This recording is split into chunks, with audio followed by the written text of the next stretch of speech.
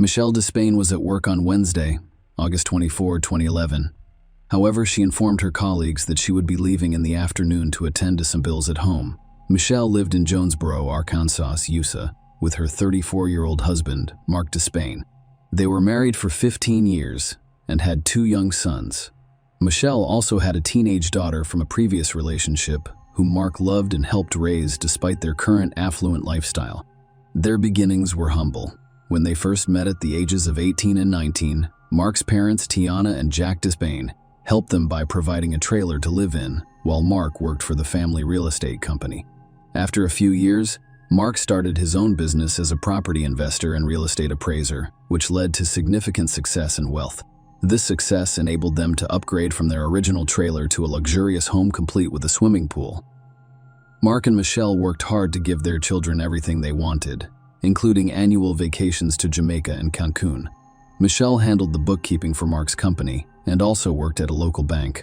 On August 24th, after finishing her work at the bank around 3 p.m., Michelle returned home to find the rear door unlocked. To her dismay, the entire house had been thoroughly ransacked. Drawers were left open, belongings were strewn across the floor, and broken glass was everywhere. The chaos had spread to the bathtub, where clothes had been thrown haphazardly, and the bedroom, where a jewelry box had been opened. As Michelle moved through the chaos, she made a heartbreaking discovery. Mark's lifeless body lay on the kitchen floor, the result of a fatal gunshot. Michelle rushed outside, overcome with fear, and immediately called 911, expressing her concern for her own safety. When the police arrived, they assumed they were dealing with a failed burglary. However, a more thorough investigation raised concerns about the circumstances surrounding the incident. After inspecting the items left behind, the police began to doubt the traditional burglary narrative, noting that many valuable possessions remained unharmed in the home. The peculiar circumstances surrounding Mark's death heightened their suspicions. His fatal injuries included a gunshot wound to the left side of his chest and another to his head, both of which were delivered from close range. The police believed the incident was a premeditated attack. According to their theory, Mark returned home that day, entered the kitchen, placed an ice cream container on the counter, and was shot twice by someone approaching from behind. This led investigators to believe that the assailant had already entered the home when Mark arrived. The general belief was that the intruder's intention was not theft, but rather a targeted assassination of Mark. The perplexing question remained: why would anyone want to kill him? During their investigation, the police interviewed all of the neighbors on the street and discovered that an unknown African-American man had been seen in the area on the day of the incident. There were also reports of a blue Mercedes car circling the neighborhood. As part of their investigation, the police sought to learn whether Mark had any known adversaries. Some described him as a driven and ambitious man known for his ruthlessness. When the police retraced Mark's movements, they came across a significant puzzle. Mark was not expected to be home at that time on that day. This raised a critical question. How could someone with malicious intent have predicted that Mark would be at home precisely at that time? The discrepancy between Mark's unexpected presence at home and the apparent premeditation of the attack complicated the investigation. On that fateful day, Michelle informed the police that she had lunch with Mark at a nearby restaurant near her workplace. She returned to the office at 1:30 p.m., left again after 2:30 p.m. to retrieve the bills, and then discovered the disturbing scene at home. When she arrived, she noticed the lack of lights, and while walking through the house, she discovered a mark in a pool of blood.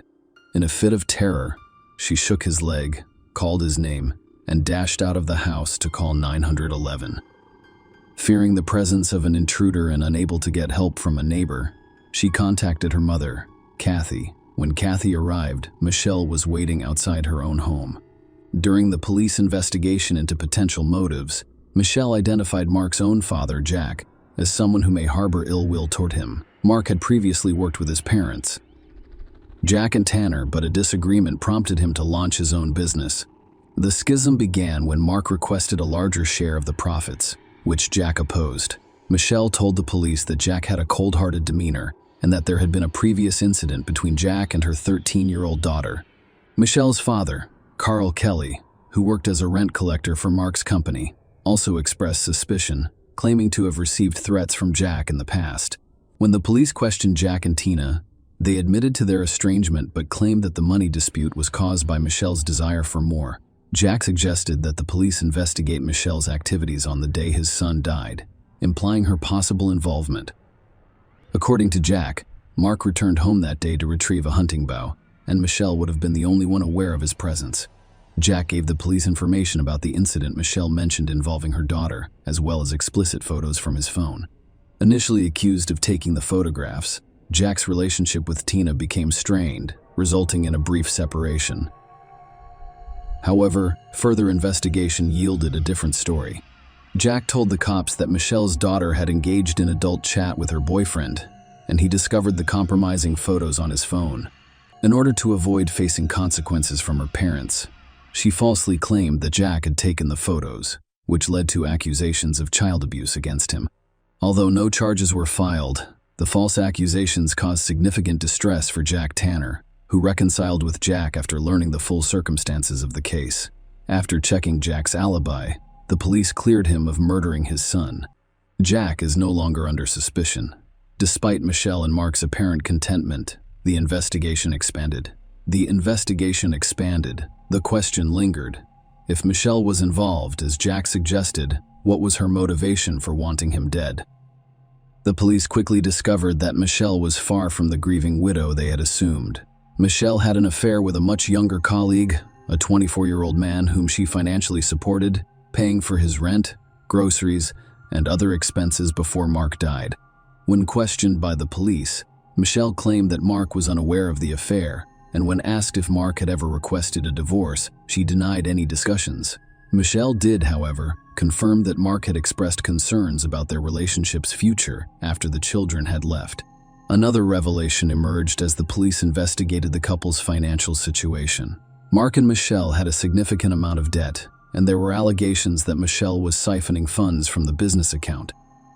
Furthermore, Michelle was entitled to $1 million from 2 life insurance policies in the event of Mark's death. Despite their suspicions, the police had no concrete evidence against Michelle or any other possible suspects. Michelle's alibi was confirmed by surveillance footage from the bank where she worked, which showed her with her father, Carl, at the time Mark was murdered. The investigation took a turn when the police received an anonymous tip. The informant revealed that Terrence Barker had boasted about murdering Mark.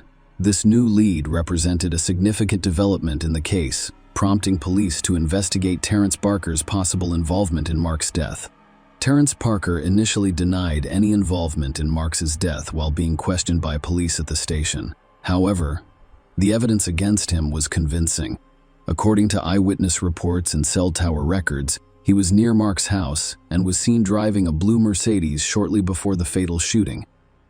When confronted with this evidence, Terrence eventually confessed to being the perpetrator, revealing that he had agreed to shoot Mark for a promised payment of $7,000 to $10,000.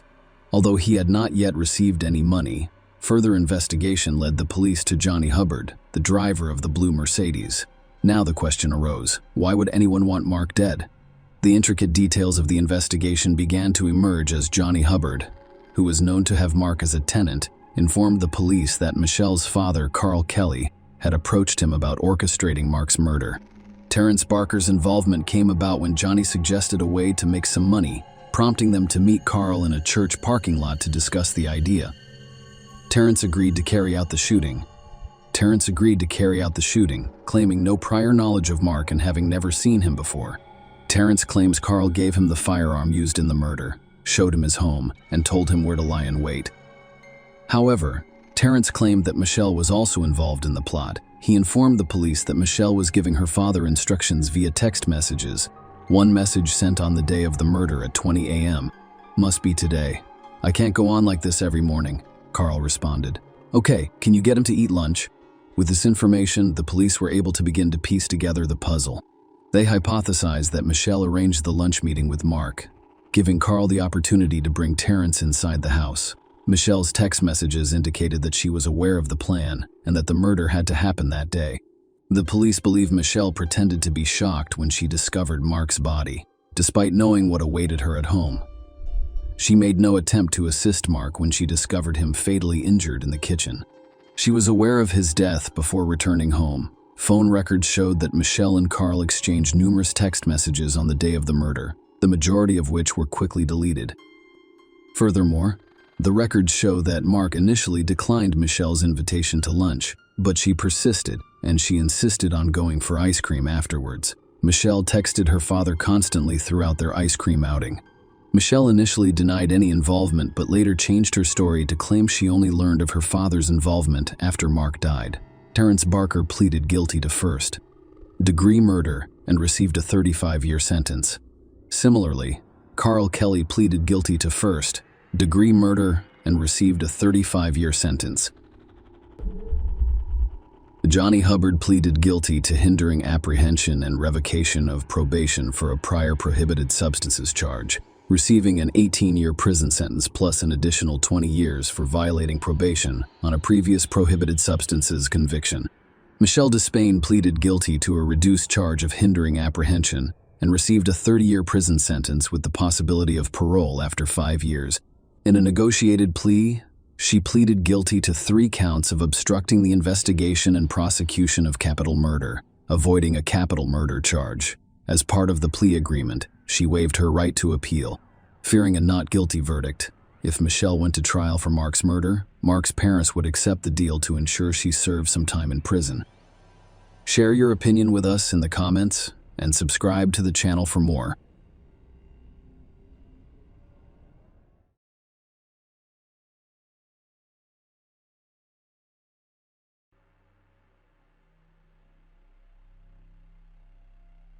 Michelle Marie Summers was born in 1957 as the daughter of Milton and Helen Summers. Michelle grew up in Concord, California, where she played the violin, acted, cheered, and was the homecoming queen, excelling academically with straight A's.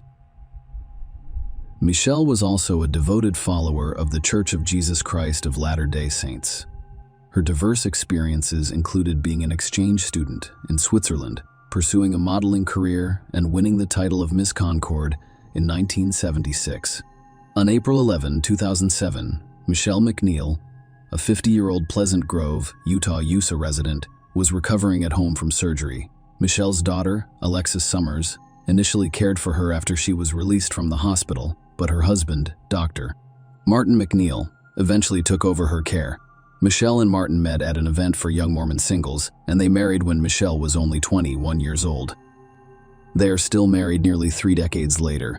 Martin, a practicing psychiatrist, and Michelle, a former beauty queen turned model, shared a desire for children, eventually expanding their family to include 4 biological children within a short 5-year period after marriage, as well as adopting 4 children, 3 of whom are from Ukraine. Martin escorted his young daughters to school on April 11th, leaving 4 adult children and 4 minor children at home the previous day. Alexis, who had left to resume medical school, called Michelle at 8:45 a.m. to check on her health. Michelle assured Alexis that she was doing fine. Michelle had a facelift just over a week earlier, on April 3, and was on prescription medication with instructions to rest. Alexis had cared for her for a few days before returning to school, and Michelle told her she felt fine and planned to pick up the girls later that day. After dropping the girls off at school, Martin went to work, where he received an award and asked a photographer to take a picture of him. After the award ceremony, he picked up his daughter at 11:30 a.m. and drove them home. When they returned, calls to Michelle went unanswered, prompting Martin and his daughter to look for her throughout the house. They discovered Michelle submerged in the bathtub, fully clothed. Martin instructed his daughter to seek help, and she dashed to a neighbor's house. Martin dialed 911 and informed the dispatcher that he was performing CPR. He also informed a colleague that he was running a code on his wife. When Alexis called Martin, he delivered the distressing news: "Your mother is in the bathtub, and she is not breathing." Concerned neighbors rushed into the bathroom to help and noticed Martin bent over Michelle's face. Michelle lay face up, her head under the faucet, and her legs and feet inside the bathtub. With the help of the neighbors, Michelle was lifted from the bathtub, and Martin began keep here. Once paramedics arrived, they took over the resuscitation efforts. During this process, Michelle made a gurgling sound and expelled a large amount of fluid from her mouth several times.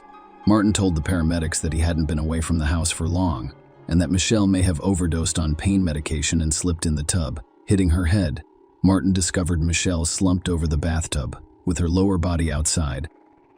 Michelle was declared dead on arrival at the hospital. Dr. Maureen Fricker, the medical examiner, concluded that Michelle's death was natural and caused by cardiovascular disease, specifically hypertension and myocarditis. Within 9 days of Michelle's funeral, Gypsy Gillian Willis moved into Martin's home. Martin initially told his children that he had hired her as a nanny to look after the remaining 4 young children at home.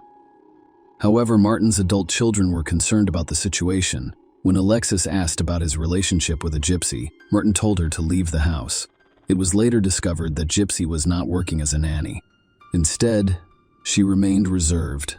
Riding with Martin as his partner, they went to Wyoming together, where Gypsy introduced Martin to her family as her fiancé and even took the name Julian McNeil.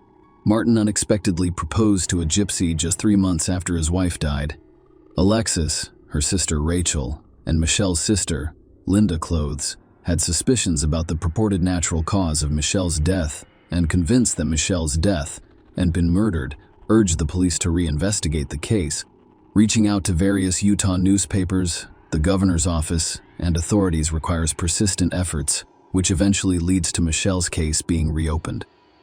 A toxicologist examined the autopsy toxicology report and discovered that Michael's blood contained concentrations of Valium, percocet-phenergen, and Ambien that were sufficient to render her severely obtunded and difficult to arouse.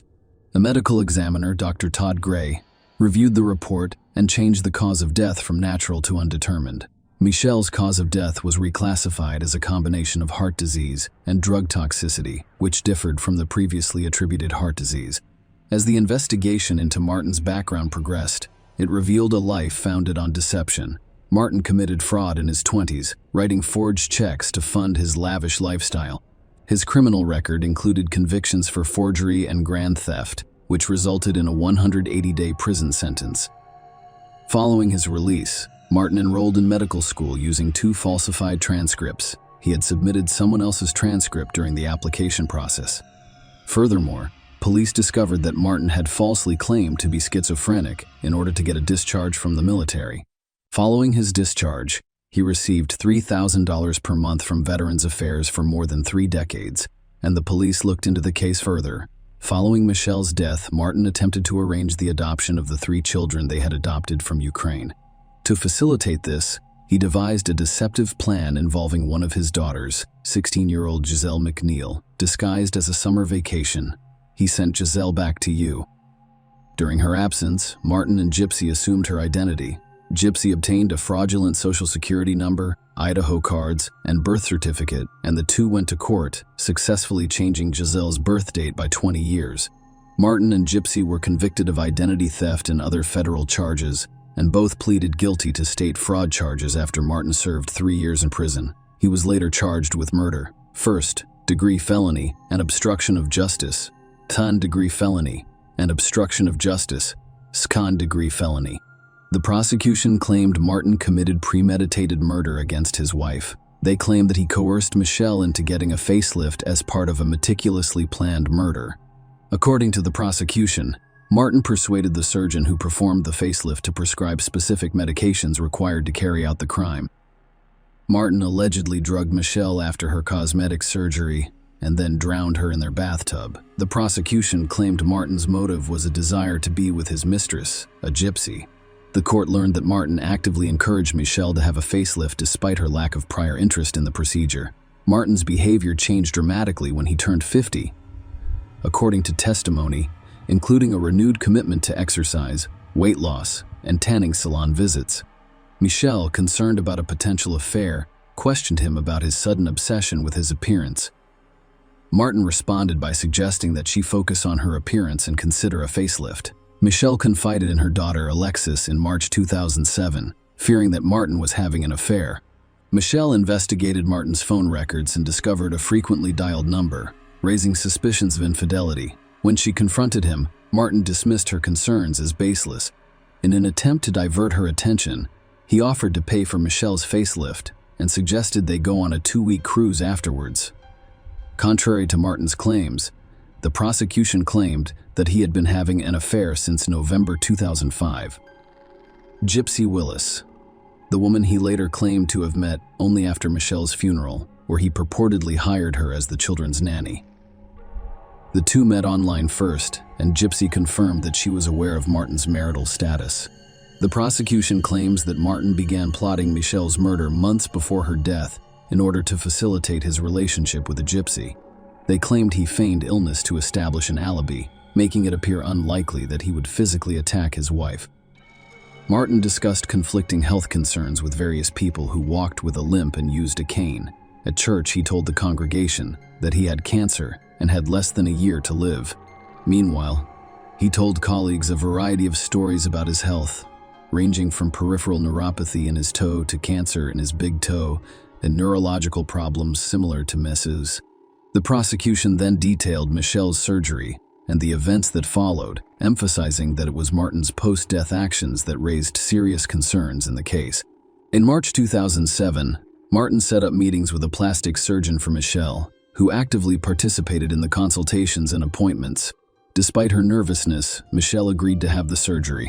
Martin accompanied Michelle to a visit with a primary care physician prior to the procedure to ensure her safety. During this visit, Michelle's primary care physician discussed her high blood pressure and suggested postponing the surgery. Despite this advice, Martin and Michelle went to see the surgeon for a preoperative evaluation, accompanied by Alexis. Before the appointment, Alexis noticed Martin jotting down medications he wished the doctor would prescribe. On her way to the appointment, Michelle expressed her desire to postpone the surgery in order to better manage her blood pressure. Martin, incensed by the suggestion, retorted, "If you don't have the surgery, you won't get it." Typically after a facelift, a pain reliever, antibiotic, sleeping medication, anti-inflammatory, and eye ointment have all been prescribed. Martin, on the other hand, asked the surgeon for more and stronger medications, such as oxycodone, a stronger pain reliever, liquid Lortab, a larger dose of Finnegan and Valium, and an anti-anxiety medication. The surgeon agreed to Michelle's requests, but cautioned her to take each pill separately and not all at once. Michelle had the surgery 2 days later, despite the fact that it was supposed to take only 1 day. She expressed a desire to stay overnight at the hospital. Martin, however, expressed his displeasure and insisted that she return home. The surgeon intervened and insisted Michelle stay overnight. She was finally allowed to return home the next day. When Michelle returned home, Alexis noticed that she appeared overly sedated. When she inquired about it, Martin explained that he may have given too much medication. Alexis, concerned for her mother's well-being, offered to take charge of Michelle's medication. Michelle herself told Alexis that Martin had given her too much medication, causing her to vomit, to prevent potential medication overuse. Michelle asked Alexis to let her feel each pill so she could identify them, as she still had bandages on and couldn't see at that point in her recovery. Michelle's recovery improved over the next few days. After her bandages were removed, she regained independence and mobility. She even began reducing the prescribed dosages of her medications. Despite Michelle's improving condition, Martin requested that the surgeon refill her Percocet and Phenergen prescriptions. The surgeon complied with the request. Alexis returned to school, confident that Michelle was recovering well and capable of managing on her own. Unfortunately, Michelle was discovered dead the following day. The jury learned about the strange circumstances surrounding Michelle's discovery in the bathroom. Martin's youngest daughter reported that on the day Michelle died, Martin picked her up from school, and when they returned home, they discovered Michelle fully clothed in the bathtub. According to reports, Martin dialed 911. However, they provided a false address and abruptly hung up. During the second call, he stated, "My wife has fallen in the bathtub. She is unconscious. She is underwater." Martin informed the dispatcher that he was unable to lift Michelle and was draining the bathtub before hanging up. The dispatcher called back, but Martin hung up on witnesses, including neighbors who had seen Michelle in the bathtub. One neighbor testified that they performed chest compressions while Martin leaned over Michelle's head to administer rescue breaths, but they did not see his mouth come into contact with Michelle's mouth. Only when the paramedics took over Key P did Michelle's color change and a gurgling sound emerge. The jury was informed of discrepancies between Martin's account of how Michelle was discovered and others' recollections. Martin claimed she was hunched over the bathtub, with her lower half not submerged, which contradicted his daughter's and neighbors' descriptions. Furthermore, The emergency room doctor found no injuries on Michelle consistent with a fall into the bathtub. Alexis returns home after learning about Michelle's death. She discovered that Michelle's medication, as well as the hospital bed and blankets, had gone missing. In the garage, Alexis discovered a pile of wet towels, clothing, and the bathroom rug.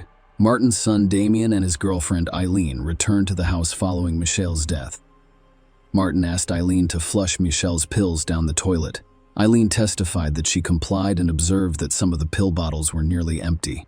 Contrary to Martin's claim of blood everywhere, she found no blood in the bathroom. The court heard that on the day Michelle died, Martin communicated extensively with the gypsy, speaking twice on the phone and exchanging 30 text messages.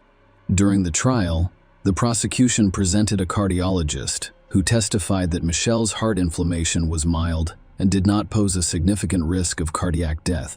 In addition, a forensic pathology expert testified that there was no evidence of myocarditis, calling into question the initial cause of death determination. Instead, the experts hypothesized that drowning was the cause of death, citing 5 key points. First, during CPR, Michelle regurgitated large amounts of water, indicating that she had swallowed it. Second, water was found in Michelle's airway, indicating that she had inhaled a large amount of water. Third, Michelle's lungs weighed twice as much as typical lungs. The fourth fluid was discovered in Michelle's lung chambers. Fifth, Michelle's blood demonstrated a significant dilution of the phenomenon associated with inhaling water, which then enters blood vessels and circulates throughout the body. During the trial, the prosecution presented testimony from 5 jailhouse informants, one of whom claimed to have seen a television show about Martin while in prison and informed him about it, initially hesitant to go into detail. According to the inmate, Martin later admitted to giving Michelle sleeping pills and oxycodone. He then allegedly admitted to placing her in the bathtub and holding her head under water for a short period of time. Another inmate inquired about Michelle's fate, to which Martin allegedly replied that the bitch drowned. The remaining inmates testified that Martin brags about his ability to avoid detection and expresses confidence that authorities will never be able to prove his crimes. The defense claimed that Michelle's death was due to natural causes, pointing out the various medical examiners involved in the case. None of them could definitively conclude that Michelle's death was the result of homicide. The defense claimed Michelle had a heart attack, causing her to fall headfirst into the bathtub. The autopsy revealed an enlarged heart, narrowing of the heart arteries, and evidence of liver and kidney deterioration. Despite the defense's argument, more than 6 years after Michelle's death on September 19, 2014, McNeil was sentenced to a minimum of 15 years to life in prison for first-degree murder, plus an additional term of 1 to 15 years for obstruction of justice. In contrast, Gypsy was not charged with murder. While some members of Michelle's family suspected her involvement, the Gypsy insisted that she had no knowledge of any plans to harm Michelle. Martin appealed his conviction. And finally, McNeil, 61, committed suicide in prison on April 9, 2017. He is now 2.5 years into his sentence. He was discovered dead in an outside yard near the prison's greenhouse. According to a report from the Unified Police Department, McNeil killed himself with a hose and a natural gas line that served as fuel for a greenhouse heater. Michelle's case could have been closed if her family had not been so persistent. Despite the challenges of reopening the case, they refused to give up until the truth was revealed. The family suspected foul play after Michelle's death, believing Martin had murdered her. Even Michelle had a sense that something was wrong during her lifetime. Share your opinion with us in the comments and subscribe to the channel for more.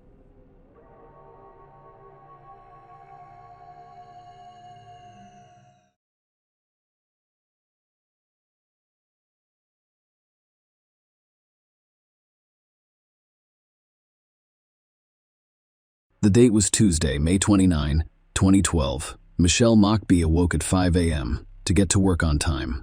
Michelle, a 16-year employee of Thermo Fisher Scientific, worked in an industrial park near Florence, Kentucky, USA. She was well-liked and provided a positive presence in the workplace. Michelle met her husband, Dan Mockbee, at Thermo Fisher Scientific. He also worked there. Michelle and Dan had 2 young daughters, Madeline and Carly. They enjoy spending time with them, as well as their families and friends. Michelle arrived at work at 5:53 a.m. on May 29th while Dan was off for the day. Michelle worked as a logistics representative and handled payroll. Michelle would process payroll every 2 weeks. On Mondays, she would start work at 6 a.m. every Monday, so she could arrive at the home office in Pittsburgh by 8 a.m. On days when she did not receive a paycheck, she would begin working around 7 a.m. That day, May 29, was a Tuesday, and Michelle usually starts at 7 a.m. on Tuesdays, but the day before Monday, May 28, was Memorial Day, so she went to work early on Tuesday to get her paycheck on time. About an hour after Michelle arrived at work, the operations manager went to the floor where her office was located. Michelle was still gone. He was surprised because she was supposed to be filling out paperwork, but he chalked it up to tardiness. He decided to return in 20 minutes and went to prepare coffee. But no sooner had he arrived than the janitor, David Dooley, called out to him. He appeared startled and stated that he saw red stains on the carpet outside Michelle's office. David was terrified and said he had no idea where the stains were coming from because he had been cleaning that morning. The operations manager attempted to open the door, but the office was locked. He decided to find Michelle and see if she needed help. The search wasn't long. He found Michelle lying face down in the corner of her office. She'd been severely beaten, her hands tied behind her back and gagged. She wore a plastic bag over her head. There were numerous blood spatters and a blood trail connecting her office to the location where her body was discovered. Her body was discovered 40 feet from her office, and judging by the blood trail, it appeared that she had been dragged the entire way. Michelle had been brutally murdered. The operations manager immediately dialed 911. Michelle is not believed to have entered the office that morning, according to police. She was killed before she could retrieve her keys. The killer attempted to break into the office. The lock showed signs of forced entry. The autopsy revealed that she had at least 4 blows to the head with a heavy object, a fractured arm, and numerous bruises.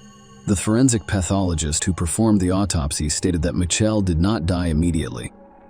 She suffered a fractured skull, brain damage, and extensive cuts on her arms and legs. He testified that the pattern of wounds on her head corresponds to the tape dispenser. Michelle, according to the doctor, was struck in the back and collapsed after the first blow.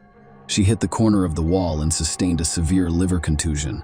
Michelle most likely lost consciousness at that point. The killer then grabbed her right arm and attempted to drag her to a less crowded area. And that's when the limb fractured. However, there were still questions. Why did no one hear her scream? Why were her fingers and toes tied? And why wasn't she wearing shoes? The police arrived at Mark B's house and took Dan to the station. As a spouse, he was the primary suspect. He had a questionable alibi, claiming to be asleep at the alleged time of the murder. However, no one could corroborate his words to rid himself of suspicion. Investigators suggested that Dan take a polygraph test.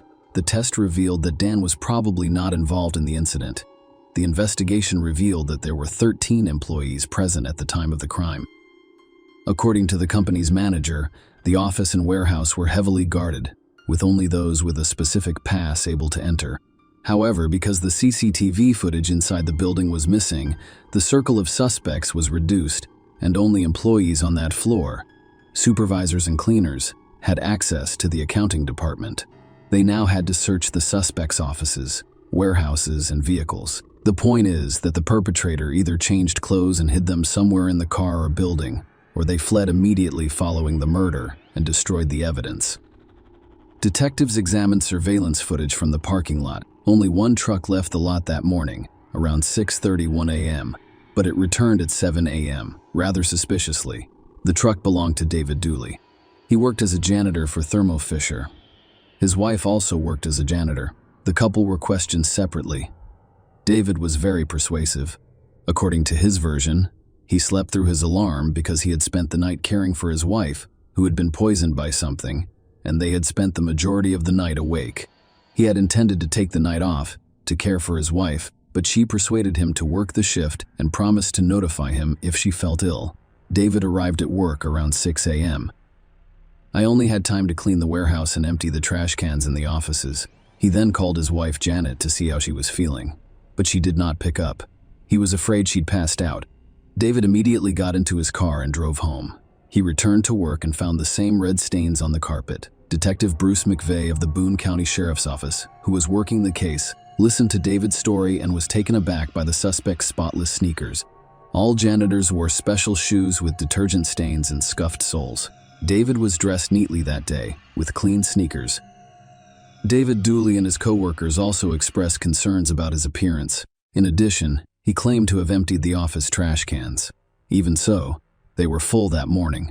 Joe Siegert, a warehouse employee, said he saw the suspect not far from Michelle's office and saw David leave work around 1:30 a.m. He appeared scared or depressed. He claimed that the suspect's criminal record for burglary and possession of a firearm in 1996 made the situation even worse. The testimony of Janet, David's spouse, was less detailed. According to her, David left for work that morning and did not return until after lunch. She then recalled her husband arriving home around 6:40 a.m. He had ripped his pants at work, quickly changed his clothes, and returned inside. David was called back in for questioning, but he held his ground. There were no ripped pants. Maybe the spouse was confused about something. She was imagining things due to her condition. David's testimony made Janet doubt her memory. She claimed she had severe hearing problems and hadn't heard David arrive home. She had a high fever that day. However, when she awoke, she discovered dirty, torn pants hanging from the chair. That's why she assumed her husband had arrived to change clothes. Janet's testimony was not the most reliable. She had been inconsistent in the morning due to dehydration and fever. It was suspicious that the couple's testimony did not match, but they had no reason. Michelle was the head of human resources, so she knew many employees' secrets. However, other accounting department employees reported that Janet and Michelle got along well. However, detectives determined that there was still a motive. According to their version, Michelle was supposed to do payroll and paperwork in the morning.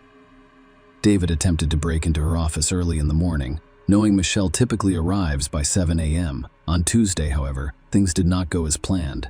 Michelle arrived for work at 5,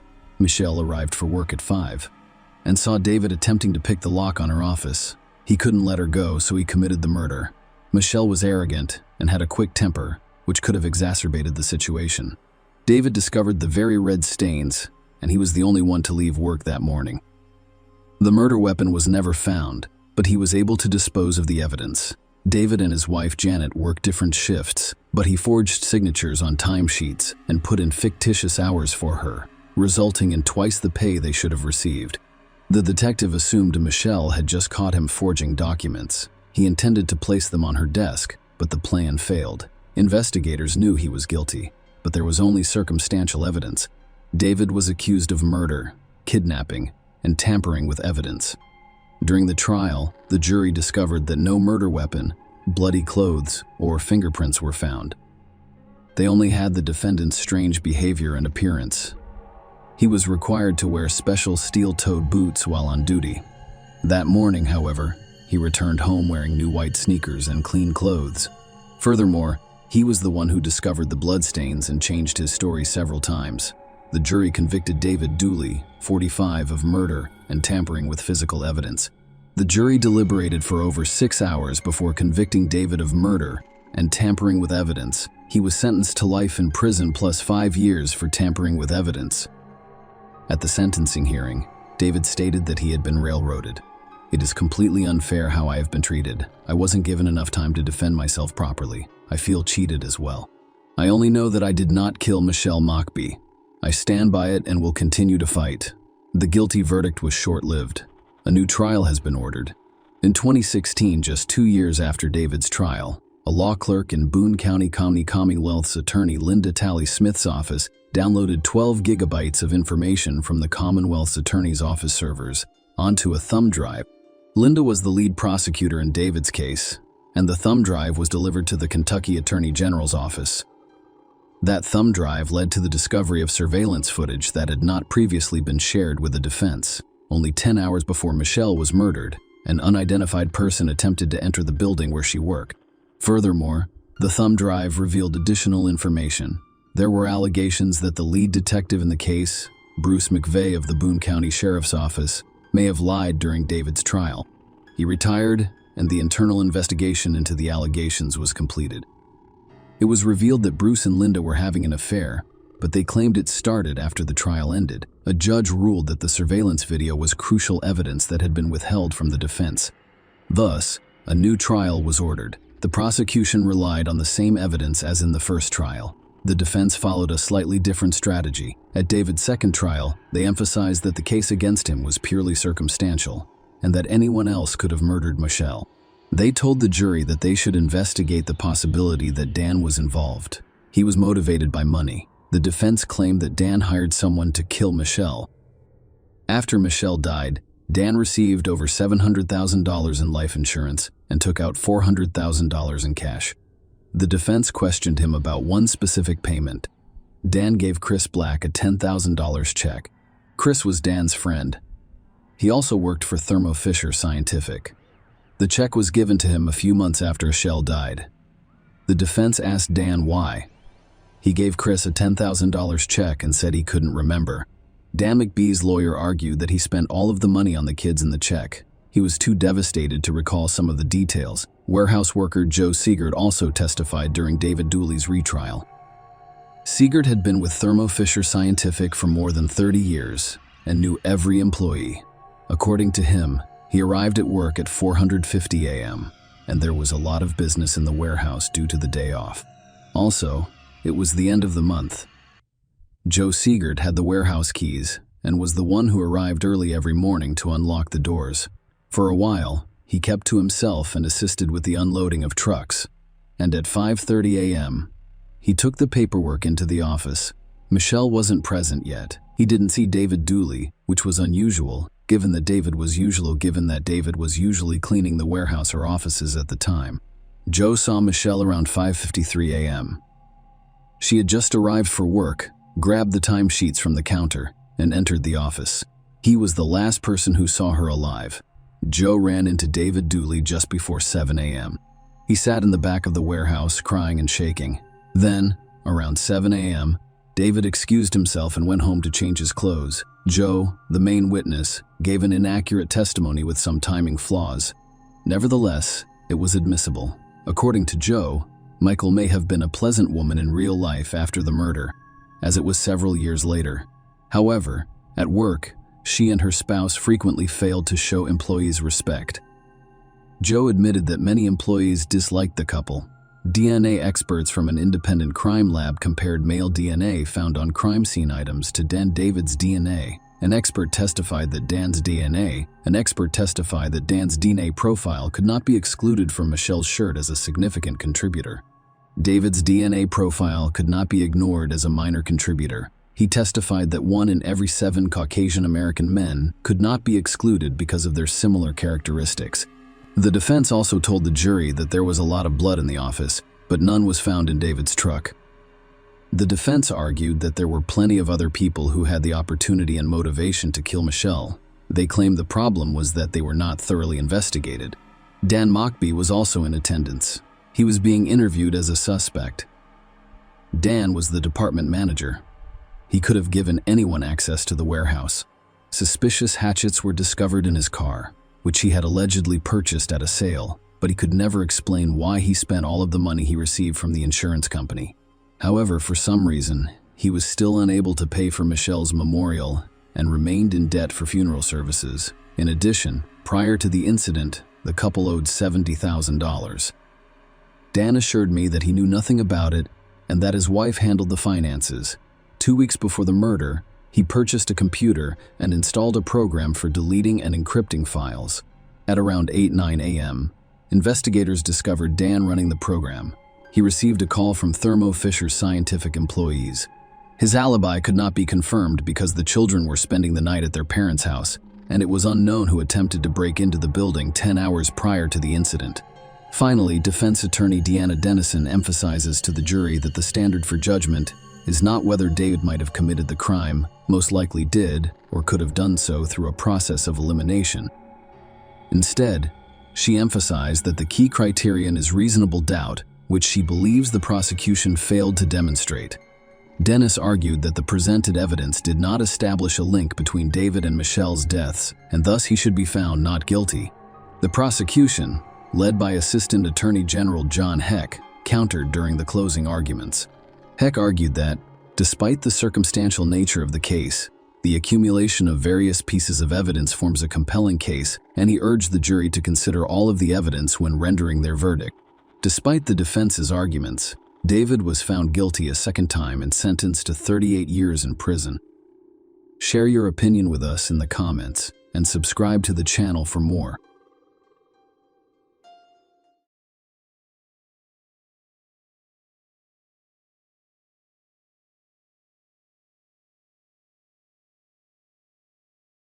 On August 11, 2008, on Monday, Sarah Widmer, a 24-year-old dental hygienist, and her 27-year-old husband, Ryan Widmer, a sports planner, were at their home in Fort Thomas, Kentucky.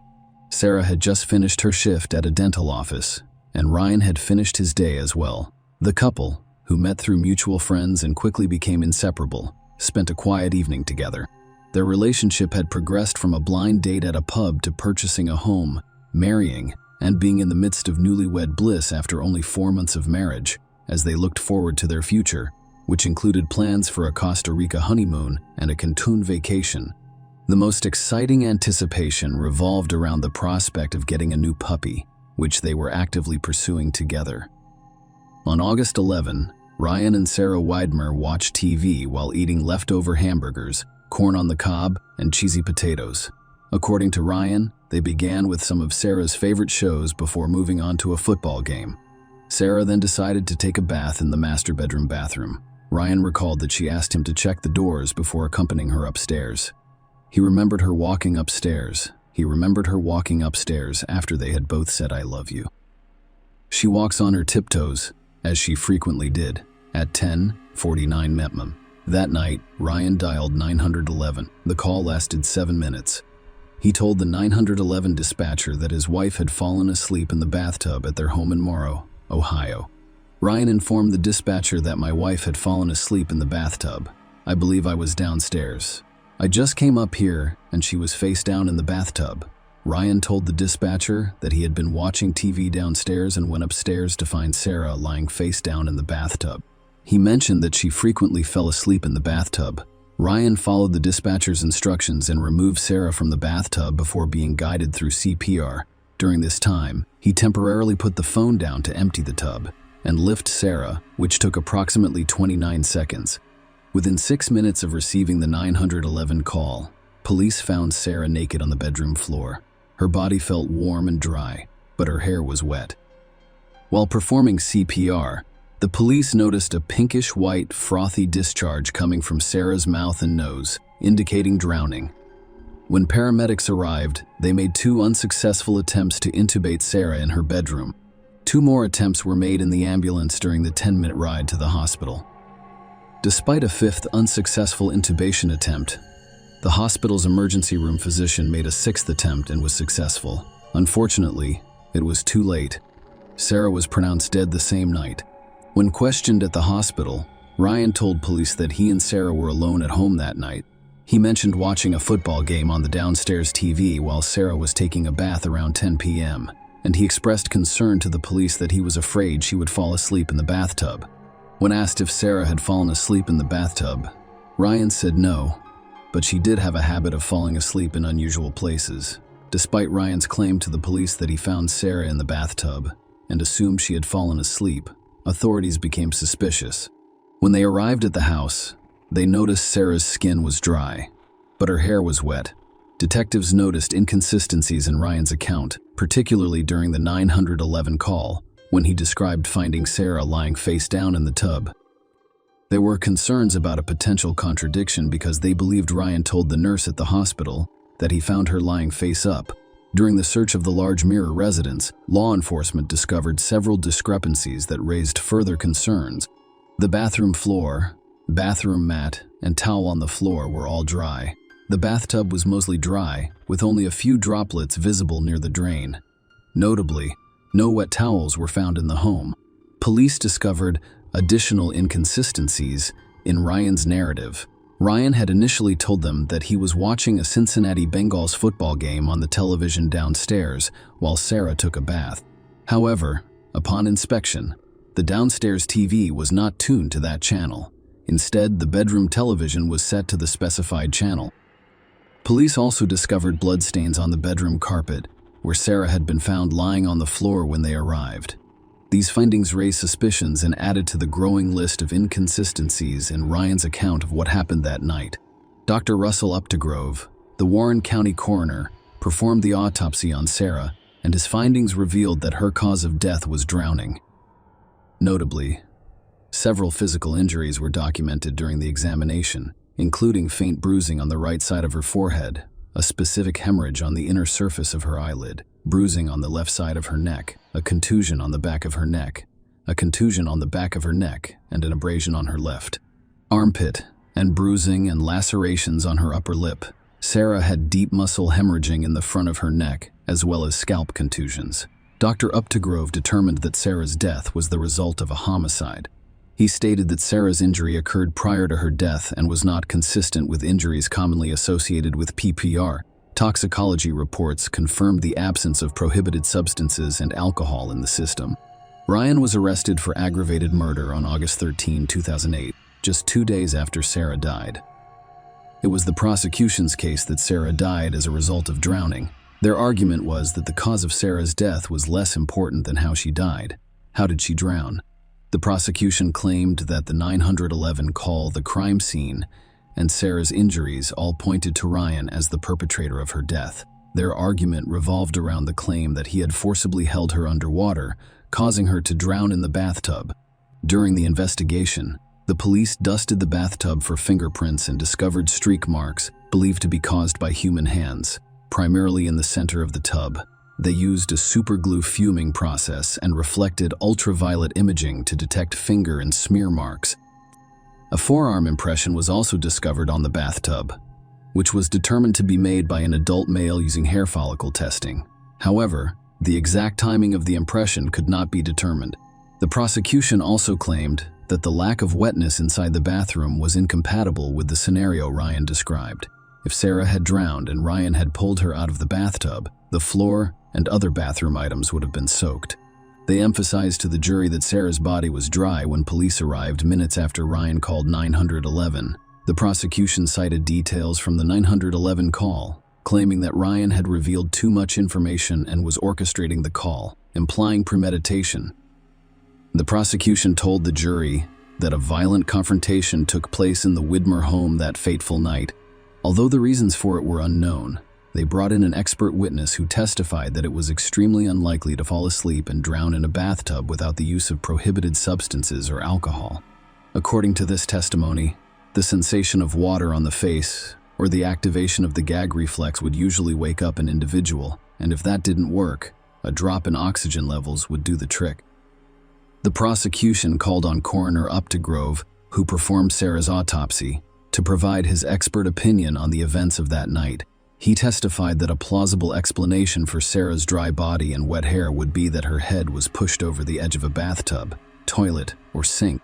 This act could have occurred either forwards or backwards in running water, or submerged in full water. The prosecution's central claim was that Ryan purposefully held Sarah's head underwater until she drowned, and they argued that he should be found guilty of her murder. In response, the defense argued that there was insufficient evidence to back up Ryan's claim of killing Sarah. They emphasized the couple's apparent love and argued that Ryan had no discernible motive to harm Sarah. According to the defense, those who knew Ryan had never seen him angry or raising his voice. Friends of the couple attested to their happiness and shared the belief that they were planning a bright future together. To bolster their case, the defense performed their own autopsy, presumably to challenge or provide an alternative viewpoint to the findings presented by the prosecution's witnesses, particularly Coroner Updegrove. Dr. Werner Spitz, who had been retained by the defense, conducted a second autopsy on August 15, 2008, 2 days after the first. Although he agreed with the conclusion that Sarah's cause of death was drowning, Dr. Spitz expressed a different opinion on the manner of death, saying he would have ruled it undetermined. He saw several injuries on her neck, arms near the crease of her elbow, upper lip, nape of her neck, scalp, a tear in her liver, and neck hemorrhaging. Dr. Spitz was unable to definitively determine whether these injuries were the result of CPR. As a result, he stated that he would not consider her death a homicide. The defense contended that if there had been a violent altercation, as the prosecution claimed, there would have been evidence of it. Notably, Ryan and Sarah's nails were found to be unbroken or chipped without any injuries. The defense also brought attention to the presence of female DNA found under Sarah's fingernails, with no match identified. They contended that Sarah's injuries were most likely the result of the extended CPR and multiple intubation attempts performed that night, both inside the house and in the ambulance parked outside the house during transportation to the hospital. And in the hospital itself, the defense posited the theory that something medical, such as a seizure or cardiac ailment, could have been the underlying cause of Sarah's death. They also explained the seemingly contradictory evidence of Sarah's dry body and wet hair, claiming that skin dries more quickly than hair. In the first trial, the jury found Ryan not guilty of aggravated murder, but convicted him of murder. A few months later, however, a new trial was ordered in response to the defense's concerns. It was discovered that some jurors had conducted their own tests on how long it took them to dry after taking a bath, potentially influencing their interpretation of the evidence. Ryan's second trial was in May 2010. However, the jury was unable to reach a decision, prompting the declaration of a mistrial. Ryan's third trial began in January 2011, with additional evidence being introduced into the legal proceedings. The defense sought to establish a case that Sarah had an undisclosed cardiovascular or neurological condition that caused her to lose consciousness and drown in the bathtub. To back up this claim, they presented testimony from several medical experts who suggested the possibility of such an underlying medical issue. However, the state countered these claims by bringing in their own medical experts to challenge and refute the defense's assertions. Sarah's co-workers' testimony revealed more about her health and daily routine. They described Sarah sleeping in her car before starting work in the mornings and going out to rest during her lunch breaks. Colleagues also revealed that she suffered from allergies and had headaches and stomach pains. On at least one occasion, her headaches were severe enough to cause blurred vision, forcing her to retreat to a dark room until the symptoms passed. Dr. Benjamin Mesmer, a dentist at Sarah's practice, took the stand and testified that he was present when she died. He recalled her complaining of a headache and stomachache that day. Sarah's friend's testimony painted a picture of her tendency to fall asleep in unexpected places, such as during a game or in the middle of group discussions. One of her friends suspected she had narcolepsy, a sleep disorder characterized by excessive sleepiness, sleep paralysis, hallucinations, and in some cases cataplexy. In contrast, Sarah's mother, Ruth, and Stuart testified for the prosecution. She stated that she had never noticed anything unusual about her daughter's sleeping habits. Sarah, however, did experience headaches. Ruth believed they were the result of sinus problems. According to Ruth's testimony, she spoke with Sarah on the day she died as she was leaving work, and Sarah made no mention of having a headache. Ruth stated that there was no family history of seizures, heart disease, or cardiac problems. Sarah had a heart murmur and a cleft palate as a baby, but a physical examination report from June 2008 made no mention of the heart murmur's continued presence.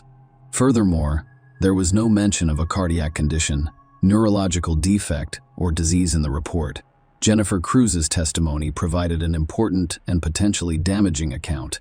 According to her statements, she contacted Ryan while he was in prison after seeing a Dateline episode about his case. She claimed that on October 26, 2009, at 11:06, Ryan called her and confessed to Sarah's murder. Jennifer testified that Ryan stated, "I did it. I did it. I did it. I killed Sarah. I did it." Jennifer testified that Ryan had a heated argument with Sarah in their living room about his alleged infidelity, drinking, smoking, and pornography. The argument allegedly escalated upstairs, where Sarah informed Ryan that their marriage had ended. According to Jennifer, the confrontation became physical, with Ryan allegedly saying, "Nobody ever leaves me, and I mean nobody."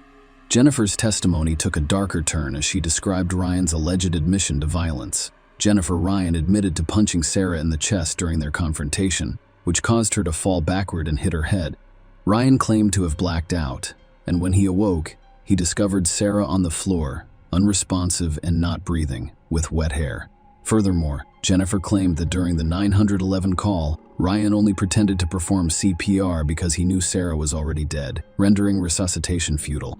Despite this shocking revelation, Jennifer continued to communicate with Ryan following their initial discussion. Ryan did not report the incriminating conversation to the police until after her second trial was declared a mistrial. In response to Jennifer's testimony, The defense attempted to undermine her credibility. They presented evidence of her previous prescription drug addiction and misdemeanor theft convictions, attempting to cast doubt on the veracity of her statements and motivations. The defense presented a challenging scenario, claiming that they could not definitively explain what caused Sarah to drown that night. The defense urged the jury to consider all of the facts in the case, emphasizing that Ryan had no apparent motive to harm Sarah. Despite these arguments, Ryan was ultimately convicted of murder and sentenced to 15 to life in prison. Interestingly, one of the jurors in the third trial cited Ryan's behavior in court as a major factor in their guilty verdict. The juror observed that Ryan made no reaction when autopsy photos were shown in court, implying that his lack of emotional response influenced the perception of his guilt. Share your opinion with us in the comments and subscribe to the channel for more.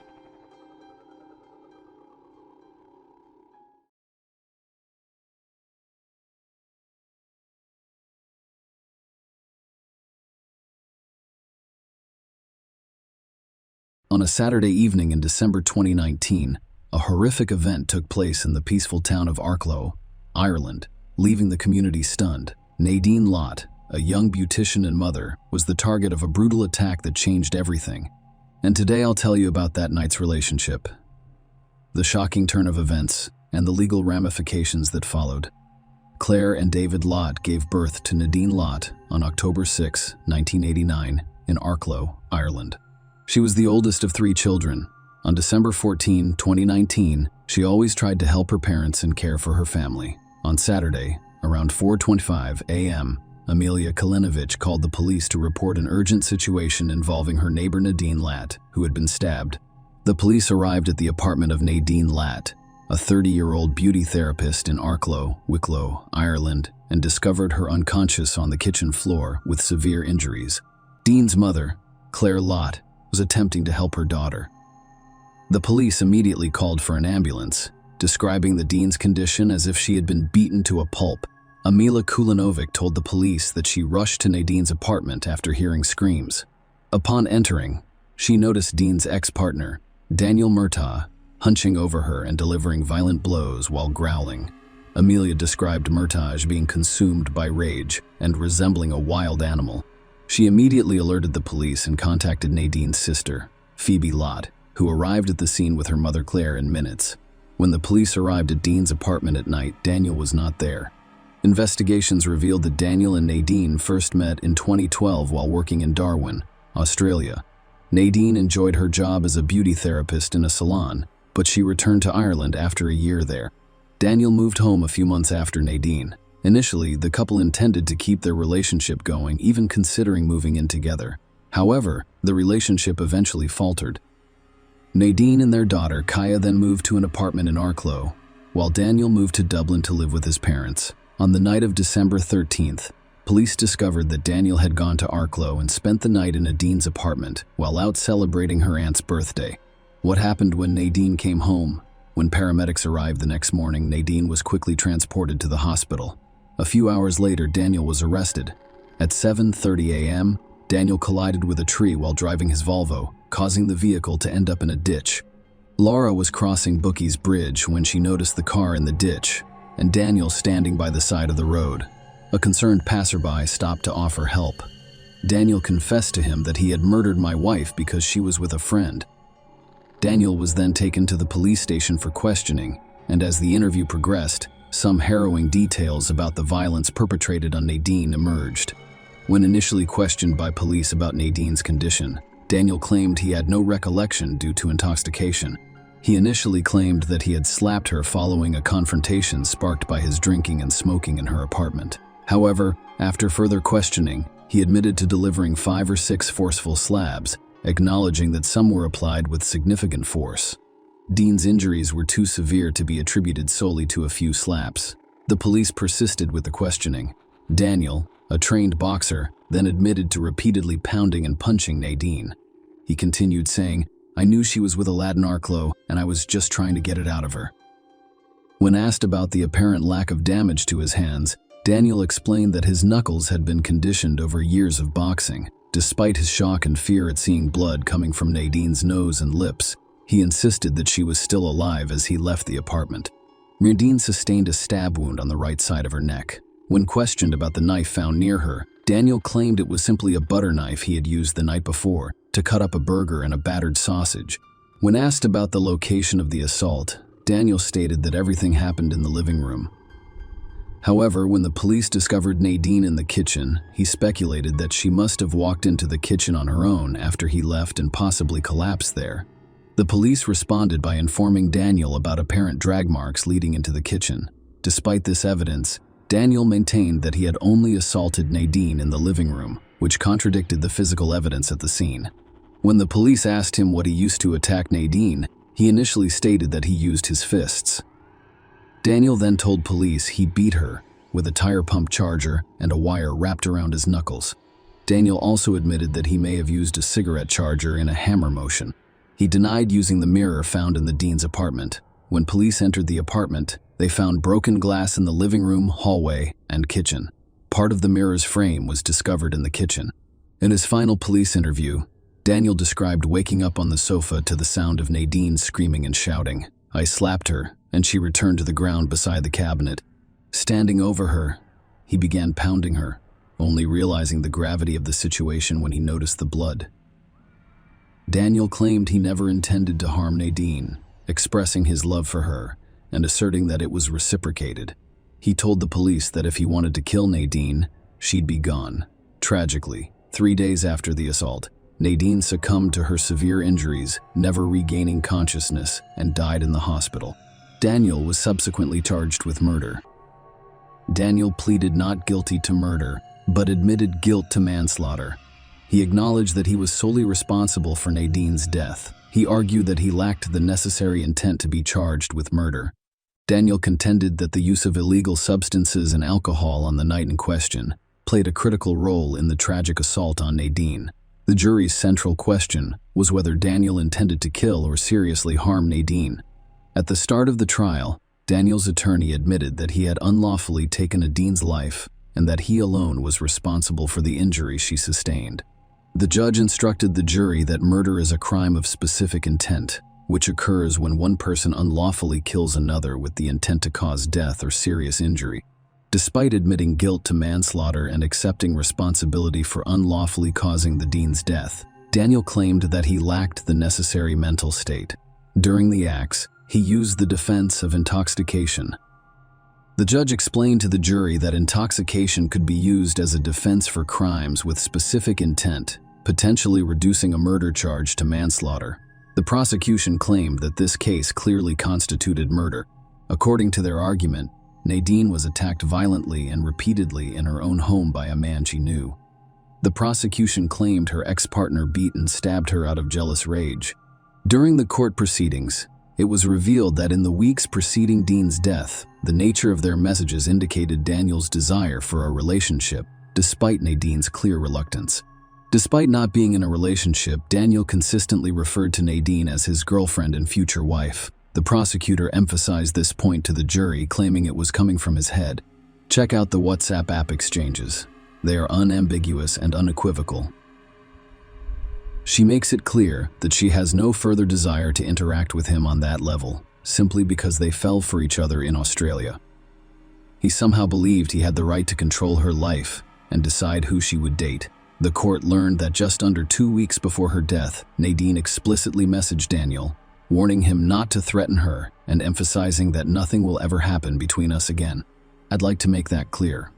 These messages served as proof of Nadine's unequivocal position on their relationship in court. Amila gave testimony about Daniel's condition when she saw him assault Nadine. She described how he had his hands around Nadine's neck and shoulder. His mother, Claire Nadine, also testified, expressing shock at the sight of her own daughter. When Claire arrived, Nadine was unconscious but making gurgling and gasping noises. Claire sat beside her, assuring her that they could handle the situation. Despite administering CPR, Dean's injuries were so severe that it seemed like their efforts were futile. The court also heard that a police officer drove the ambulance to the hospital, allowing the paramedics to care for Nadine during the journey. One of the paramedics, Ian Clark, testified that the call haunted him throughout his career. He described the scene inside Nadine's apartment as if a bulldozer had ripped through it, with broken furniture strewn about. He described it as one of the most horrific scenes he had ever witnessed, leaving his uniform covered in blood as he departed. Nadine was rushed to the hospital's emergency department, and a nurse testified in court that she was unconscious when she arrived.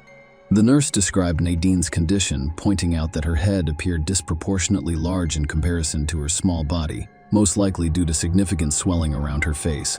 Nadine was admitted to the intensive care unit after receiving her initial treatment. Nurse Leah Grant, who works in the IQ, testified in court describing Dean's shocking knee injuries. Leah stated that Nadine was unrecognizable. She emphasized the gravity of the situation by describing an incident in which the Dean's mother brought in a photograph of her. Leah's colleagues couldn't identify the person in the picture, so she pointed to Nadine and said, "That's her." The woman in the hospital bed bore no resemblance to Nadine in the photograph due to the severity of her injuries. Leah testified that the severity of Dean's injuries made it impossible to examine her pupils, particularly her right eye, which was so swollen that it could not be opened. Nadine received 42 units of blood in the first 24 hours of her hospital stay. They informed the jury that Nadine's hair contained numerous shards of reflective glass, and her nose continued to bleed profusely. The prosecution shocked the court by revealing that the Dean had 64 distinct injuries on his body that could not be explained by medical intervention. Dr. Linda Mulligan, the chief state pathologist, testified about Nadine's injuries. Dr. Mulligan stated that Nadine's death was caused by hypoxic ischemic encephalopathy, which resulted from cardiac arrests caused by severe head and neck injuries. These injuries included a stab wound on the right side of the neck, an incised wound on the left side of the neck, and severe blunt force trauma to the head. Dr. Mulligan clarified that the blunt force injuries were consistent with being caused by hands, fists, or feet, but the use of a blunt weapon could not be ruled out. The examination revealed a fracture of the hyoid bone and bruising around the neck area, indicating that force had been applied to Nadine's neck.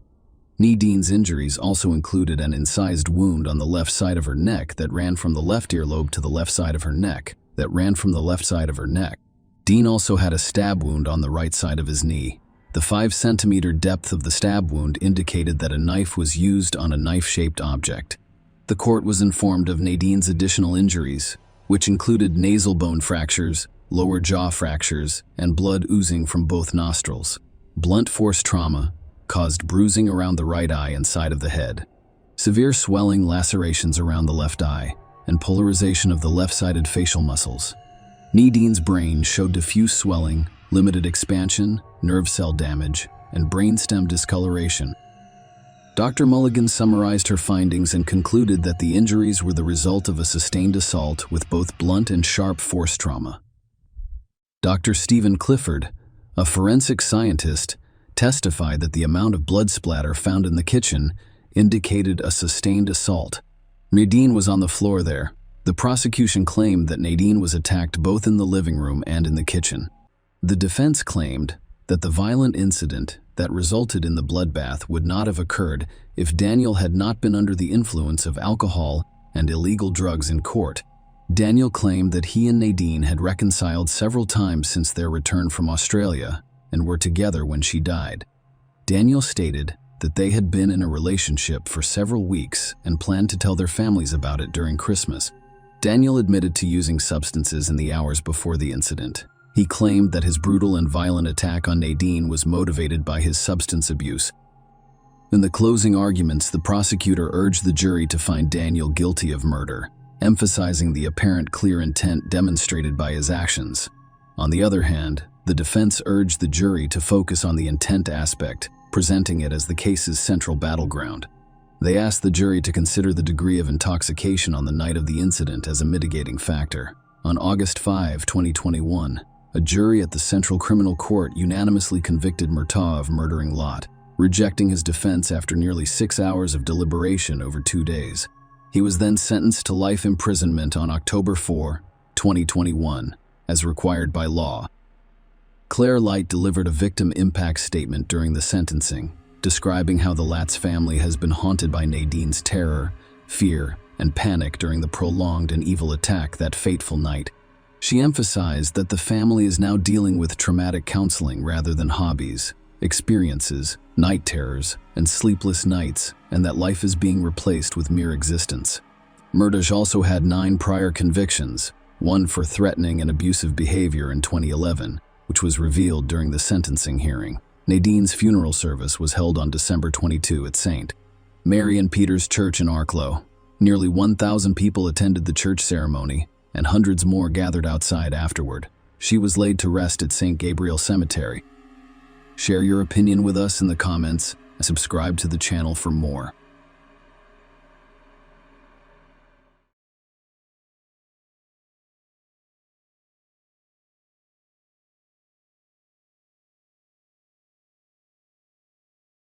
On August 2, 2015, 39-year-old Jason Corbett was sleeping peacefully at home in Wahlberg, Davidson County, North Carolina, USA. His family included his wife, Molly Martins, their 2 children, Jack, 10, and Sarah, 8, and Molly's parents, Tom and Sharon Martins. Jason, originally from Limerick, Ireland, hired Molly Martins as an au pair after the tragic death of his first wife, Margaret, due to an asthma attack. Molly was 24 years old. Jason needed help caring for his 2 young children, 3.5 years old and Sarah, 1.5 years old, so he brought Molly from Knoxville, Tennessee, United States, to Ireland. Jason and Molly gradually developed a romantic relationship. Jason's job as plant manager for an international packaging company required the family, including Jack and Sarah, to relocate to Davidson County, North Carolina, in 2011. The same year, Jason and Molly got married. The court beds appeared to have a fulfilling life in North Carolina. Jason focused on his job at the packaging plant, while Molly took on the responsibility of caring for the children and enjoyed coaching a children's swimming team. At 3 a.m., on August 2, Tom, Molly's father, called 911. He informed the operator that my daughter's husband, my son-in-law, had gotten into an argument with my daughter. I intervened, and I believe he's in bad shape. We need assistance. He's bleeding profusely, and I may have killed him. A paramedic team was dispatched to the scene, and the emergency dispatcher instructed Tom and Molly to perform CPR until they arrived. Unfortunately, there was nothing that could help Jason. He died of multiple blows to the head. Tom and Molly were transported to the police station in separate patrol cars. Molly described what happened that night at their house. Sarah, 8, approached her in her husband's bedroom door around 3 a.m. She was experiencing nightmares again. Molly went up to her room to comfort her. When Molly returned, Jason was furious at being woken up. After that, the couple got into a fight, and Jason attacked Molly and started choking her. Tom heard the screams and noises. He walked into their bedroom with a baseball bat in his hand. Tom, 65, confirmed his daughter's statement while sitting in another interview room. When he awoke to screams upstairs, he told his wife to stay in the room and decided to investigate what was happening. He heard Jason threaten to kill his daughter, so Tom brought a metal bat for protection. Tom entered the bedroom as Jason was strangling Molly. Tom turned to Jason and asked him to let his daughter go and relax. He refused to let Molly go and threatened to kill her. Jason turned his back on the bathroom and started dragging Molly behind him. She resisted, but she was weakened. Tom realized his daughter could not be left alone with the aggressor, so he hit Jason in the head several times with the bat. However, Jason was able to knock Tom to the ground and take away the bat. Molly, terrified that Jason would kill Tom, grabbed a decorative garden stolen from the bedside table and used it to cover Jason's head. Due to the pause, Tom was able to get to his feet, grab the bat, and continue to hit Jason in the head. He paused when he realized he was already dead. Tom admitted that he did not like his son-in-law and his family, and had previously advised Molly to hire a lawyer and file for divorce. The police photographed Molly and Tom for the report. Surprisingly, there were no signs of a struggle, such as abrasions or bruises. So, what exactly happened at the Corbett house?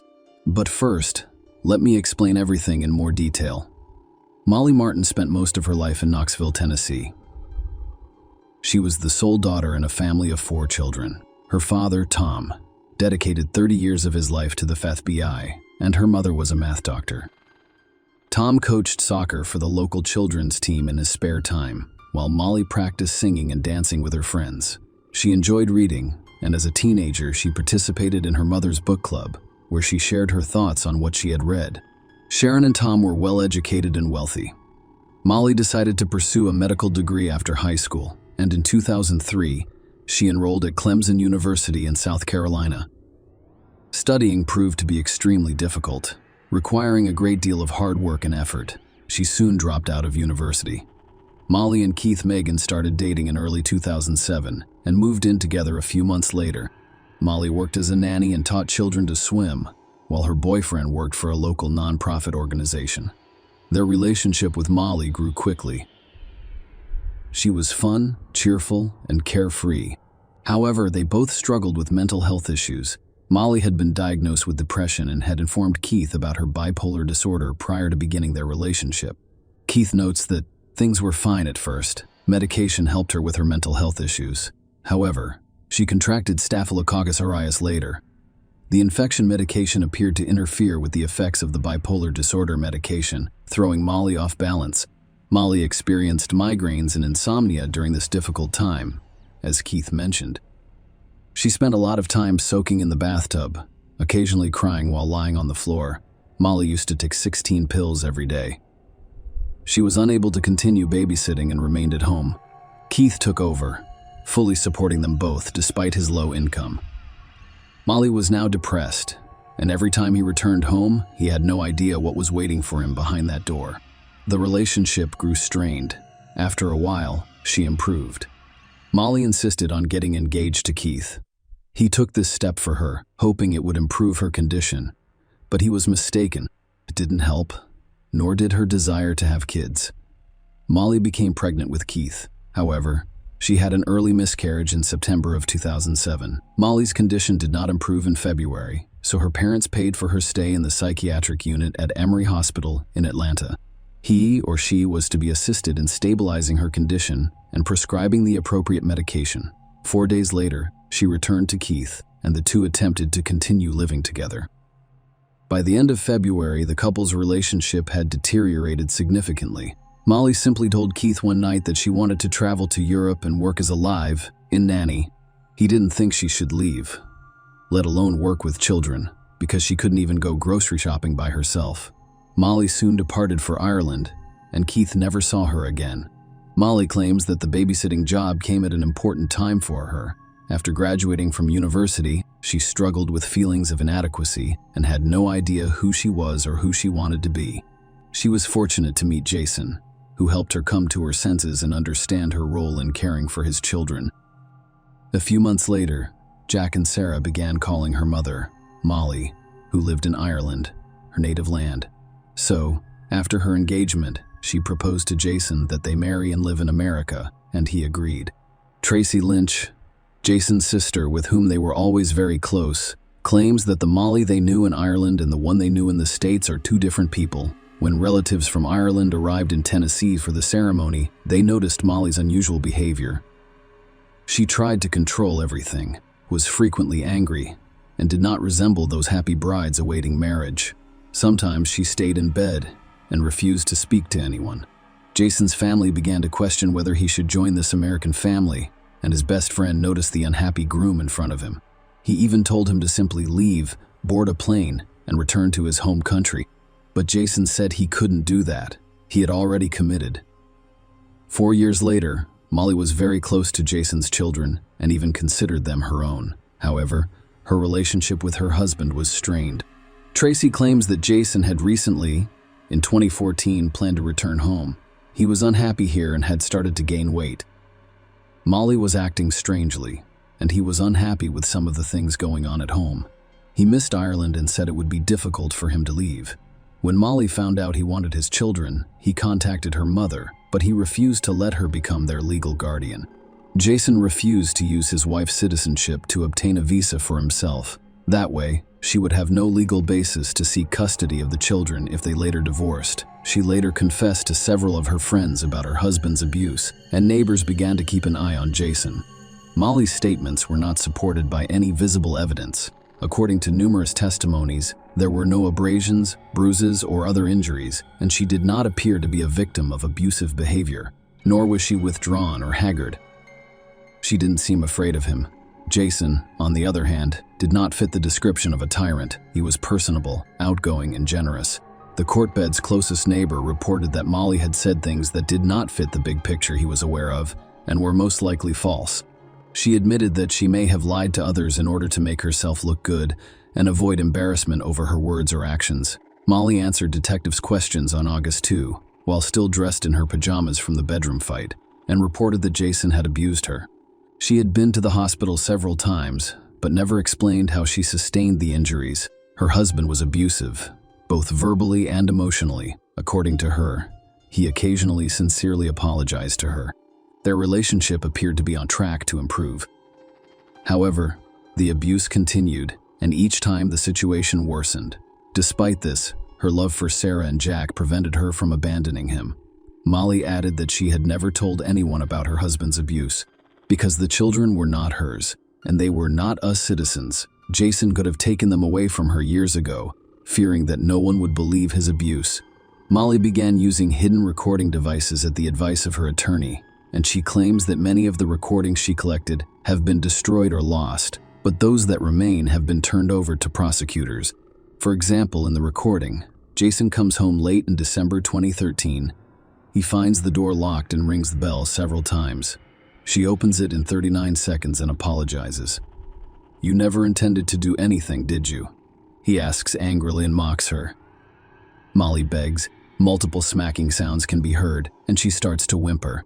"I absolutely despise you." She comes to a halt quietly just before the recording stops. She claims Jason had a key but was too drunk to open the door. And, as was often the case in their home, the rage would build up until whatever was going on was completely my fault. 4 days after their father died, 10-year-old Jack and 8-year-old Sarah were interviewed twice by state officials. The interview was conducted by a licensed social worker. The children described their father's aggressive behavior, ongoing marital problems, and allegations of verbal, emotional, and physical abuse. Perhaps more importantly, the children understood and recognized the problems. In response to questions, Sarah explained that Mom didn't want to wake Dad up because he'd get angry and say, "Why are you waking me up?" Jack witnessed his father's use of physical force on 1 or 2 occasions. The social worker asked a critical question to summarize what had been said. Did anyone teach them or ask them to answer certain questions in a specific way? Sarah answered, "My mother asked me to tell only the truth. Jason had made Tracy the legal guardian of his children a few years ago, in case of his death. She knew Molly would not let them go without a fight. Tracy immediately flew to North Carolina to petition for custody of the children. Molly did the same. Tracy took over as guardian of Jack and Sarah 16 days after Jason's death, and the two returned to Ireland. In January 2016, Tom and Molly were charged with second-degree murder. Tracy believes Molly learned about Jason's plans to return to Ireland with the children. However, without her, a strategy was devised to get rid of him. Molly had always wanted only her children, not her husband. Molly and Tom faced trial in July 2017 for Jason Corbett's murder. The prosecution presented a very different version of events, one that excluded strangulation and self-defense. Prosecutors relied heavily on forensic evidence, including photographs of Jason's body and gruesome signs of a struggle in the bedroom. According to the pathologist's report, Jason was struck at least 12 times in the head. The exact number could not be given because he was hit in the same spot repeatedly. The skull has visible cracks and severe bruising, similar to an injury sustained by someone who has fallen from a great height, been involved in a car accident, or has blood. According to a spatter expert, Jason's head was once 30 or 45 centimeters off the floor, and he continued to be struck. According to prosecutors, Jason was struck first while still sedated in his bed. Toxicology tests confirmed that Jason's system contained a sedative prescribed in Molly's name 2 days prior to the tragedy. Furthermore, Jason's $600,000 insurance policy had been changed about a year ago, and Molly was now the sole beneficiary. The jury was also shown photos of the defendants taken at the station on the night of August 2. Tom and Molly had no scratches on them. It was impossible to engage in the fight Molly described with a man who was larger, stronger, and taller than you without receiving a scratch or bruise. Tom and Molly were probably delaying the 911 call, making up their story for the cops while Jason's body cooled on the floor. This thought occurred after paramedics arrived at the Corbett home and noticed his body's low temperature. It was already cold. Jason's abusive behavior was not disclosed during his trial. Domestic violence was rarely discussed during the trial. In his testimony, Tom claimed that Jason exercised a lot of control over Molly. He noticed bruises on her body but had no idea where they came from. Although he admitted that he had never witnessed Jason's physical aggression, except on that August night prior to sentencing, Molly stated that incidents like August 2 occurred on a regular basis. The only difference this time was that my father was in the house. In defense of his clients, the attorney displayed a photo from the station showing Molly with a red mark on her neck, confirming strangulation. Jason had a routine physical exam 2 weeks prior to the incident, and the doctor stated that he had been stressed recently. He complained about uncontrollable fits of unreasonable rage. The autopsy revealed marks on Jason's left arm, indicating that he was defending himself, but none on his right arm, which he allegedly used to hold Molly by the neck. After 9 days of testimony, arguments, and photos from the scene of the tragedy, the jury was excused to deliberate after less than 5 hours in the room. They found Tom and Molly guilty. Both received sentences ranging from 20 to 25 years in prison. The court ruled a few days after the verdicts were announced. The lawyers objected to the court's decision, citing judicial errors, particularly the jury's incorrect actions, which violated the judge's instructions. Even before the verdict was announced, one of the jurors gave an interview to journalists, revealing that some of them had discussed the case in private, which is strictly prohibited. However, the court denied the motion. In Tom's case, the appeals court allowed only the defense and prosecution to present oral arguments in Mali in January 2019, but the defendants were not present. Each side was given only half an hour to present their main arguments. On February 4, 2020, the North Carolina Court of Appeals overturned Tom and Molly's convictions and ordered a new trial. Among other errors in the first trial, evidence that Jason was violent toward Molly was excluded.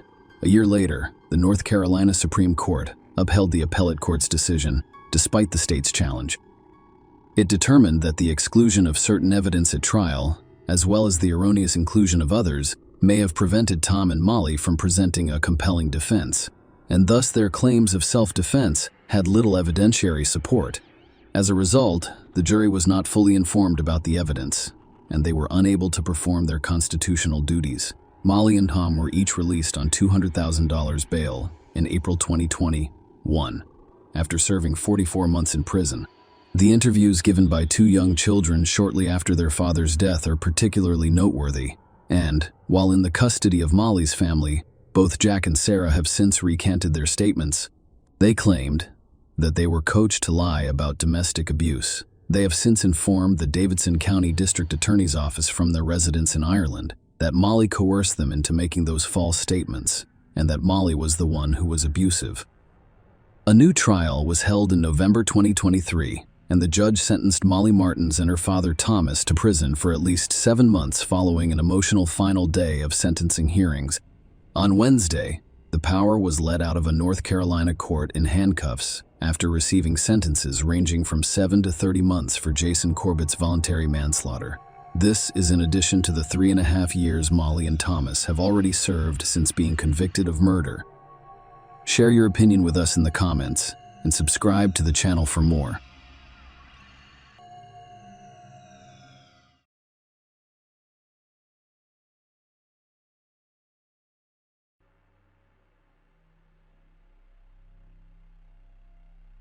Greed, envy, and the desire to accumulate wealth with little effort frequently drive people to commit the most heinous and cynical crimes. It's difficult to imagine how cruel a person can be in the pursuit of quick riches. As an example, consider the murder of a close relative.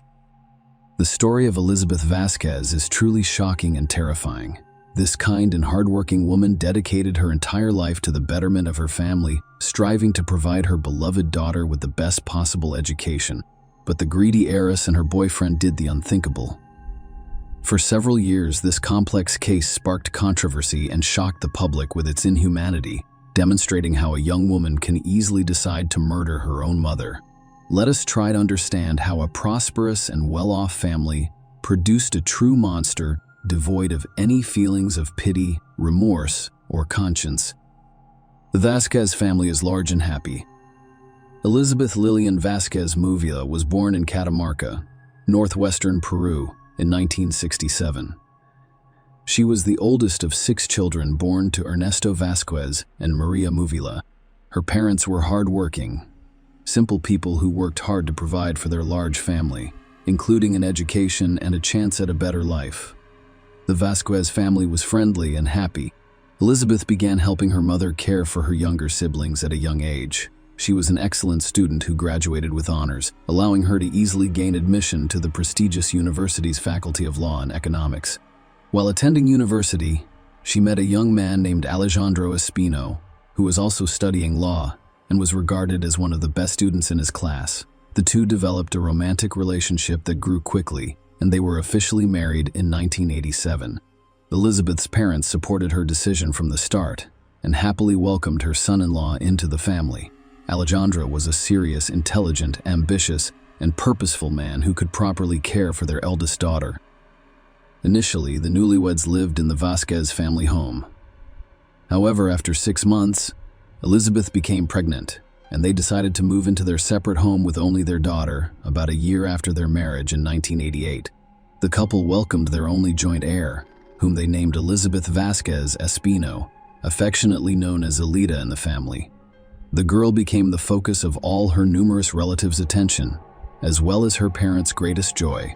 Several years after the birth of their daughter, the couple, whose careers were steadily improving, decided to relocate to Peru's capital, Lima. Alejandro was then vying for a prosecutor position in an anti-corruption department, while Elizabeth had started her own legal consulting firm. Both worked tirelessly for the benefit of their family, but were unable to devote enough time to their young daughter, confronted with an unsatisfactory experience hiring a nanny who did not perform her duties diligently. The young mother decided to send her daughter to her parents' entire market so that they could care for the heiress. Maria and Ernesto readily agreed and were overjoyed to have their granddaughter stay with them for a while. Notably, their youngest daughter, Giovanna, is elite. His aunt was only a few years older than Alida, so they got along well and interacted like sisters. Because of their complete dedication to work, the parents rarely saw their daughter and compensated by showering her with gifts during visits. Alida's stay at her grandparents' home lasted several years, and when her parents decided to bring her back to Lima, she had already begun school. It's worth noting that the abrupt change in environments did not help the girl, and she took some time to adjust to life in the bustling, noisy capital after the quiet, almost provincial Catamarca and the difficult parent-daughter relationship. As a child, Alida was quiet and well-behaved. She strived for academic excellence by studying music and foreign languages. She had a close and trusting relationship with her parents, who tried to make up for the years of forced separation. Elizabeth aspires to be more than just his mother. She wants to be his best friend, someone with whom she can share her most intimate thoughts. This remained true until Alida turned 15, when her elitist personality deteriorated rapidly. Tantra transformed her into a rude person. I stopped listening to her parents. She abandoned her studies, became involved in bad company, and worst of all, began stealing money from her parents' wallet. Elizabeth tried a variety of methods to connect with her daughter, hoping it was just a phase that Alida would outgrow. However, the girl frequently instigated heated arguments with her mother, resulting in hysterics and tears.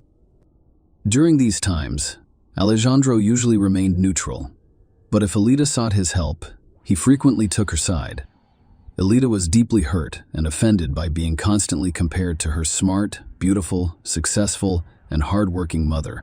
Next to Elizabeth, Alida appeared to be the ugly duckling, completely opposite of her mother in every way. She lacked striking features, was overweight, lazy, and temperamental, frequently lied, and did not hesitate to steal. Alida had numerous complexes about her appearance, and when she expressed a desire for plastic surgery, Elizabeth, eager to please her daughter and mend their relationship, did not stop her. Elizabeth paid for her daughter's first rhinoplasty, followed by several more surgeries. When Alejandro and Elizabeth decided to divorce in 2007, their 18-year-old daughter reacted with a hysterical outburst, screaming, insulting, and blaming her mother for driving her father away. At the time, the family was in the United States, and the divorce caused some complications for citizens of other countries. Nonetheless, they returned home as divorced people and started living separately. By mutual agreement, the now adult but still dependent daughter remained at her mother's house. They continued to have heated arguments, and Alida would call her father crying and begging him to take her in. However, Alejandro, who had moved on with a new love, was reluctant to do so. He always persuaded the leader to reconcile with her mother and wait a little longer until she completed university and began her independent life. Despite her poor academic performance, bad character, and provocative behavior, elitist parents enrolled her in the law faculty of one of Peru's most prestigious universities. Our father and mother decided not to skimp on their only child's education, despite the cost. Elite has an untrustworthy boyfriend, and Elita has had her fair share of teen romances. But at 19, she felt truly in love for the first time. It all began on a Sunday morning at church, where she met a charming young man named Fernando Gonzalez. He couldn't take his gaze away from her during the service, and afterward, he approached her to introduce himself to Elita. Fernando appeared like a prince, handsome, attentive, and pleasant in voice. He invited her for coffee and conversation. As it turned out, he had a habit of scouting churches for young, well-dressed girls who arrived in luxury cars, then striking up a conversation, charming them, and playing on their emotions. He'd tell stories about his difficult childhood in a large family abandoned by their father, and how he was now supporting his mother, brothers, and sisters while working multiple jobs.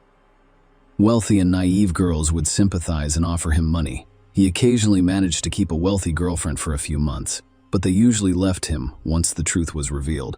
He was just an unemployed slacker who enjoyed the high life. Elita fell easily into Fernando's trap because she had complexes and always considered herself unattractive.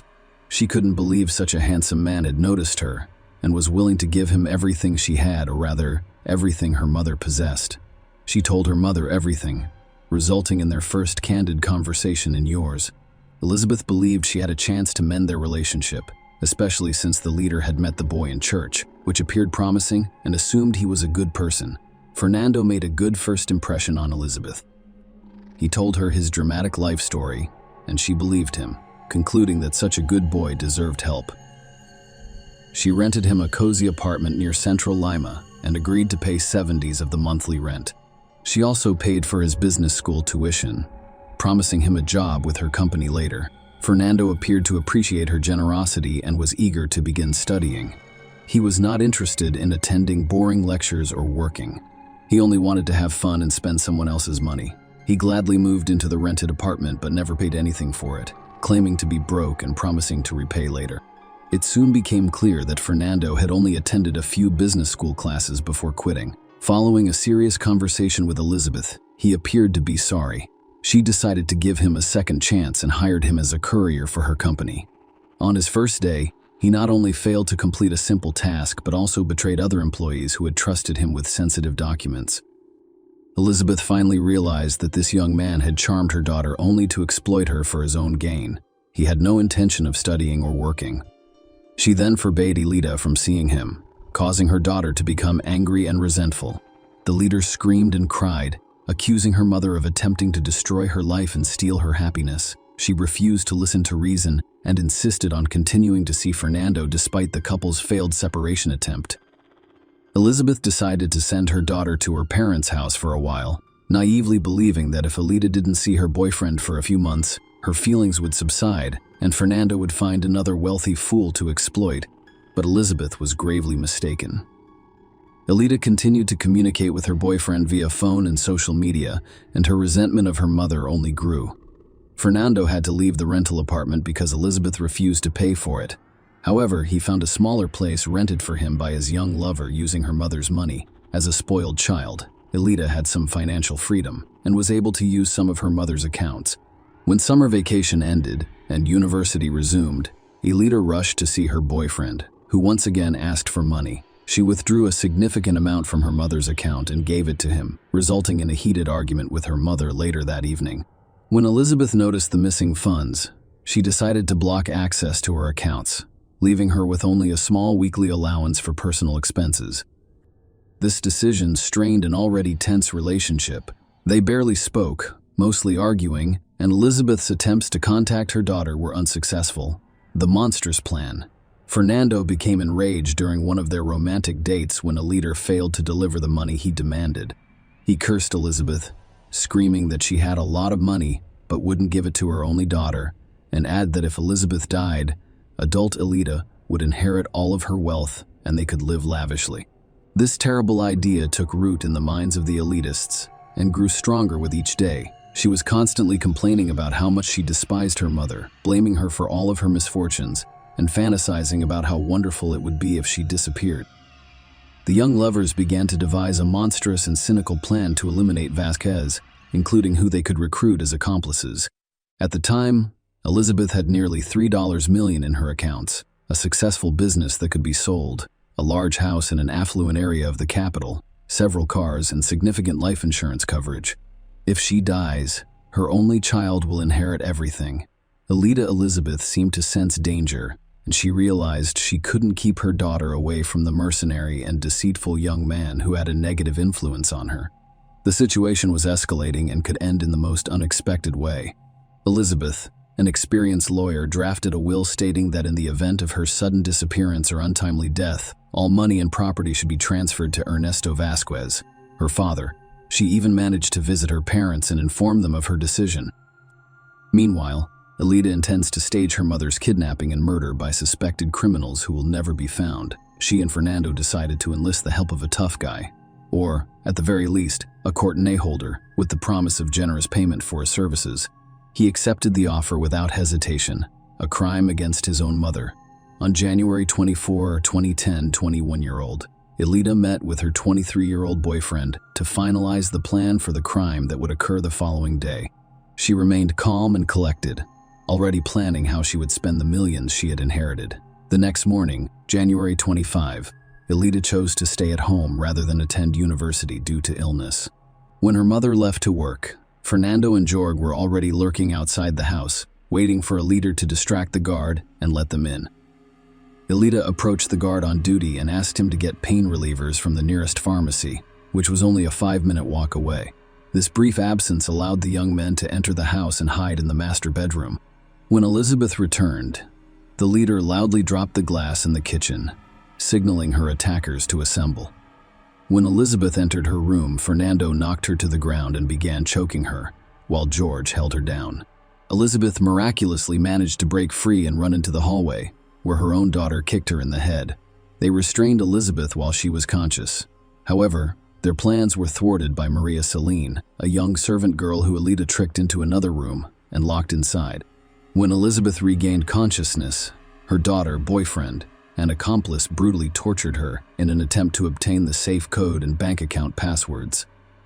Terrified, Elizabeth knew her daughter was in trouble, but she had always blamed it on Gonzalez as a negative influence. She now saw her only daughter's monstrous nature. Elizabeth was able to loosen the restraints and fight back against her daughter, scratching and punching her until Fernando knocked her to the ground. Elida became enraged and kicked her mother, eventually smothering her with a pillow until she stopped breathing. The trio then bound Elizabeth's lifeless body, duct-taped her mouth shut, and placed her in the trunk of her own car. Staging a kidnapping, Elida then dispatched another guard to get medication, allowing her accomplices to drive off the property. She released her to terrified Maria, falsely claiming that she and her mother had quarreled but reconciled, and that her mother had gone to bed. A strange story about a kidnapping during the search for a missing woman. As was customary in the morning, the maid prepared breakfast. But Elida entered the kitchen and informed her that her mother had gone to work early due to an important meeting. Elida then left the house to visit her mother's workplace. She walked into the office of Jessica Hippo, her mother's best friend and accountant, and broke down in tears, reporting that her mother was missing and that she was receiving strange, threatening, and ransom calls. The accountant immediately began blocking the accounts to prevent the intruders from accessing them, reported the incident to the police, and then left the office for a while. When she returned, Elida had left, and the office was in disarray, as if someone was searching for something. Later, it was discovered that Elizabeth's will had gone missing, which Elida had learned the day before by overhearing a phone conversation with a key she had stolen from her mother. Elida had also taken a copy of the will and cash from the safe while her mother was studying. Police arrived and inspected the house, interviewing both the missing woman's daughter and the office staff, but found no useful information. Everyone claimed that Vasquez had no enemies and that no one had threatened her, so no one was initially named as a suspect. The primary hypothesis was that it was a kidnapping for ransom. All that remained was to wait for a call from the criminals to receive additional instructions and demands.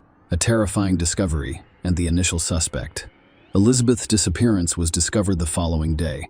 It was reported that her car had been abandoned in a vacant lot outside of town. The inside was empty, but when law enforcement officers opened the trunk, they were astounded by what they discovered. Inside was the lifeless body of a missing woman, with signs of beatings. Forensic experts found dozens of bruises, severe head trauma, and rope marks on the victim's body, indicating that she was tied up and attempted to free herself. It was also determined that Vasquez died as a result of asphyxiation. Particles of blood and epithelium were discovered under her fingernails, indicating that she had resisted. It was now necessary to identify who the blood belonged to. Elida appeared in the lineup as a grieving daughter, crying, wailing, and appearing almost unconscious. However, during the interrogation, she behaves very differently. She was calm, even cold-blooded, and she was visibly annoyed by the investigators' questions. Furthermore, she contradicted herself repeatedly during her testimony when the police decided to check the information about the kidnappers' calls and sent a request to the cell phone company. It turned out that Elida had not received any calls.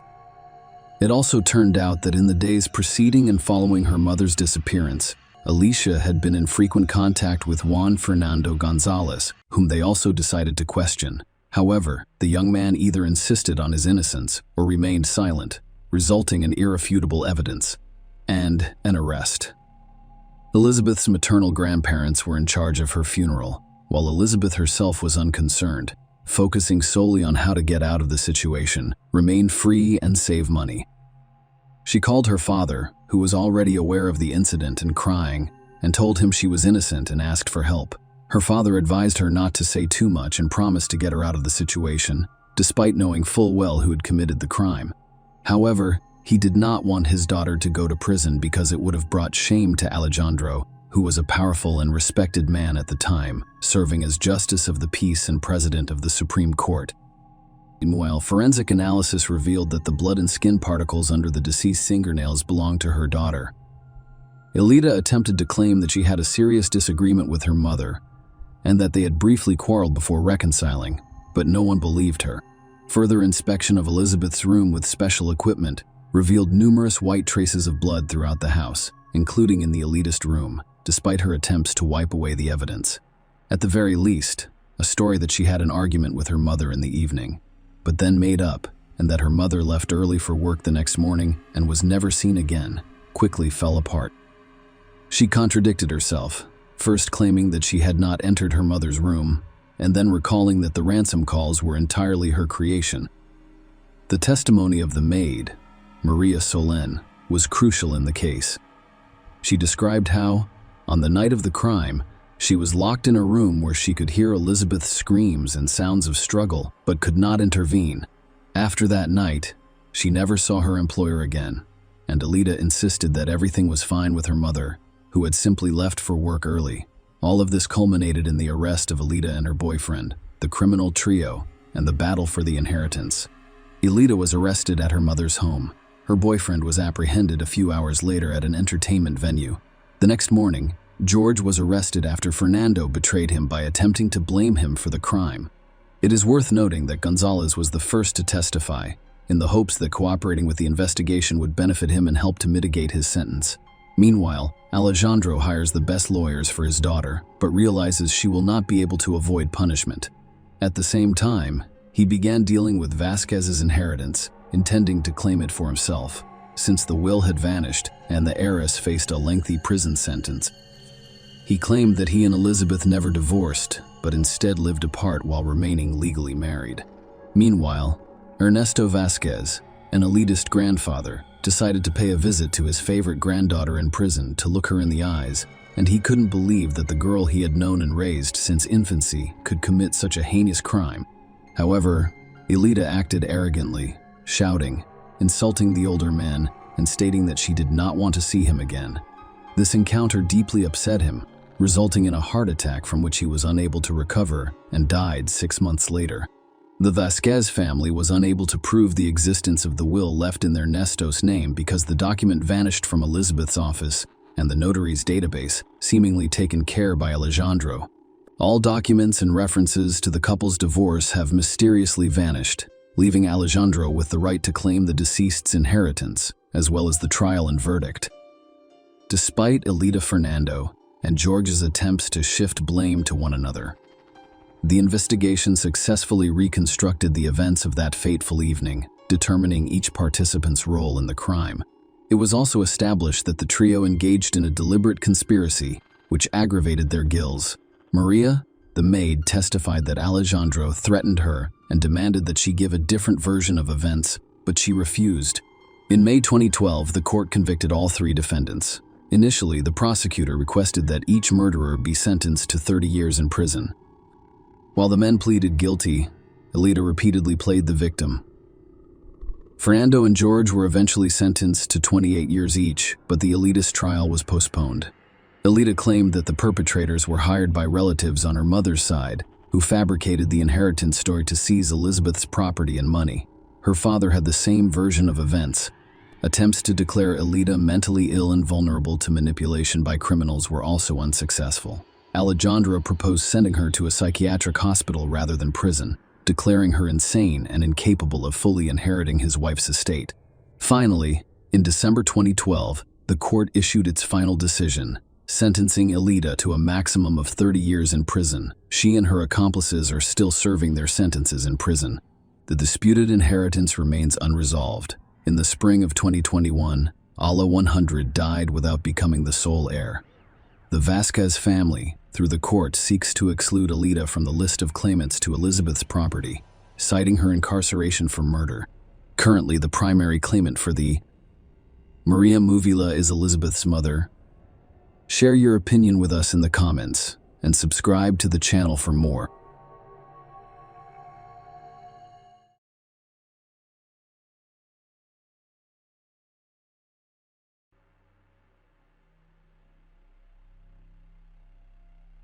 The Marlene Oaks case. Who owns the skull discovered in the woods? A crime is considered perfect when its primary goal is met and the perpetrator is not punished or even suspected. However, with the advancement of technology and scientific approaches, it is becoming increasingly difficult to commit such an act. Furthermore, even old, unsolved cases that appeared perfect in the past are now being successfully resolved decades later. In 1980, an auto mechanic named William Bill Major believed he had committed the perfect crime that could never be solved. Hardly a man could have predicted that more than 2 decades later, he would still have to face trial and receive a well-deserved sentence. And the new investigation was launched by his own daughter, whom he had deprived of a mother in her early childhood. Now let's take a closer look at the entire story, deconstruct this perfect crime and its impending punishment. To be fair, it should be noted that this high-profile and very cruel case of the disappearance of a young mother, Marlene Oaks, could have been solved back in the 1980s because the victim herself, who had a premonition of her impending death, left many clues for the police that for some reason, law enforcement did not pay attention to. Marlene Oaks. The early years. Helen Marlene Oaks was born on December 7, 1954, in the small town of Martinsville, Virginia, and was the middle of 3 children for Lorraine and William Oaks. She was raised alongside an older brother and a younger sister. Their family lived modestly, but the parents always tried to provide for their children and raise them to be worthy people. Today's childhood heroine preferred to go by her middle name, Marlene, which she preferred over Helen. She was petite and adorable, blonde with brown eyes and a charming smile, so it was no surprise that she drew a lot of attention from an early age. At the age of 16, barely out of school, the girl, eager to begin an independent life and escape parental care, hurriedly entered into the bonds of marriage. Her chosen one was a man named William Major, who was 10 years her senior, but the two were in love. The chosen one, who worked as an auto mechanic and appeared to the girl to be a serious and reliable man, was unconcerned about their age difference. Unhappy family life. Soon after officially legalizing their relationship, the couple moved into a trailer park on the outskirts of Verona, a small country town in Boone County, Kentucky. In 1972, the couple had their first common heir, a son whom they named Donald. Marlene was only 17 at the time, and her husband was already 27. 4 years later, the couple welcomed a younger daughter, Lalana. The couple continued to live in a small trailer on the ground of the trailer park. Marlene was a homemaker who raised their children and kept their modest home comfortable, while Bill worked at a service station fixing cars. He was skilled at his craft and, in a sense, a jack of all trades. He had every opportunity to build a successful career and start his own business. However, the man was not particularly concerned with money, spouses, or even the necessities of life, but rather with being the head of the family. He always managed to earn a little more. As a rule, I spent it all on drinks. Later, his addictions were accompanied by the use of illegal substances. At the same time, Bill was a sociable person who appeared friendly and welcoming to others. All of these qualities were extremely beneficial to him at work. People who sought assistance from his workshop frequently returned, and they also recommended mages to their friends as a reliable specialist. However, at home, Bill became a completely different person. Rude, selfish, and cruel. Former feelings that had once linked their lives to Marlene appeared to have vanished, leaving only misunderstanding, resentment, and irritation. The couple frequently argued, and their heated debates occasionally turned violent. Bill was not a caring husband or father, and he gradually became a domestic tyrant, a new neighbor, and a secret lover.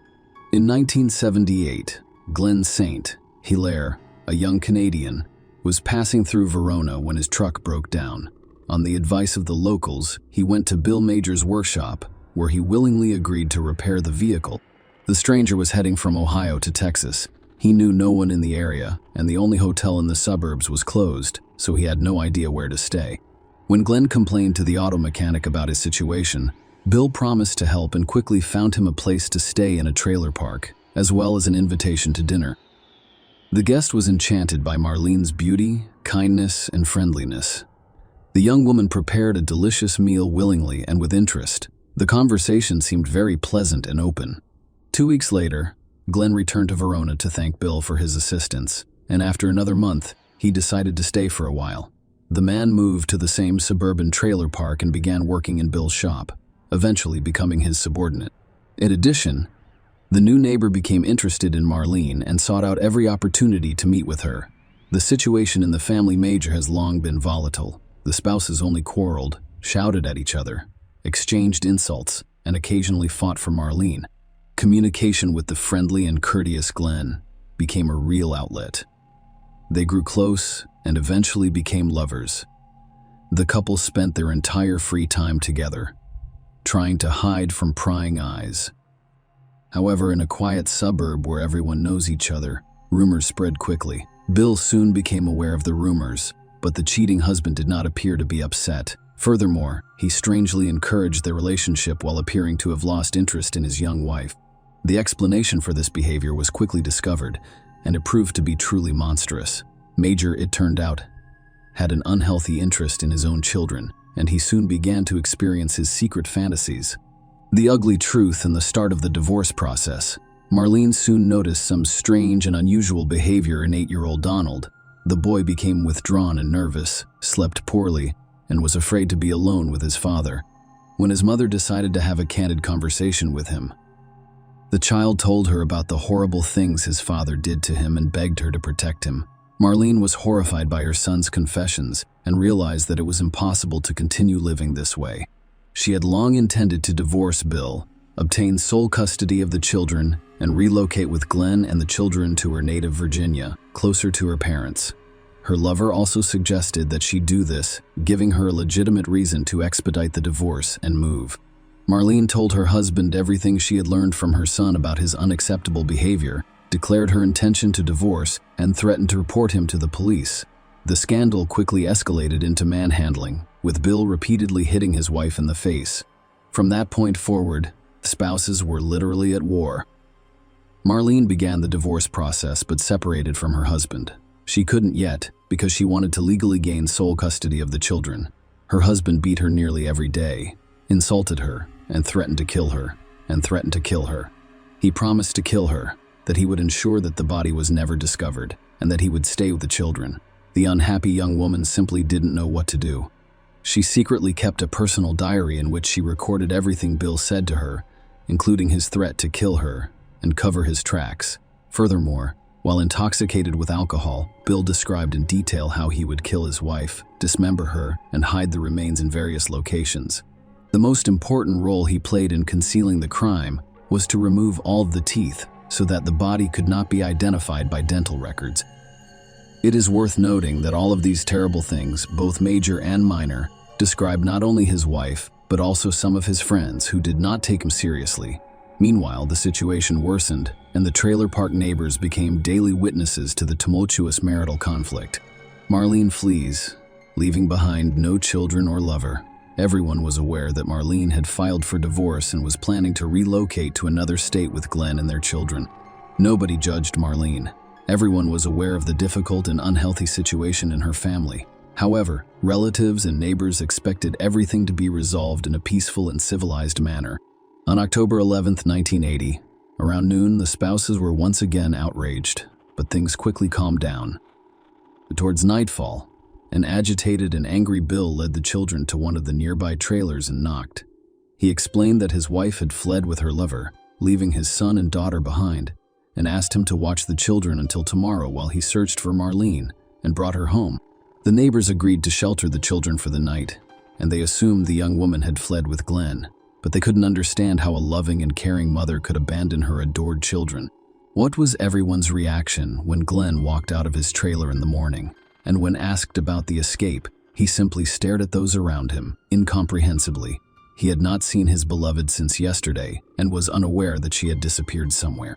Then Glenn went to Bill to clarify the situation, but the enraged husband only yelled that his wife had found another lover and lost her mind. Glenn, on the other hand, did not believe his words because he knew for certain that no other man was at Marlene's side and she would never abandon the children. A day later, Major went to the police, where he reported his wife's disappearance and gave his version of events. He also stated that their family car had vanished, lending credence to the runaway theory. However, the police found the entire story strange.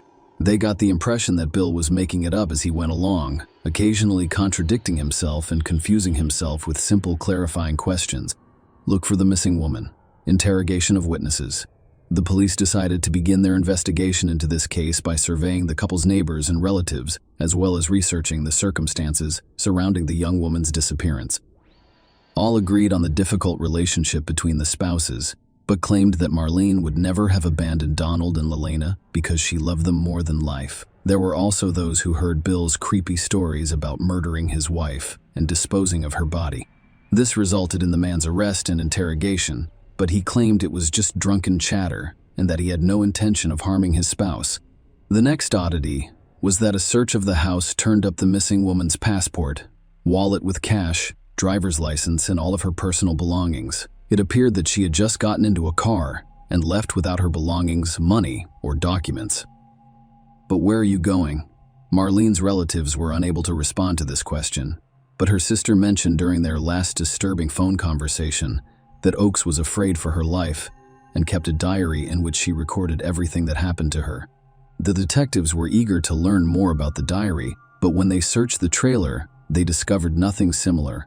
A few days later, Glenn arrived at the police station with the diary. He explained that Marlene had left him notes to keep in case something happened to her or she vanished without a trace. When the woman went missing, he waited a few days before taking the notebook to the station, realizing she was unlikely to return. The pages contained some truly horrific entries, such as beatings, humiliation, and threats. There was also a detailed account of how Bill promised to kill his wife. Marlene also mentioned the husband's unhealthy interest in children. In this regard, it was decided to speak with Marlene's son, but he provided no useful information, did not answer any questions, and simply asked to be allowed to go home. For some reason, the detectives ignored the fact that the boy was scared and unable to answer questions truthfully. Donald's father had interviewed him beforehand, and he was afraid to say anything unnecessary for fear of angering his parents. They chose not to traumatize 4-year-old Lelena and did not question her. For the next few weeks, police officers searched the neighborhood for any leads or clues. Marlene and her car were wanted across the state, but both appeared to have vanished. There was no reason to think she was dead or murdered. The investigation has come to a dead end. The move appears to be an escape, despite the fact that relatives and neighbors testified against Bill, and the man himself was repeatedly summoned for questioning. No reason for his arrest was ever found. No body or conclusive evidence that Marlene had been seriously injured was discovered, and she remained missing. Major began quickly selling off his property. explaining that he was moving closer to his parents because it was difficult for him to manage 2 children following his wife's escape. Among other things, he sold his weapons, which included a rifle, a shotgun, and several pistols. His strange behavior resembled an ordinary escape for the children, rather than a preparation for moving. Bill kept telling them that their mother never loved them and therefore abandoned them. He claimed that Marlene was an alcoholic and that she had numerous lovers who were more important to her than her family. Bill worked hard to turn his son and daughter against their own mother, attempting to make them despise the person they loved the most. It should be noted that he did quite well because Donald and Lelena were still young and blindly trusted their father. Soon, Bill and his children relocated to Rhode Island, where his parents lived. They bought a trailer and settled there for many years. However, with Marlene's disappearance, Donald and Lelena's lives began to spiral downward. Their father brutally beat them, abused them, humiliated them, and did even worse things. Initially, these tortures were primarily directed toward Donald. However, as Lelena grew older, the bitter fate did not spare her. About a year later, the man met a new lover named Pauline and began living together, but they were unable to legally marry because the major was still married to the missing Marlene. Nonetheless, the couple had a child together, and for a while the family lived a quiet life until one day. Pauline did not see what Bill was doing with his own son. She immediately went to the police and told them everything, then left with her child. Bill was eventually arrested, and his children went to live with their maternal grandparents in Virginia. A grisly discovery in the woods. Around a year and a half after Marlene's mysterious disappearance, a hunter discovered a terrifying sight in a wooded area near a Verona trailer park. He noticed that his dog had begun digging in the ground, revealing what appeared to be a fragment of a human skull. The man immediately reported it to police, and the arriving experts confirmed his suspicions. It was indeed a severely damaged skull. The discovered remains were immediately sent to forensic experts for a thorough examination, and the experts' conclusions were extremely frightening. The skull was missing its lower jaw and lacked any teeth. There were 2 bullet holes, and the shots were fired at point-blank range. Experts also discovered chop marks from a large knife or axe on the bones, indicating that the head was likely separated from the body. It was impossible to say for certain who this skull belonged to, but based on the size and condition of the bones, it was assumed to be a young woman under the age of 30. The story of Marlene's disappearance immediately came to mind. The entire area within a radius of several kilometers was thoroughly searched, but no other remains or belongings were found. So the discovery was dubbed Jane Doe, which means unknown, and the search was halted. A new investigation 20 years later. When Donald and Lelena moved into their grandparents' home, their lives gradually improved. Most of all, they feared the day their father would be released. However, after his release, Bill showed no interest in his adult children and did not contact them for a long time. Lelena avoided talking about her mother because she was angry at her for abandoning them with a tyrant father. However, during a candid conversation with her grandmother, Lelena inquired as to why her mother had abandoned her and her brother after falling out of love. The old woman responded that she did not believe the story of the escape and believed that her spouse had dealt with her. At this point, the girl's world flipped upside down. She looked at the situation from a completely different perspective and realized the grandmother was correct. The girl decided to conduct her own investigation to solve the mystery surrounding her mother's disappearance. Lelena began by keeping a notebook in which she recorded everything she could recall from her childhood, as well as everything her older brother knew and remembered. When the girl was 22 years old in 1998, she decided to return to her hometown, Verona, to speak with former neighbors and see if any of them had any useful information. As it turned out, Glenn still lived in those places, and he remained hopeful that one day the mystery of his beloved's disappearance would be solved. His personal life hasn't developed. The man was lonely, worked at a local factory, and was obsessed with the investigation into Marlene Oak's case. Glenn Lelena learned about her mother's diary, which she gave him to keep safe before her disappearance. This diary was later added to the case file and eventually lost on the shelves of the police archives. Lelena was able to obtain permission to view her mother's writings and was astounded by the contents of the diary. Not only did her mother know she was about to die, but she also revealed the identity of her killer, the method of death, and the process of concealing the evidence. After reading the notes, the girl rushed to see her father, whom she hadn't seen in over 10 years. In order to discover the truth, it should be noted that Bill remarried after being released from prison, but in 1995, he suffered a stroke and has since been confined to a wheelchair. When he discovered the reason for his daughter's visit, he simply laughed in her face. Lalana begged him to tell her where he had hidden Marlene's remains so that she could give her mother proper burial. The girl promised not to go to the police and that everything Bill said would be kept between them, but the father only insulted his daughter, called her crazy, and said she would never know what happened to her mother. Lalela discovered from her mother's diary that her father was planning the perfect crime, which included dismembering her, removing all of her teeth, and burying the remains in various locations. Also, Lalana, who, like her brother, was bullied by Bill as a child, discovered some horrific details in her father's biography.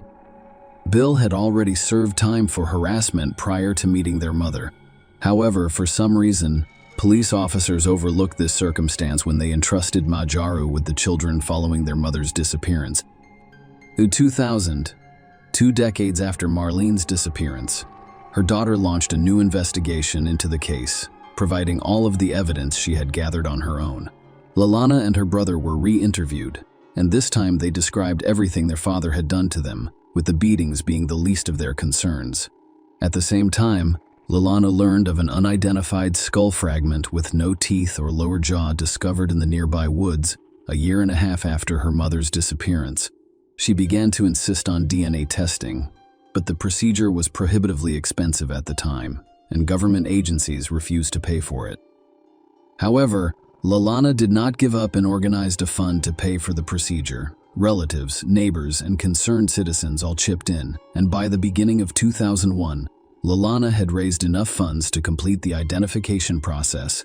The analysis determined the girl's kinship with the previously unidentified remains, and confirmed that the skull fragment discovered belonged to the missing Marlene Oakes. Then, having already received the examination results, Lalana went to her paternal grandfather to speak with him and see if he knew anything. The elderly man was shocked by the news and agreed to testify against his own son. Bill's father claimed that in 1980, while his son was intoxicated, he told him that he killed his wife with 2 shots to the head, dismembered her body with a hunting knife, and buried the remains in separate locations that were a significant distance apart.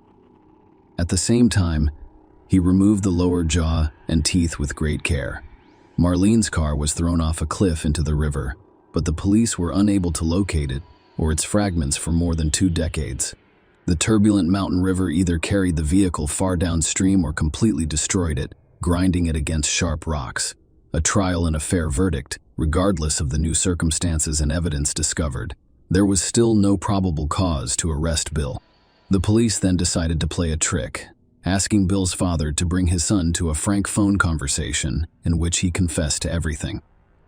The trick worked, and when Major learned that his daughter wanted to resume the investigation, he told her that she would be unsuccessful because he had safely hidden all of his wife's body fragments, her car, and the instrument of crime. Bill's words became the reason for his arrest as he confessed to everything. The man was arrested in July 2001 after listening to a recording of the telephone conversation and learning about the skull's identification. He admitted what he had done.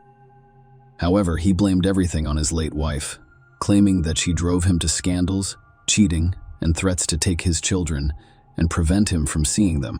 At the trial, Bill told his version of the story, claiming that he and his wife had a fight in the car and she began threatening him with a gun, but he grabbed the gun from her and allegedly accidentally shot her twice in the head, except that the shots were fired into the back of her head at point-blank range, implying a premeditated crime rather than self-defense. Bill's trial did not begin until the summer of 2003, 23 years after the crime. The 59-year-old defendant arrived at the hearing in a wheelchair. He himself remained calm and confident that he would be able to avoid punishment. The lawyer he hired insisted that this crime was committed in self-defense and that Lalana and Donald's claims of harassment were false. Despite the defense's best efforts, the court convicted Major of the brutal premeditated murder of Marlene Oakes. The man was surprised to learn that he had been sentenced to life imprisonment. In December 2016, Bill attempted to apply for parole but was denied. A year later, he died in prison from a second stroke. Share your opinion with us in the comments and subscribe to the channel for more.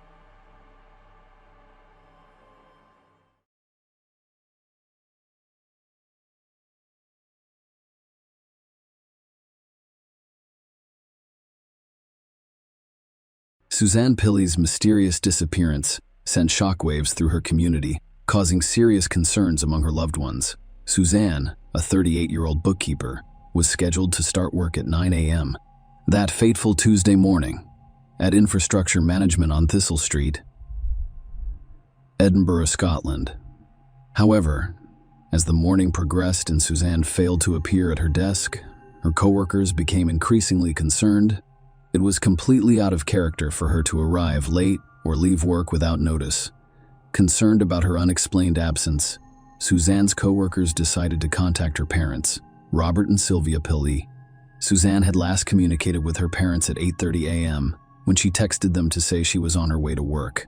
Given this text message, her parents became very concerned about her well-being when she did not arrive at work as expected. They suspected that something unusual had happened during her commute because they hadn't heard from her since the initial message. Suzanne's parents, who were growing increasingly concerned, immediately reported her disappearance to local police that afternoon. In the days that followed, law enforcement launched an investigation, making public requests for information and interviewing people who knew Suzanne. As the investigation progressed, several unsettling facts emerged. Suzanne's bank cards and phone had shown no activity since her disappearance. She hadn't used her bus pass and hadn't communicated with any of her friends or family members.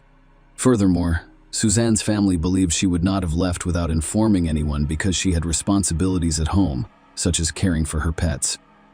Suzanne's father, Robert, expressed the profound confusion and distress that surrounded their family during this difficult time. He compared her disappearance to a perplexing enigma, claiming that it felt as if she had vanished into thin air, leaving behind a void beyond explanation. Suzanne's sudden disappearance remained a perplexing and deeply troubling mystery, with her loved ones, law enforcement, and the community as a whole searching for answers. The investigation into Suzanne Pilley's mysterious disappearance began to reveal new details as police meticulously reviewed CCTV footage from the area. The footage revealed a timeline of Suzanne's movements on the day she vanished, shed light on the events that led up to her disappearance. Suzanne followed her routine on the morning of her disappearance, leaving her apartment on Whitton Road at 8 a.m. to begin her day as usual. About 20 minutes later, she boarded a number 2 bus at Stevenson Drive and continued on her regular route. She then transferred to the number 4 bus on Dalry Road, opposite the Caledonian Terrace. Suzanne disembarked from the number 4 bus on Princess Street directly outside the Generous Department Store at 8:48 a.m. She began her workday with a routine stop at a Sainsbury's convenience store, as she did most mornings. Surveillance cameras captured Suzanne's presence at the Sainsbury's store at 8:51 a.m. After finishing her errands, she headed to her workplace, which is Infrastructure Management on Thistle Street. Suzanne's last known footage was captured by a CCTV camera near the building at the corner, only 50 meters from her office front door. At this point, she appeared to vanish from sight, leaving authorities with a perplexing mystery to solve. The investigation revealed one potentially significant detail. At 8:55 a.m., a black cab stopped in the area where Suzanne was last seen. Although law enforcement did not believe the cab driver was directly involved in Suzanne's disappearance, they did issue an appeal to the driver to come forward and help with their ongoing investigation. This development raised questions about whether the cab driver witnessed anything unusual or had information that could help solve the mystery of Suzanne Pilley's disappearance. As the investigation into Suzanne Pilley's disappearance progressed, law enforcement began to look into her personal life in an attempt to better understand the circumstances surrounding her disappearance. Their investigations led them to what appeared to be a complex love triangle, which shed light on a possible motive for the crime. Suzanne, a single woman, had recently been in a romantic relationship with a coworker, David Gilroy. However, the relationship ended in December 2009. David, who was married and had his own family, had decided to return to his wife and children in an attempt to reconcile with them. He told the police that Suzanne had been dating other men since their breakup, implying that their romantic relationship had ended amicably. Several weeks after Suzanne's mysterious disappearance, David Gilroy reported a break-in to police. He claimed that someone broke into his home while he was sleeping, stealing both his mobile phone and laptop. According to David, his wife discovered the broken back door when she woke up, despite the fact that they had heard very little noise during the intrusion. When asked if he thought the break-in was connected to Suzanne's disappearance, David responded with uncertainty, saying, "I don't know." The investigation took a darker and more ominous turn when authorities began looking for the driver of a silver car that had apparently stopped in a remote forest area. They expressed their interest in the vehicle movements on the afternoon and evening of May 5, the day after Suzanne's last sighting. The police were especially interested in anyone who saw the car between 1 p.m. and 3:30 p.m., as well as around 7 p.m. and 9 p.m. In a significant development, authorities publicly announced the shift from a missing person case to a murder investigation. They revealed that they believed Suzanne was murdered and that her body was either disposed of or concealed about 90 miles from her last known location. The search was expanded to cover approximately 400 square miles of rural Gill and Butte. The investigation centered primarily on the Rest, Be Thankful, and Argo Forest regions. Despite extensive searches, no trace of Suzanne was found at this time. As the investigation progressed, police focused their search on a 5-square-mile area. They suspected Suzanne's remains could be hidden in Glen Crow, Argill, and Butte. They continued their determined efforts to solve the mystery of her disappearance. Despite the absence of Suzanne's body, the authorities believed they had gathered sufficient evidence to charge David Gilroy with her murder. The investigation into this enigmatic case was meticulous and painstaking. Law enforcement is working tirelessly to bring justice. They interviewed nearly 1,500 potential witnesses and meticulously documented 1164 statements. The investigators diligently gathered 25 pieces of evidence, which included documents and various objects. Furthermore, they examined CCTV footage from 250 different locations and conducted thorough searches in 30 different areas throughout our mission. In court, the prosecution stood firm, presenting a compelling case. Their arguments revolved around the notion that, despite the absence of Suzanne's body, a wealth of evidence pointed to her being the victim of a heinous crime, with David as the primary suspect. The prosecution revealed the intricate tapestry of Suzanne and David's relationship, which began at work. However, their turbulent love story had taken a dark turn when Suzanne chose to end the relationship shortly before her mysterious disappearance, a decision attributed to her newfound involvement with another person. During the trial, Suzanne's mother, Sylvia, testified, providing a moving glimpse into her daughter's life. Sylvia recounted Suzanne's marriage in 2004, followed by a divorce. Suzanne had taken a significant step toward independence by purchasing her own Edinburgh apartment, which became David's residence in 2009. Sylvia made it clear that he had left his wife and was seeking a divorce. Suzanne did not cause the breakup. The courtroom remained wrapped as the prosecution continued to unravel the complex narrative. David's obsession with Suzanne became a central theme in their case. The prosecution revealed that David sent an astounding 400 text messages in the month leading up to Suzanne's disappearance, indicating that he was unwilling to accept the end of their relationship. Phone records provide a vivid picture of David's persistent attempts to communicate with Suzanne. In the days leading up to her disappearance, he sent her over 50 texts per day. His final communication with Suzanne was on May 3, the day before she went missing, and consisted of 15 text messages and 1 voicemail. The prosecution's case took an unsettling turn when it painted a vivid and sinister picture of what happened on May 4. They claimed Suzanne had followed her usual daily routine, going to work as she had done countless times before. In a chilling scenario, the prosecution claimed that David waited for Suzanne to arrive at the office building and strangled her almost immediately, possibly luring her into the basement. According to their version of events, he then hid Suzanne's lifeless body in the basement of the office building, adding to the mystery surrounding her disappearance. David then went back home to retrieve his silver Vauxhall Vectra. That would quickly become an important piece of the puzzle in this haunting case. The prosecution claimed that Suzanne's lifeless remains were hidden in the car's trunk, away from prying eyes. As the courtroom listened intently, the prosecution painted a disturbing picture of David's immediate actions following the alleged crime. He bought air fresheners, most likely in an attempt to mask any odors associated with his unpleasant activities. Furthermore, He made numerous visits to the basement and garage areas of the infrastructure management offices, despite having no legitimate reason to be there. Following these ominous activities, David went about his day seemingly unaffected, attending a school presentation with his wife and sharing a meal at Victoria on Leith Walk, while immersed in the gripping courtroom drama surrounding Suzanne's disappearance and presumed murder. New details emerged that sent chills down the spines of everyone who followed the case. The night of May 4 was pivotal in the prosecution's narrative. David Gilroy had ostensibly made an appointment to visit a school the next day, May 5, in Logelfed, Argyll and Butte. The school in question was a client of his employer, but there appeared to be no legitimate reason for his attendance on that particular day. His interaction with a school cleaner who provided him with beanbags and cable ties added to his suspicions. This seemingly insignificant event would quickly become the focus of the investigation. The prosecution's case gained traction as they meticulously recreated David's journey to Argyll.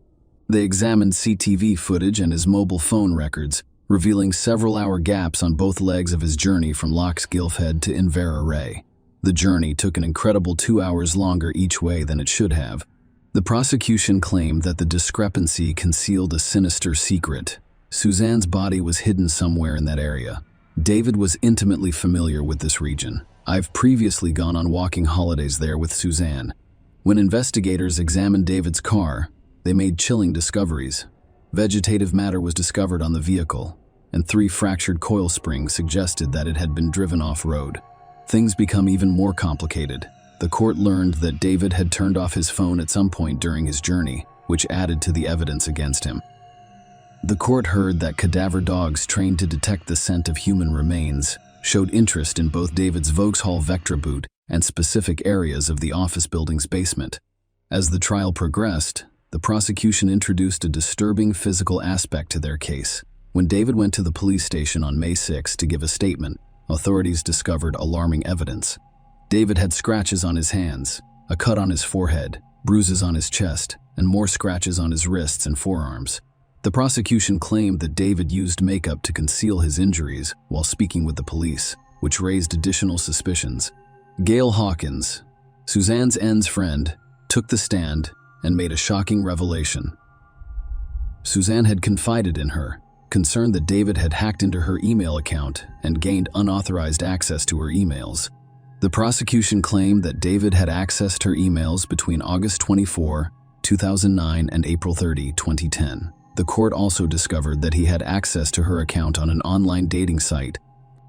Helen Liddell, a financial administrator at Infrastructure Management, testified that she discovered emails between David and Suzanne that clearly showed they were having an affair or relationship. This revelation surprised her because she was unaware of their relationship. The jury was shown CCTV footage of Suzanne and David just 2 days before she disappeared. On May 2, the two were seen shopping together at a convenience store. This contrasts sharply with David's claim to the police that their relationship ended in December 2009.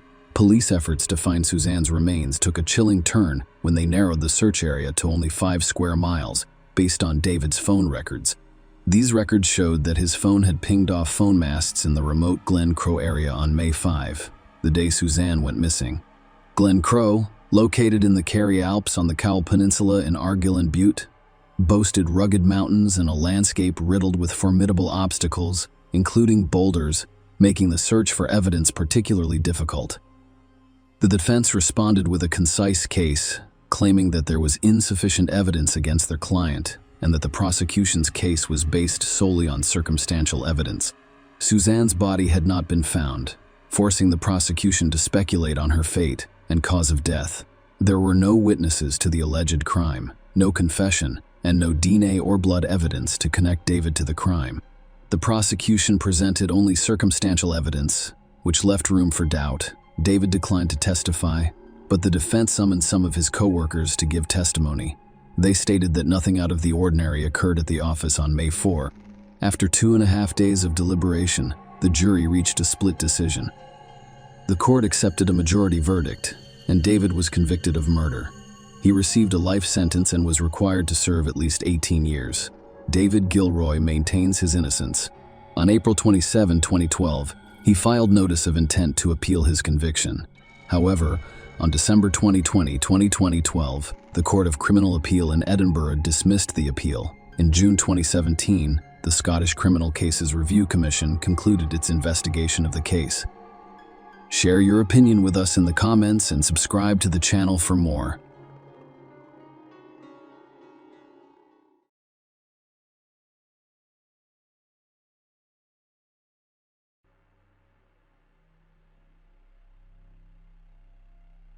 The case of Sheila Labar, a monster with angelic features. Childhood psychological and physical traumas can have far-reaching consequences in adulthood. Of course, they do not always result in someone becoming cruel and attempting to harm others. However, trauma can sometimes create a true monster. Adrian Raine, a criminal psychologist, believes that there are genetic and psychophysical mechanisms that can transform a person into a cold-blooded killer, which he discusses in depth in his book, Anatomy of Violence. Many serial criminals in history had truly hellish childhoods, and perhaps our heroine today, Sheila Labar, can be attributed to them. This woman had an angelic appearance, which she skillfully used to seduce her victims before brutally murdering them. Despite the fact that the court was only able to establish 2 of her crimes, criminologists are confident that there were many more. And now let us look at this difficult story from the beginning to see if Sheila Labar was born a monster or if she became one as a result of the cruelty she experienced as a child. Who is Sheila Labar? Sheila Labar was born on July 4, 1958, in the small country town of Fort Payne, Alabama. She was the youngest of her parents' 3 children, raised alongside her brother and sister Lynn. Her childhood was spent on a picturesque but rather secluded farm surrounded by cornfields. Lynn's older sibling remembered Sheila as an active, inquisitive, and open-minded girl with a creative streak. She enjoyed being the center of attention, had a pleasant voice, and had a cute appearance. So if her life had gone differently, she could have become a famous actress or singer. Instead of bright posters, her name appeared on the pages of criminal chronicles detailing the unimaginable cruelty of her father, Manuel Bailey, the family's head, who had suffered from alcoholism for years, although it would be more accurate to say that his addiction was influenced by his entire family. He frequently went on binges, transforming into a true beast who enjoyed abusing his wife and children.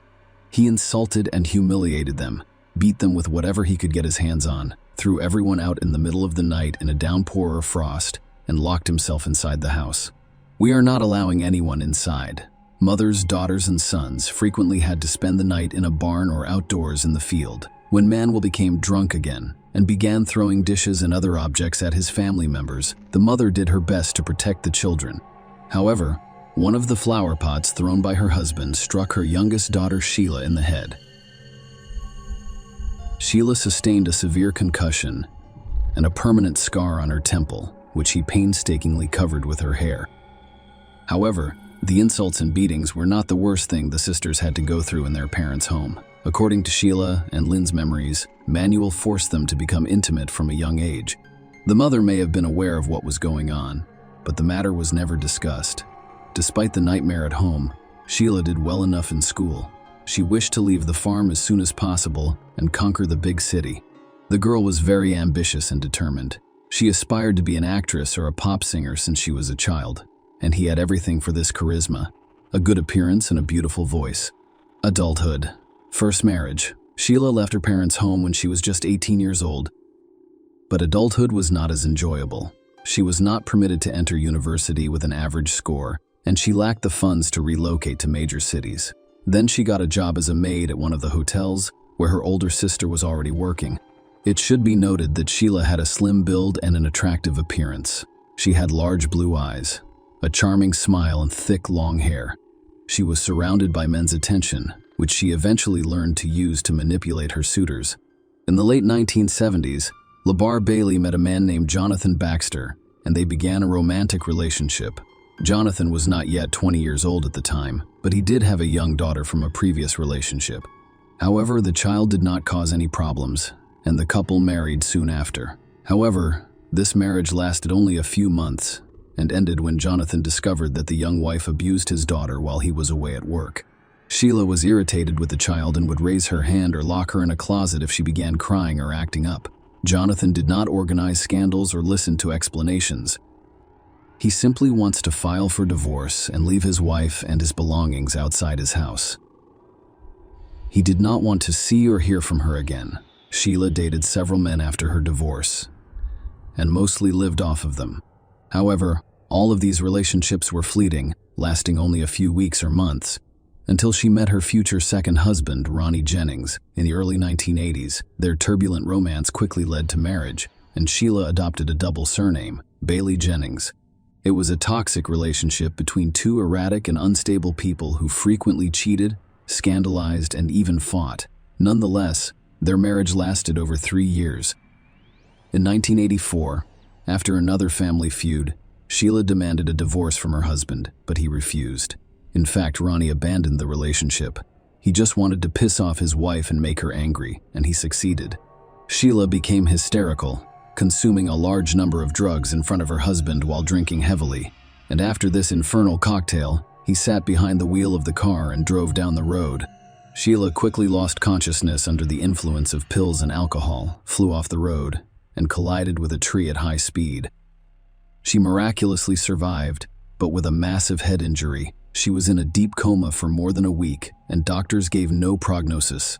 When Sheila regained consciousness and began to recover, she was admitted to a psychiatric hospital for several months. She later complained to her sister that one of the orderlies was constantly harassing her, possibly taking advantage of her helplessness while she was heavily sedated. After all of this, Sheila returned home to her second husband, but she began to behave aggressively and threateningly toward him. During another scandal, she attacked Ronnie and poked him in the chest with nail scissors. Ronnie, fearing for his own life and health, filed for divorce and hurriedly left the madwoman, rich lover. When her second marriage ended, the young woman began looking for love in print media dating columns, where she also placed her own ads. However, no man stayed with her for long because she preferred to dominate everything, rigidly suppressing their partners in both intimate and everyday life. Soon, a photo of an attractive girl in the dating section drew the attention of 60-year-old Wilfred, who built the bar. The man had already been married twice and had adult children and grandchildren from previous marriages. He was widowed a few years ago and has since lived alone on his large country ranch. Bill was a reasonably wealthy man. He owned a chiropractic office in Epping, New Hampshire, and raised horses on his ranch. At the same time, he was lonely and desired a strong, powerful woman. In fact, that's what he discovered. Sheila was drawn to her new acquaintance's wealth and decided that it would be the perfect union for her. To completely confuse Bill, she began sending him frank letters via postal mail, supplemented with her nude photos. The trap worked, and Labar soon invited a lovely pen pal to his ranch. Their romance progressed rapidly. An elderly man is generous with expensive gifts for a young mistress who moved in with him in the summer of 1987. This greatly pleased the doctor, who now ventured out in public with a lovely companion who was half his age and fit for him as a daughter. Nonetheless, he did not intend to marry Sheila. Sheila, however, did not wait for a marriage proposal and changed her name to Labar. Bill was surprised by the turn of events, but he did not object. Sheila began to meddle in her elderly lover's affairs, eventually taking control of his business, finances, and property disposition. Furthermore, Bill was getting older and could no longer meet a young woman's intimate needs. Then, according to Sheila, he allowed her to meet other men, whom she frequently brought to their home. One of Sheila's regular lovers in the mid-1990s was a Jamaican national named Wayne Ennis. He was much younger than Sheila and was originally hired as an au pair on the ranch. However, the young man, with Bill's consent, who was most likely pressured by Sheila, soon moved into the owner's home. Sheila and Wayne officially legalized their relationship in 1995, and the spouse considered him to be her only man from that point forward. But he quickly realized he was mistaken because his wife continued to meet with various men. Wayne wasn't pleased with this, and one day he jumped on Sheila and her next lover, causing them physical harm. Sheila, who had grown accustomed to being dominated, had no idea how to deal with her third husband, who got into a fight every time his arrival was announced. Eventually, she filed for divorce and requested a court order to prevent Elaine from approaching her, accusing him of violence and assault. Sheila's turbulent personal life was unaffected by another divorce, and she continued to meet with numerous lovers, changing them like gloves. True, Her relationship was increasingly ending in lawsuits from men who accused Sheila of not only cruelty, but also threatening their lives and health. As a result, she intentionally hit one of her boyfriends with a car and nearly ran over him, while another nearly broke his head and scratched his face, leaving him permanently scarred. With age, Sheila became increasingly dangerous to others. He demanded obedience from all men and became enraged when they disobeyed. Bill Barr died from heart failure in 2000 when he was 74, although doctors and police officers did not see a criminal case in the death of an elderly man. His family believed Sheila had something to do with it. In their opinion, she had been slowly poisoning Bill for years, driving him into the light, despite the fact that Bill and Sheila were never legally married. Sheila, according to the will, became the sole heir to all of his property. The relatives attempted a legal challenge, but were unsuccessful. They remained convinced that the mistress coerced Bill into writing the wills he desired at House of Temptation. As previously stated, after Bill's death, Sheila gained complete control over all of his property. She no longer had to consider anyone's opinions. She could do whatever she pleased with the estate she had inherited. She herself described her home as a place of seduction and pleasure, with no inhibitions. She met men on the street, in bars, and on the internet, drew them to her, and then tried to keep them on the ranch for as long as possible. She wasn't concerned about their age, skin color, or physical appearance. She promised them earthly pleasures, but then attempted to suppress and subjugate them to her will. Sheila frequently tried to seduce couriers by meeting them naked and offering an alternative method of payment. But she didn't consider the fact that she was getting older and was no longer as attractive as he was. It got to the point where couriers refused to deliver to her address.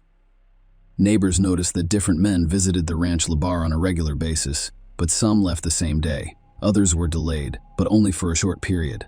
What was going on in the house itself could only be guessed, as Michael Delage had also disappeared.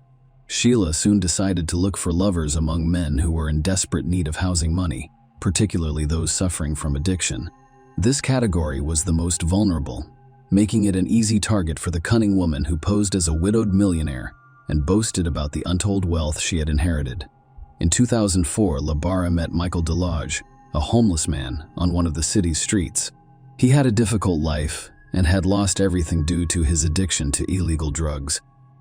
His relatives attempted to send him to a rehabilitation clinic, but he fled and has been loitering ever since.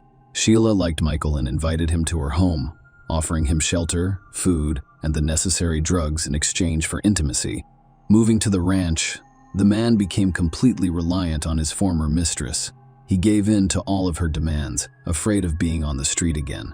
But Sheila quickly acquired the taste, and her desires became increasingly sophisticated. She bound, beat, and humiliated Michael, taking pleasure in it. He attempted to flee multiple times, walking dozens of miles and hiding in homeless shelters. However, he never went to the police because he was afraid they would not believe him. Meanwhile, Sheila tracked him down each time and returned him to the ranch. In desperation, he attempted to contact his family members and inform them that he was in trouble. His loved ones immediately reacted to the disturbing news, but it was too late. Michael Delage vanished in October 2005, leaving no trace. When his family contacted Sheila directly, she confirmed that she and Michael had split up. He had abandoned her, and his current location was unknown to her. Michael did not return to any of the places he had previously visited. Nobody who knew him had seen him, and there was no way to reach him. Contacting the police proved fruitless, and Labarra remained behind on suspicion, relying on Kenneth County. Sheila's tales of her exorbitant wealth were greatly exaggerated, and the house and automobile needed to be maintained, so she was forced to find work. Naturally, Sheila chose an occupation that suited her, becoming an operator of intimate phone services. Men were drawn in by her enchanting voice and offered to meet her in person.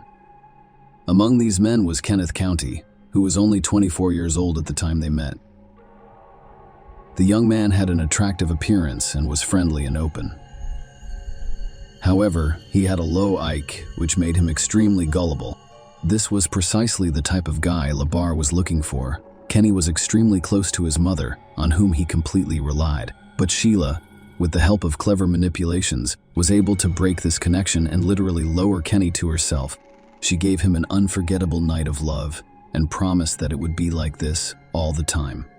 The young man decided he had met the woman of his dreams. informed his relatives, and moved into Sheila's house. But Sheila soon revealed her true face to the guy, having set up a real torture room for him, and each time intimacy turned into a brutal beating or worse. Kenny's skin was covered in bruises, abrasions, scratches, and burn marks.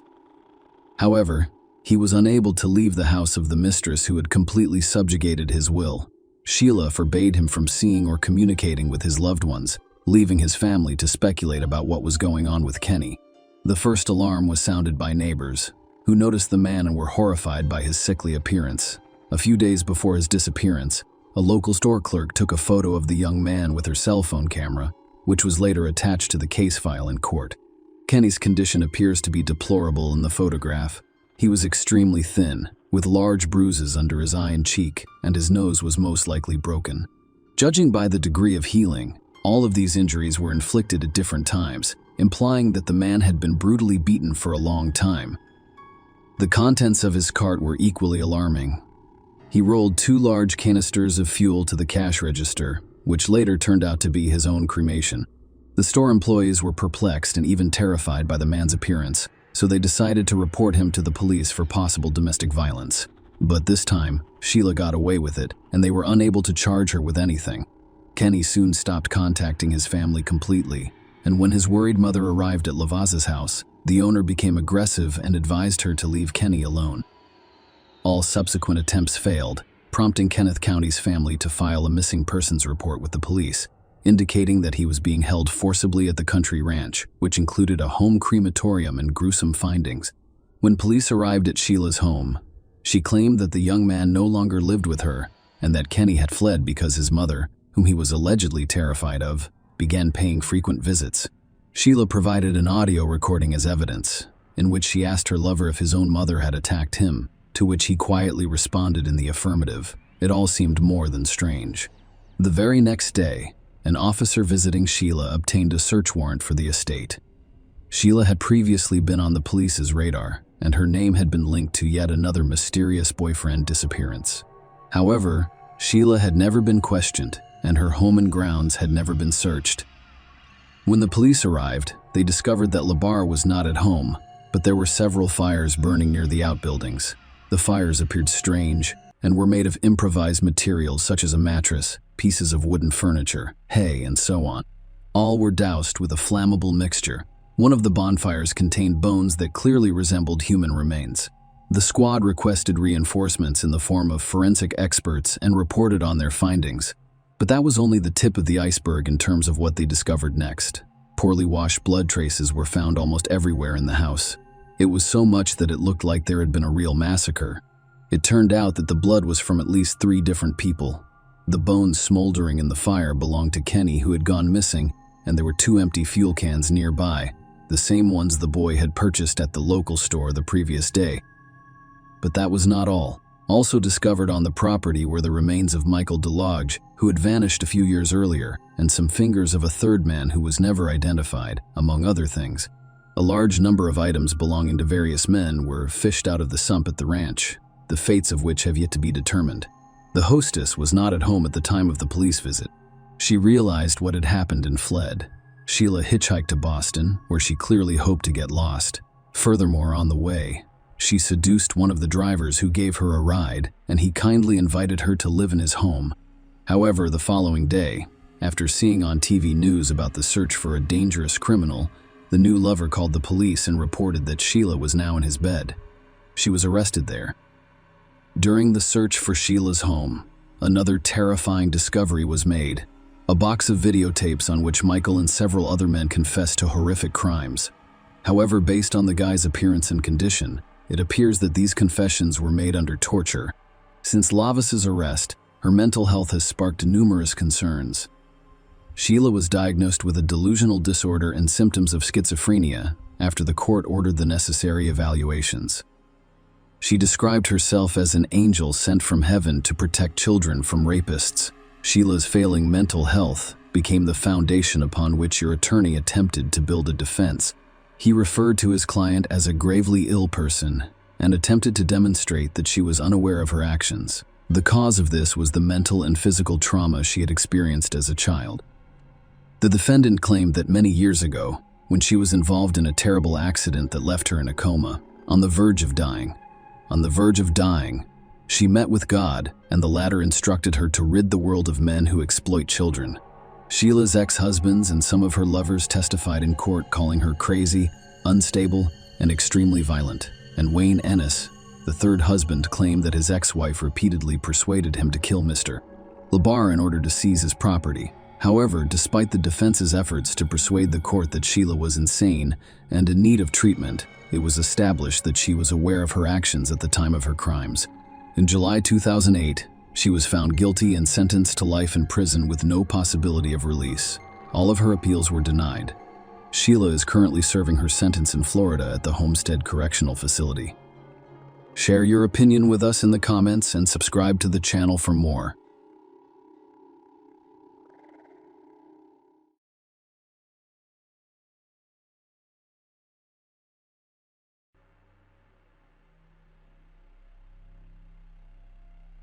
According to psychologists, teenagers typically commit crimes for 3 reasons: a desire to assert themselves and gain authority among their peers, an addiction to alcohol or illegal drugs, and, most importantly, a sense of impunity.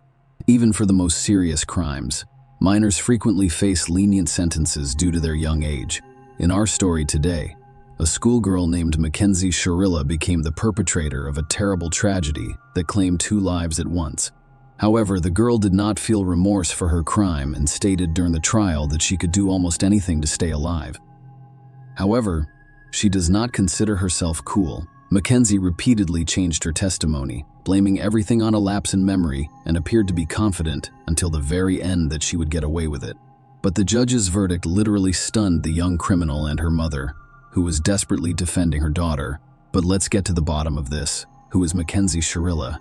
Mackenzie Sharilla was born in August 2004 in the quiet town of Strongsville, Ohio. As the family's 3rd child, her parents, John Gorilla and Natalie Stevens, tried to raise their heirs with love and care, providing a good education and encouraging all endeavors. The youngest daughter was the family's favorite. She was forgiven for many pranks as a child, and even serious misdemeanors were frequently overlooked. Mackenzie grew up to be a capricious, demanding, and selfish girl. She was accustomed to the fact that her parents always did what she asked, and she was also confident in her own impunity no matter what she did. The girl's classmates and teachers observed that she was a pleasant and open child when she was younger. However, as she grew older, her character and behavior deteriorated. If something went wrong, she would throw a real tantrum, act impudently and impatiently, swear, and even get into a fight. Mackenzie did not consider anyone else's opinions except her own. Her words should always come last, and she prioritized her own interests above all else.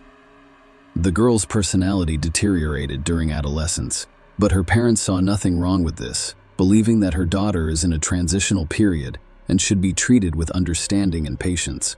However, bad character was far from the worst of the issues. Mackenzie was addicted to alcohol during high school and occasionally dabbled in illegal drugs, but she got away with it. Often the girl's actions were reckless and posed a direct threat not only to herself, but also to those around her. Parents continued to ignore or refuse to acknowledge the obvious problem. Mackenzie, like many of her peers, was an avid social media user who rarely took her smartphone out of her hand. She frequently posted provocative photos of herself smoking or drinking alcohol on her account, with equally provocative comments. Mackenzie's friends were exactly like her. They vandalized organized pogroms, fought, stole, and were repeatedly apprehended by the police. However, the young people were only given warnings and educational talks, reinforcing their belief in their own impunity. Dominic Russo, a young man, was also a Strongsville native. He was born in September 2001, the 4th of 7 children for Frank and Christine Russo. The boy grew up with 3 brothers and 3 sisters, with whom he was always very close. Dominic excelled in school, was an active participant in sports from a young age, and strived for a healthy lifestyle, despite having grown up in a large family. He and his brothers and sisters were not denied parental love, attention, or care. Frank and Christine were moderately strict with their children, while also encouraging their overall development. Dominic always had a lot of friends. He was accustomed to being the center of attention and became the heart of any business. The young man had a bright and attractive appearance, was trim, and interesting, and he had many admirers from a young age. He tried to avoid fleeting romances, instead focusing on serious and promising relationships. Rousseau enrolled in a local university after graduating from high school, where he chose to specialize as a performing arts producer. He aspired to be a well-known music producer. In addition to being talented and versatile, Dominic writes and performs his own songs. By the age of 20, the man already had his own small business, so he purchased a car and rented a separate apartment in a desirable neighborhood. At the same time, he continued to participate in sports and was regarded as one of the university's top students. First love. Dominic and Mackenzie first met as members of the graduating class. It happened at one of the parties in the company of mutual friends, and this unintentional encounter proved fatal for both of them. Young people were diametrically opposed, and opposites attract. Mackenzie was immediately drawn to a handsome, curly-haired young man with a strong musical background. He was very different from the guys she usually hung out with. He was well-educated, polite, and interesting, and he could hold a conversation about anything. Mackenzie had a striking appearance and a slim figure. She dressed well and knew how to make a good impression. She used all of her charm to get the guy she like's attention, and she was successful fairly quickly. The couple began dating in the fall of 2021, and they almost immediately introduced the chosen one to their parents. But while Mackenzie's parents were overjoyed with her choice and thought Dominic was an excellent couple for their daughter, the guy's parents had mixed feelings about his passport. On the one hand, the girl appeared innocent and attempted to make a good impression on them. However, something in her immediately alerted Frank and Christine Russo, Cheryl's friends and family members. We are confident that Mackenzie fell in love for the first time in her life, and sincerely hoped that the relationship with the chosen one would positively affect her character and behavior. Nobody could have predicted the tragedy that would bring this useful romance to an end.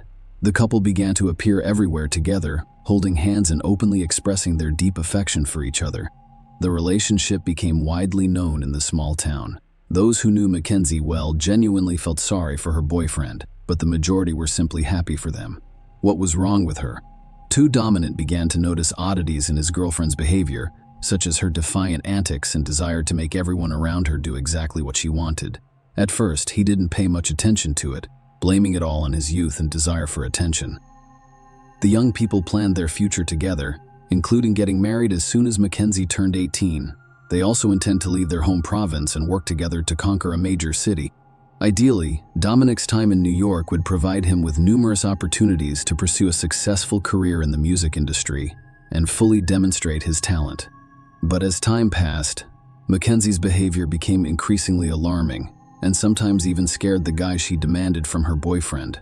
But he only did what she asked, and if he didn't agree with her on something, she caused scandals, threw tantrums, and acted like a little capricious child. Dominic initially attempted to turn everything into a joke, but quickly realized that this is the true face of his chosen one. In public, she was still trying to hold on, but when she was alone with her boyfriend, he unleashed the full force of his emotions on him, sometimes even pounced on him with fists. Mackenzie's behavior became increasingly aggressive, and eventually, the young man decided he'd had enough. He suggested that she take a break from the relationship and sort out her feelings. However, when Mackenzie learned of this, he had a public fight in front of their mutual friends. She screamed, threatened dominance, said she would kill him if he left her, and threatened to burn down his house and destroy his car. However, she only increased his confidence that he was doing the right thing by ending this toxic and unsatisfactory relationship. Obsessive stalking. Mackenzie had no intention of abandoning her boyfriend, and at first she pretended nothing had happened. She continued to invite him to various parties and events, as well as post photos of them together on social media, accompanied by declarations of love. When Dominic firmly told her that their relationship was over, she exploded with rage. Mackenzie went to his house almost every day and shouted a variety of nasty things, insults, and threats through his windows. She called him from various numbers, left messages on his answering machine, posted on social media, and emailed him. Mackenzie then swore in love and offered to try to start over. The insulting and threatening behavior resumed. Russo was puzzled. He simply did not know how to respond to such behavior because he had never encountered it before. He tried talking, ignoring the ex-lover and even recording her threatening moments on several occasions. Tantrums on his phone. When Sharilla saw his ex-boyfriend on the street or in another public place, he began to scream and insult him in front of passers-by. She'd turned Dominic's life into a nightmare, but he hoped that with a little more time, she would leave him alone and move on to someone else. Mackenzie declared in front of witnesses that killing Dominic was easier than letting him go. Mackenzie stated that if he did not return to her, no one would have him, and she would handle the situation.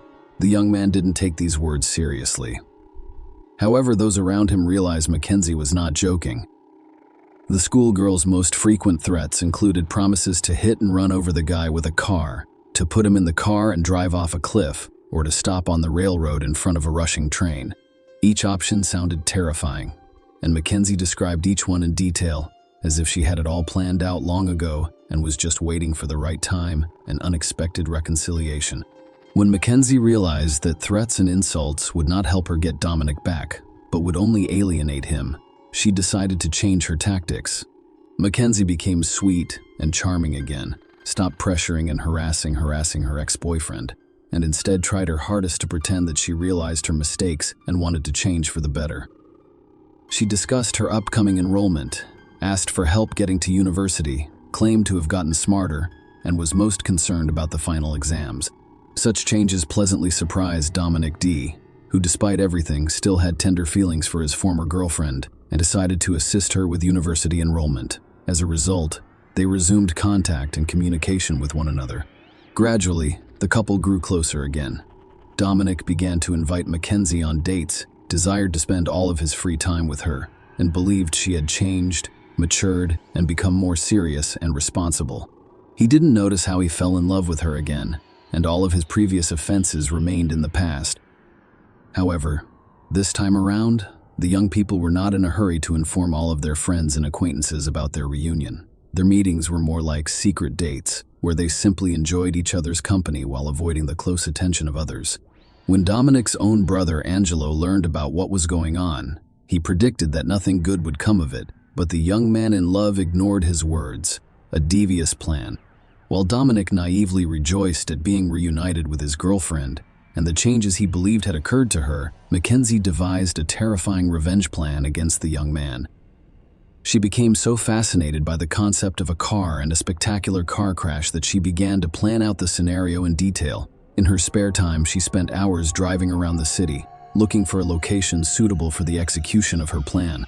However, there were no high and steep cliffs nearby, and she thought going out on the tracks while waiting for a train was a bad idea. One day, she drove into a nearby industrial area, which was fairly secluded with no cameras and few cars.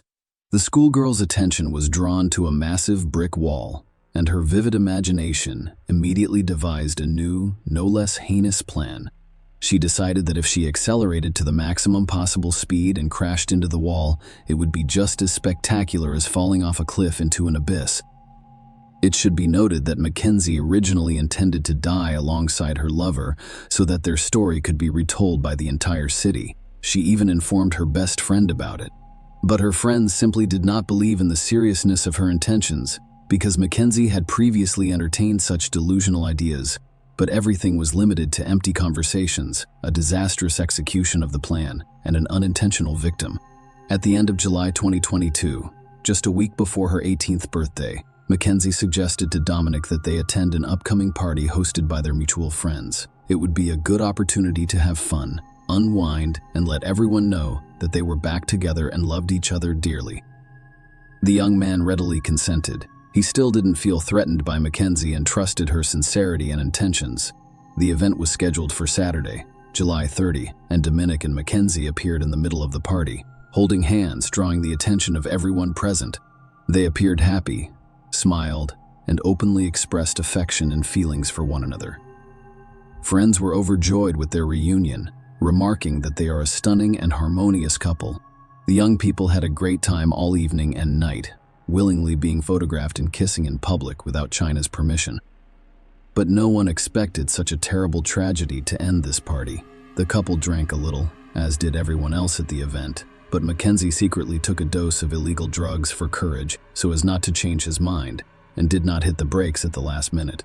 In the morning, Russo and Sharilla said their goodbyes and drove away, but then a friend of the guy, Ivan Flanagan, followed them and asked for a ride home. Mackenzie tried to object, claiming that they had their own plans, but Dominic saw nothing wrong with giving his friend a ride. Mackenzie agreed to sign Damien's death warrant because he did not want to fight, raise suspicions, or change plans. Despite her lover's objections, Mackenzie drove the car. Her boyfriend sat beside her in the passenger seat, and her friend sat behind him. The car started and slowly moved away from the party venue, embarking on its most recent journey. Mackenzie drove quietly down the main street, staying within the speed limit and trying not to draw attention to herself. She came to a complete stop at a traffic light, although the road was empty. Mackenzie reconsidered her strategy as their passengers dozed off. She later claimed that she wanted to die in the accident, but the perpetrator was clearly lying because she had fastened her seatbelt during the last stop while their passengers remained unbuckled. When the light turned green, she accelerated and then made a sharp turn onto a poorly lit secondary road leading into an industrial area. Obviously, the guys did not immediately realize what was going on. The car accelerated to top speed, almost as if the devil himself had possessed the driver, but Mackenzie continued to press hard on the gas pedal, steering the car into a blank brick wall, a bystander, and a miraculous rescue. There was no one in the industrial area early Sunday morning, so no one noticed the accident or rushed to help. Only one woman who lived on the outskirts, not far from the accident site, heard the bang and wasn't too lazy to go outside to investigate. She noticed smoke, and as she got closer, realized there had been a car accident, so she ran back inside to call emergency services. Medics arrived on the scene about a half hour after the accident, but the two men in the car could not be saved. They died on the spot. The girl behind the wheel was alive. Her seatbelt and airbag saved her life. Mackenzie was unconscious and her legs were trapped inside the mangled car, but she was breathing, and her pulse was clearly palpable, giving her hope for survival. She opened her eyes several times while being released from the car, but she was clearly unconcerned about what was happening around her. Mackenzie was immediately transported to the hospital, where she was diagnosed with multiple fractures and internal organ damage. Blood tests revealed that she was under the influence of both alcohol and drugs. However, the doctor believes that is what kept her from dying of painful shock. While help was on its way, the investigation leads to a confession. When the police received the results of Mackenzie's test, they assumed that she was under the influence of illegal substances and did not realize what she was doing, possibly trying to drive through the wall or not seeing any obstacles in her path. This version's lack of braking distance worked in its favor. Cherie Bella was unconscious in the intensive care unit following a complex operation, making it impossible to speak with her. However, she quickly realized what she had done and began to sob and pour out her soul to the doctor on duty. She admitted that she purposefully drove into the wall at high speed because she wanted to kill her boyfriend and had planned to die alongside him. Mackenzie also stated that Ivan was an unintentional victim due to his own obsession because he asked to accompany them. The doctor dismissed the patient's rambling story as a delusional state caused by anesthesia, painkillers, and guilt over the death of a loved one. When the police were allowed to speak with the recovering Mackenzie, she abruptly changed her testimony. Mackenzie now claims she has almost no memory of what happened that night because she drank and used illegal substances. According to the girl, she had a lapse in memory after getting behind the wheel, including how Ivan was in the vehicle. She has no idea. However, the facts indicated otherwise. The surveillance cameras were able to track the first part of the car's route, and the footage clearly showed Mackenzie driving slowly and following the rules until she abruptly turned onto a road leading to an industrial zone. Furthermore, it emerged that Mackenzie had driven the entire route both ways several days prior, and at least a dozen witnesses had seen her car return to normal at various points. Mackenzie recovered quickly after being discharged from the hospital and attempted to resume her carefree life. She felt no remorse and was confident she could get away with it. Mackenzie was back on social media, reconnecting with friends and making plans for the future. In September, she decided to attend a concert by her favorite band in a neighboring city. Her legs' bones hadn't fully fused at the time, but that didn't stop her from performing on stage in a wheelchair. At the same time, she wore bright makeup, dressed provocatively, and took selfies with friends, which she posted to her account. Sharilla attended a Halloween party in October, dressed in a pre-made costume. Mackenzie lived life to the fullest and even met new people. However, on November 4, 2022, she was taken into custody, tried, and sentenced. The investigation took just over 3 months to gather the evidence and proof required to bring the case to trial. Mackenzie was charged with premeditated aggravated double murder, as well as possessing and using a controlled substance discovered in her pocket and detected in her blood. The defendant changed her testimony several times, initially citing a lapse in memory. When her friend testified in court as a witness, to whom she revealed her plan, Mackenzie changed her strategy, stating that she wanted to die alongside her lover. Even here, inconsistencies were quickly discovered because he had previously fastened her with a seatbelt. On August 21, 2023, Sharilla was found guilty of all charges. However, an important detail was taken into account: the time of the crime. She wasn't yet 18 years old. She was tried as a minor because she was 5 days from reaching the age of majority. Under state law, she was entitled to at least 2 consecutive 15-year sentences without parole for each murder, but due to her young age, she was allowed to serve both sentences concurrently, making her eligible for parole after 15 years. By then, Mackenzie would be 33 years old. Both sides were disappointed with the court's decision. Family members of the deceased young people stated that they would seek a review of the case in order to increase the punishment, whereas parents and Mackenzie's lawyer believed the sentence was excessive and filed an appeal. However, the judge left the sentence unchanged, noting that he did not believe Sharilla would be released after 15 years in prison. The defendants, in his opinion, did not repent for the evil they had done and acted arrogantly and even insolently in court. But now she will have enough time to reflect on her heinous act. Share your opinion with us in the comments and subscribe to the channel for more.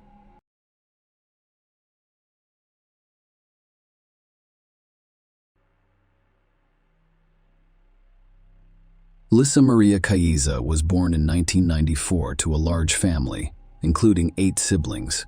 It was a large but not particularly prosperous family. Parents were preoccupied with their own problems and did not express love and care for their children. Furthermore, rumors circulated that abuse and violence were common in the family. The story unfolded in 2020, at a time when the entire world was preoccupied with the fight against COVID-19. In one corner of Ecuador, quietly and unnoticed, truly terrible events were taking place in the small parish of Paifo, on the northeastern outskirts of Quito. The tragic story's protagonist is Lisa Maria Caiza, a woman with an enigmatic gaze whose life became a true Ecuadorian nightmare. On the unfortunate Tuesday, October 27, 2020, Lisa sent several messages to her children's father, David. They were depressing words because their paths with David had already nearly parted. Along these lines, she confessed her love for him as well as her unexpected pregnancy. However, in subsequent messages, Lisa stated that life was losing meaning for her and that the decision to terminate the pregnancy was unavoidable. Throughout the night, Lisa begged David to come to her, but his refusal was firm. His parents also urged him to stay at home, and David followed their advice. In the early morning hours of October 28th, Lisa's neighbors heard a faint cry for help. When they looked out the window, they noticed a woman lying on the floor, clearly vomiting. The neighbors rushed to help her right away, calling emergency services. When doctors and police arrived, they discovered Lisa in critical condition but still alive. She was admitted to the hospital right away after receiving first aid. Her children, a 5-year-old girl and a 9-year-old boy, were discovered unconscious inside the house. The doctors couldn't help them. Their tiny hearts had stopped beating by that point. Authorities discovered the identity of the children's father and contacted David Acosta, who, upon learning of the tragedy, arrived on the scene with his father. He learned that Lisa was in the hospital and that his children had died. After several days of fighting for her life in the hospital, Lisa regained consciousness. By that point, the investigators had presented the prosecutor's office with enough compelling evidence to issue an arrest warrant for this mysterious woman. When she was released from the hospital, she was immediately taken to a social rehabilitation center. The authorities insisted that Lisa undergo a psychological and psychiatric evaluation, as her mental state necessitated additional investigation as part of the upcoming trial. Lisa ended up in a rehabilitation center, where doctors and psychologists resumed their work after speaking with a criminal psychologist. Lisa spoke openly about her difficult childhood in which her parents fought and abused each other and their children. Her childhood had significant impact on her mental state and moments of conflict, and her parents' divorce became ingrained in her memory. Such a childhood forced Lissa to work from the age of 11, be able to study. The girl aimed to break free from her dysfunctional family and create a new future for herself. The expert report also stated that Lissa was abused. She described how, after several years of marriage, her husband, David, changed drastically. He began to humiliate his spouse before raising his hand against her. On the day of the children's tragedy, investigators on the scene discovered several glasses with liquid residue on the table. These findings later revealed traces of one of the children's epilepsy pills, as well as other chemicals that needed to be identified. After noticing a strange odor in the kitchen, police officers thoroughly searched the house and discovered a suspicious area beneath the utility room. They broke down the barrier and discovered a lifeless body wrapped in a blanket, with telltale signs of being there for a long time. Later, further investigation revealed that the discovered body belonged to Jaime Anchaquino, a 28-year-old who had communicated with Lissa. According to Rosa Santiagueno, Jamie's family reported him missing days prior to the gruesome discovery. James' sister. He was last seen on October 18. Rosa told investigators that after her brother disappeared, Lissa called several times to inquire about him. Lissa claimed to have received a text message from James, in which he described how some illegal substance traffickers were holding him hostage and demanding a ransom of $8,000. She strongly advised James' family not to contact the police. It became a focal point in a complex investigation that required detectives to not only solve the tragedy, but also determine whether there were any other hidden victims in the story. During her interrogation, Lissa stated that she met Jaime Anchaquino in 2020 while working at a cookie factory. He'd become nothing more than a friend, she claimed. Lissa wanted to return to her husband, who was allegedly planning to blackmail James for money. David told his wife that if she didn't help him, he would divorce her. Later, David handed Lissa a white powder and instructed her to place it in Jamie's food. Once the task was completed, James fell asleep and never awoke, realizing what had happened. Lissa tried desperately to reclaim her husband, but she was unsuccessful, so she swallowed the same poison and gave it to her children. However, it did not have the expected effect on her, and Lissa turned to her neighbors for assistance, hoping to save herself from the same horror that had struck her children. Following her testimony, investigators launched an investigation, but no evidence of David's involvement in the events was discovered. Nobody close to the couple could have predicted that Lissa, Maria, and David Acosta's fate would lead them through such a harrowing experience. When they met, Lissa was 16 years old and still in high school. She was a dreamy, romantic girl, whereas David was a strong, determined young man. Soon, their friendship turned into strong feelings, resulting in Lissa's unexpected pregnancy. Although the young people's families did not approve of their relationship, David's parents were always supportive of their son and welcomed Lissa into their family during difficult times. David's family became a true supporter of the young couple, inviting Lissa to live with them. They made every effort to ensure she completed high school. When Lissa turned 18, the lovers married. 2 years later, the young family awaited the arrival of their second child, a little daughter. David's parents decided to provide the young couple with their own home. They gave Lissa and David their own apartment, which became a haven for the family, but the couple's relationship deteriorated over time. It was obvious that both spouses had sinned by cheating, resulting in mistrust and disappointment. Boundless love, which appeared unshakable, began to wane. To make matters worse, Lissa complained of psychological abuse from David, prompting her to seek assistance from the police. She eventually obtained a protective order, and David was forced to leave the family home. At this point, Lissa began to use her position to blackmail David, demanding money for the right to see their joint children. The beginning of September 2020 brought Lissa an unexpected challenge that drastically altered her daily routine. The young mother discovered that her oldest son was having seizures and, in desperation, went to Baca Ortiz Hospital's emergency room. After stabilizing the baby's condition, the doctors decided to run a battery of tests, which revealed a focal form of epilepsy, a serious disease that affects a specific part of the brain. The doctors urged Lissa to have more tests, including MRI scans, and to see specialists as soon as possible. However, the mother, seemingly ignoring the gravity of the situation, chose not to follow these recommendations. A month later, the scenario was repeated. Lissa was back in the emergency room, this time with her son, who was experiencing similar symptoms. After reviewing the boy's medical history, the doctors discovered that the mother had failed to follow the prescriptions given to her previously. No tests had been performed, no consultations with specialists had occurred, and it appears that the son did not receive the necessary treatment. The doctors concerned about the child's well-being reminded Lissa of the importance of following medical advice. They warned her that ignoring the doctor's advice could result in legal ramifications, as she could endanger her son's health and well-being. However, this time, Lissa ignored the doctor's warning.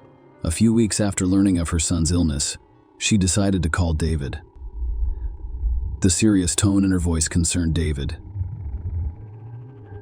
She told him that a social worker would be visiting her shortly to discuss their son's diagnosis and retirement. David arrived for his appointment, but the social worker had already left. To make the wait more enjoyable, Lissa offered him a drink. However, as David drank the drink, he suddenly felt ill. His condition was deteriorating, and the social worker had not arrived, so David decided to go home and get something to relieve his discomfort. The following morning, David awoke in a terrible state. He could hardly speak because his tongue was numb. Every step was uncomfortable, and his eyes hurt. His parents insisted on calling the ambulance. David was transported to the hospital, where he spent several days. Tests revealed the presence of a psychoactive substance in his system, but since he had not used anything of the sort, David began to wonder how this could have happened. He eventually speculated that someone had deliberately slipped him something in a public place. David was grateful for his life and realized that what had happened could have been far worse. In early October 2020, Lissa decided to hire a nanny for her kids. Her cousin Patricia recommended her friend Bertha, a responsible 48-year-old woman, seeking employment. Bertha visited the young mother's home on Monday, October 5th. Lissa urged her to take a pill that she claimed helped prevent infection with the COVID-19 virus, which was at its peak at the time, claiming that it was a highly effective natural cure. Lissa persuaded Bertha to take the medication and enter the house. They sat down to discuss the babysitter's childcare responsibilities. Bertha started feeling sick a few minutes later. She felt a headache, her stomach became upset, and she eventually vomited. Patricia arrived shortly afterwards. She'd called her cousin several times, but Lissa did not answer. Alerting Patricia, she decided to investigate what had happened and went straight to her house. When she entered, Bertha was already fainting on the couch. Lissa told her cousin about what had happened and expressed concern when she realized she hadn't called an ambulance yet. Patricia immediately did so. After a while, doctors arrived and admitted Bertha to the hospital. The victim's condition has stabilized. Doctors diagnosed poisoning with a toxic substance, which frequently occurs when taking various medications. Doctors determined that Bertha was unable to tolerate a component of the COVID-19 pill composition. Marcus Cantor, Lissa's former friend, died of poisoning in June of the same year, just a few months before this tragedy. At the time, the cause of his death went unnoticed, but now, with all of these strange circumstances, Mark's case required extra attention. Investigators searched the deceased's home and discovered Lissa's fingerprints on the glasses used the night before Mark died. This fact provided additional evidence to the investigation, pointing to Lissa's potential involvement in the incident. However, a new accusation was made against Lissa. Her own family filed a shocking report with the police. It turns out that on September 2nd, the family had a family gathering, and Lissa offered to let everyone taste a drink she had made. The young woman's 7 brothers and sisters, as well as their parents, drank the unknown drink and became ill almost immediately. Fortunately, no one died, but the 56-year-old mother experienced a stroke. Lissa's father claimed that while the relatives sought medical attention, his daughter stole $1,300 from the house. The investigation now includes not only crimes against children and a former boyfriend, but also an incident that endangers the lives and health of her own family. That wasn't the only strange event that investigators encountered. In May of that year, Jose Luis Arazo, Lissa's friend, was discovered dead in his home. Jose had vanished unexpectedly a few days prior, and neighbors quickly detected a rotting odor, prompting them to contact the authorities. An examination of the body initially revealed nothing suspicious and was diagnosed as a heart attack, but one of Josie's sisters suspected something strange and concealed a bottle of alcohol discovered in the refrigerator. In addition, Josie's family discovered that some items were missing from the home. It turned out that Lissa and Jose were friends, and when the man died, the alleged murderer called his relatives and sounded distraught. She stated that Josie owed her a large sum of money and that she needed to contact his family to repay the debt. This cunning plan failed, and Lissa called Jose's family again shortly after, changing her voice to conceal her identity and identifying herself as Jose's friend. She claimed she was pregnant by him and had to file for child support. Although Jose's family did not believe the stories, Lissa was not about to give up and made a third attempt to deceive them. She claimed to know who was responsible for Jose's death and offered to meet to discuss the details. If she hadn't been arrested on charges of murdering her own children and James, the list of victims might have been longer. When the media reported Lissa's arrest after poisoning 3 people, Jose's relatives understood. They immediately reported their suspicions to the authorities, and Jose's body was exhumed for forensic examination to determine his true cause of death. The relatives weren't mistaken. Traces of poison were discovered in the deceased's remains on December 22, 2020. Lissa Maria Caiza and James Santiagueno faced a hearing for the murder of their 2 children, whose identities and photos were kept private. Due to COVID-19 virus spread restrictions, the trial was conducted virtually. Lissa had contacted us from a social rehabilitation center. According to the prosecutor's statement, Lissa administered a toxic mixture of insecticides and anti-epileptic drugs to her children. During interrogations, she claimed that she had become desperate and was unable to leave her children with her husband David, who did not care for them. In fact, she admitted she wished they were dead. At the conclusion of the hearing, the judge granted the defendant a court pass and ordered her remanded in custody pending trial. The children's trial resumed in 2021. At the Pichincha Provincial Court, the prosecutor presented a collection of evidence to prove Lissa's guilt. Among them were statements by David, who revealed the contents of messages sent to the wife on the eve of the tragedy. In one of the messages, she stated that she would take what belonged to her. Referring to the children, she stated that she had no idea where her children and herself would go, heaven or hell, but she now felt as if she was in hell. Lissa went on to say that she doesn't expect her husband to forgive her because she knows he hated her before and will hate her even more after this. David also discussed his unstable relationship with his wife. During the hearing, the defendant's reconstructed testimony was presented, claiming that she took 2 pills that day, called for help, and then passed out. According to the prosecutor's office's reconstruction, the daughter died while still in bed, and her older brother attempted a few steps to call for help before falling and dying. The forensic medical examination yielded an extremely clear conclusion. The children died as a result of a planned crime. The deaths were caused by pulmonary edema, induced suffocation, and intoxication from a combination of epilepsy medication and other unspecified substances, most likely insecticides and disinfectants. The prosecution also charged Lissa with the death of Jaime Santiagueno, whose body was discovered bricked up in the kitchen. The perpetrator was also accused of attempting to murder David and members of her own family. The hearing addressed Lissa's irresponsible attitude toward her son's health after he was diagnosed with localized epilepsy. The mother disregarded instructions for additional tests and follow-up examinations, and when the boy was hospitalized again, his condition was worsened by her own mother's negligence. Medical professionals' warnings did not change her attitude toward her son's treatment, which resulted in a threat to terminate her parental rights. Lissa's mental health evaluations revealed that she is extremely emotional and environmentally dependent. She sought constant attention and understanding from others and became extremely anxious when events did not go as planned.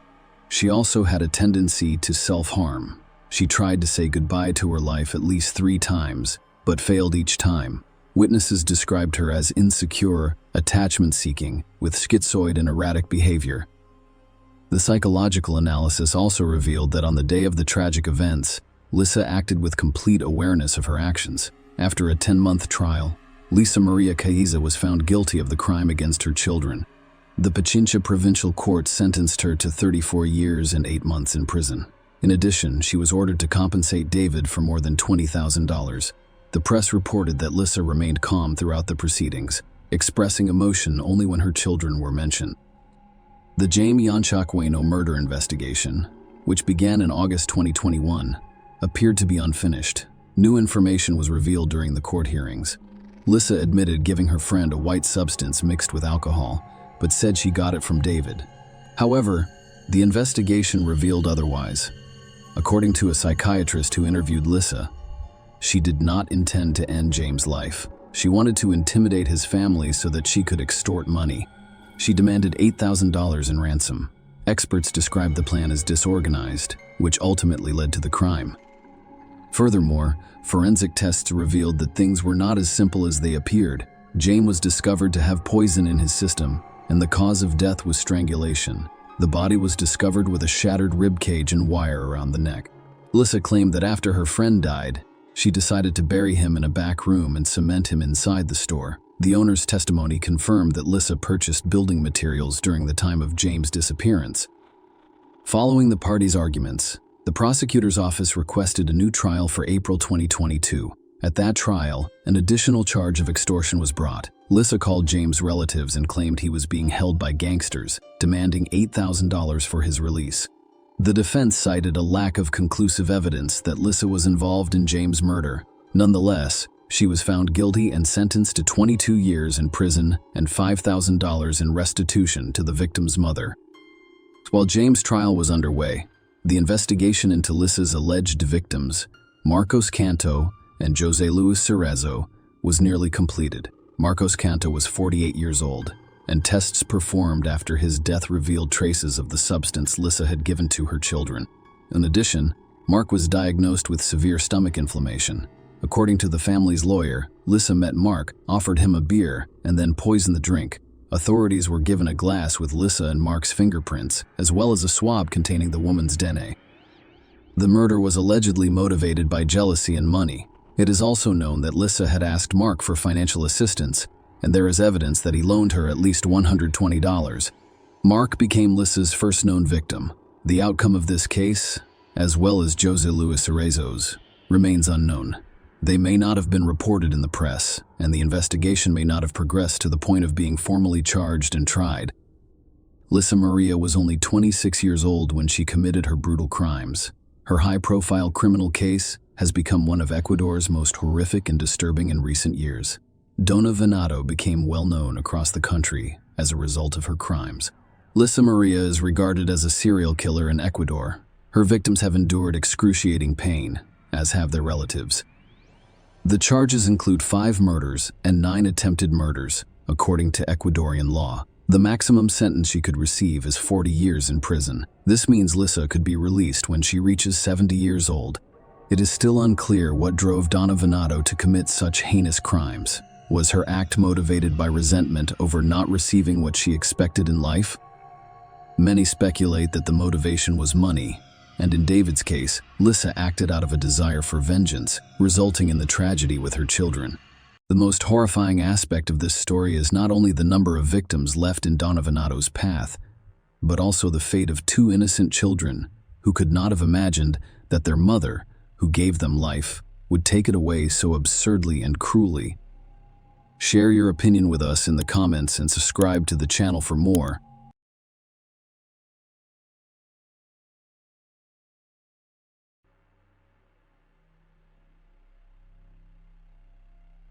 The case of Matthew Winkler reveals the secrets of a religious family. Sometimes the most horrific and unpredictable crimes are committed by seemingly perfect families. Of course, even in the most prosperous unit of society, a crisis can arise that goes unnoticed by others, but literally poisons the lives of all family members, eventually leading to tragedy. Many people in Selma thought of the Winklers as a model family. The young pastor, his wife, and their 3 daughters appeared content, having everything they needed for a comfortable life, being healthy and successful, but in a quiet pool, as they say. In this case, many questions remained unanswered because we only heard one version of what happened, and the story itself became the subject of the book, The Sex and Murder Secrets of a Pastor. On March 22, 2006, the small town of Selmer, Tennessee, Chuck received terrible news. Matthew Winkler, a 31-year-old pastor, was brutally murdered in his own home, along with his wife Mary and 3 daughters. Patricia, 8 years old, Maria Eliza, 6, and Brianna, 1, went missing without a trace. That day, the Church of Christ preacher failed to show up for the evening service, which he was supposed to attend with his family. This situation appeared strange and suspicious, as Matthew was always very responsible and could not miss the planned event without informing anyone. Even more disturbing was the fact that none of the family members answered the phone. Alarmed community members decided to visit the Winklers' home to find out what had happened and if they needed assistance. From the outside, the house appeared normal. The windows and doors were intact, and nothing unusual was visible. Inside, there were lights on in several rooms, and they could hear a television playing loudly in one. It gave the impression that the house's owners were busy with their own affairs. The front door was locked, but no one responded to the knock. Phone calls also went unanswered, and through the curtain windows, it was impossible to see what was going on inside or who was present. Despite the strange nature of the situation, no one was in a hurry to call the police. Instead, they called an elder in the religious community, who advised them to look for a spare key and open the door themselves. It took an additional hour and a half. When members of the community were finally able to enter the house, they discovered an eerie scene. Everything in the house was properly organized. There were no signs of intruders, but the owners were also not present. Everything appeared normal until the visitors looked into the marital bedroom. There on the floor, the pastor's body rested in a pool of his own blood. There was a large hole in his back from a gunshot wound. Blood splattered everywhere, and bloody foam dried on his face. By then, the body had cooled and stiffened. Matthew had clearly been lying there for many hours, and was most likely killed in the morning because he was dressed in pajamas. Only after that did the police receive a call. By the time the cops arrived, a large crowd of neighbors, churchgoers, and passers-by had gathered in and around the house, curious about what was going on. All of these individuals had left fingerprints at the crime scene. They left fingerprints and shoe prints, as well as erased or trampled potential evidence, making investigators' jobs much more difficult. Police took the pastor's body for forensic examination and discovered that he was killed by a single shot in the back fired from a large caliber weapon. He died a few minutes after the wound from massive blood loss. Unable to summon help, it was simply impossible to determine whether there were any strangers in the house at the time, because those who arrived before the police arrived had completely destroyed all traces of them. The picture of the crime was strange, and those who could shed light on what had happened vanished. The fate of the murdered man's wife and daughters remained unknown. The police assumed the woman and children had been kidnapped or killed. In addition, the Winklers' family minivan vanished from the garage. A massive search was launched throughout the state, prompting a yellow alert. This meant that children were missing, and all citizens were asked to remain vigilant and help with the search. But first, let us start at the beginning of this story. Matthew Brian Winkler was born on November 21, 1974, in the picturesque country town of Henderson, Tennessee, as the youngest of Dan and Deanne Winkler's 3 sons. Our hero and his 2 older brothers, James and Daniel, were raised in a conservative Christian family. Their parents were deeply religious and raised their sons with strictness and obedience. It is worth noting that Matthew became a church minister during the 5th generation. His father, great-uncle Michael, grandfather Wendell, great-grandfather Merlin Winkler, and great-great-grandfather Merlin Paul Winkler Sr. We were all gospel preachers at one time, and the father, on top of everything, ran the local preacher school and was well known and influential in his hometown. In their youth, the Winkler brothers attended Sunday school and participated in church activities. Furthermore, in high school, Matthew was very interested in soccer, and everyone who saw him play on the field noticed that he had talent and could easily become a world-renowned athlete. However, the young man eventually decided to forego a promising athletic career in favor of Bible study and church ministry. Because the family head's preaching activity required frequent travel, his wife and children almost always accompanied him. Because of this, Matthew attended several schools throughout his childhood, but the active, communicative, and friendly child quickly made friends and gained authority everywhere. When the boy finished school, he and his family moved to Austin, a small city in Texas. Matthew was a creative person with a magnetic personality, but he could not boast of any outstanding academic achievements. Following his high school graduation, he enrolled in and graduated from Freed Hardeman College. In parallel, the young man began to consider a career as a pastor.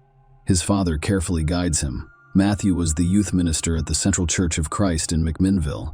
He was later appointed to preach at the 4th Street Church of Christ in Selmer, Tennessee. Mary Carol Winkler, maiden name Freeman, was born in December 1973 in Guides Township, Tennessee, as the oldest of her parents' 2 daughters. She was also raised in a highly religious family with strict guidelines. For many years, the family's head pastored the Christian church, where the girl attended Sunday school. Several years later, the family welcomed a second daughter, Patricia. Unfortunately, the girl was born prematurely and suffered from a variety of serious medical conditions, including cerebral palsy, encephalitis, epilepsy, and mental retardation. For many years, the parents refused to accept the child's disappointing diagnoses and worked tirelessly to treat her, even agreeing to experimental therapy. However, it did not result in any significant improvement. Mary adored her younger sister, always treating her with affection and doing her best to care for her. However, in 1987, when Patricia was 10 years old and bathing in the bathtub, her older sister was only a minute away, taking something from the bathing accessories. And at that very moment, the girl had another epileptic seizure. When Mary returned to the room, her sister had stopped breathing, and all attempts to resuscitate her had failed. For a 13-year-old girl, it was a huge shock and the first loss in her life. She blamed herself for the tragedy and was on the verge of a nervous breakdown. Teachers who saw the deplorable state of Mary sent her to the school psychologist, working with whom she helped. But her father, learning about what was happening, made a scandal and forbade his daughter to go to the sessions, saying that such problems are discussed only within the family. In reality, the girl never received genuine moral support from her parents. She tried to avoid any conflicts, and after her younger sister's tragic death, she became withdrawn because her father refused to let her seek help from a specialist. The trauma over the years has caused serious psychological issues. Following Patricia's death, the parents decided to adopt Charlotte, a little girl from a dysfunctional large family. Soon after, the couple was granted custody of Charlotte's 2 brothers and sister, allowing the family to reunite in their new home. Mary was once again the older sister, caring for the younger children while assisting her mother Matthew and Mary Winkler in their daily lives.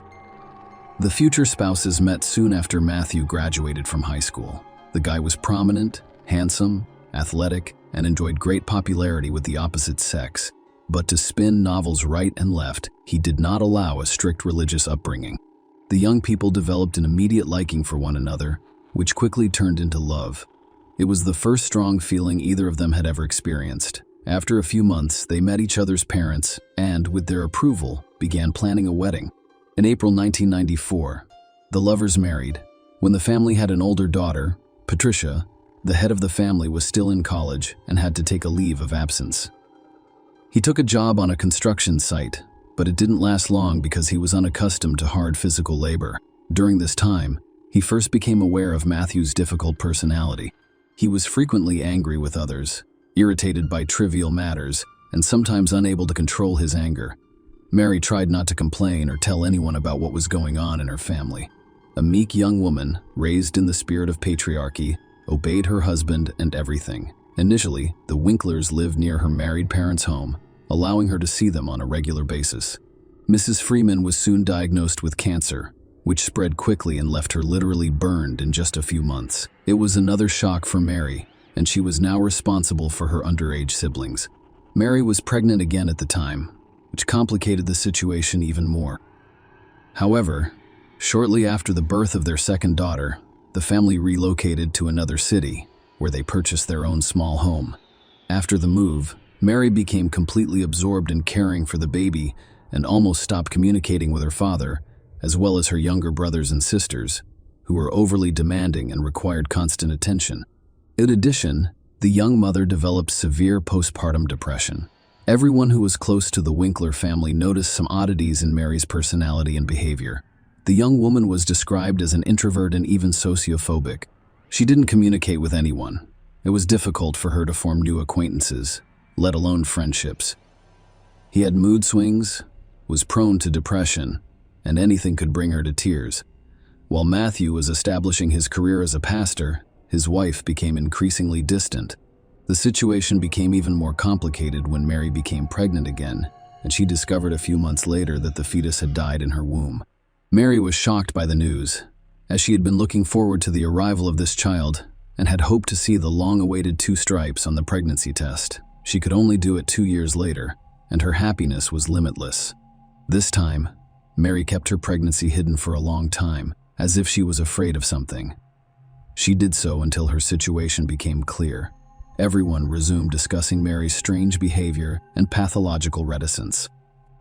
Mrs. Winkler's strange behavior was linked not only to the severe psychological trauma she experienced as a child, but also to an extremely unhealthy environment within her own family, which exacerbated her already unstable nervous system.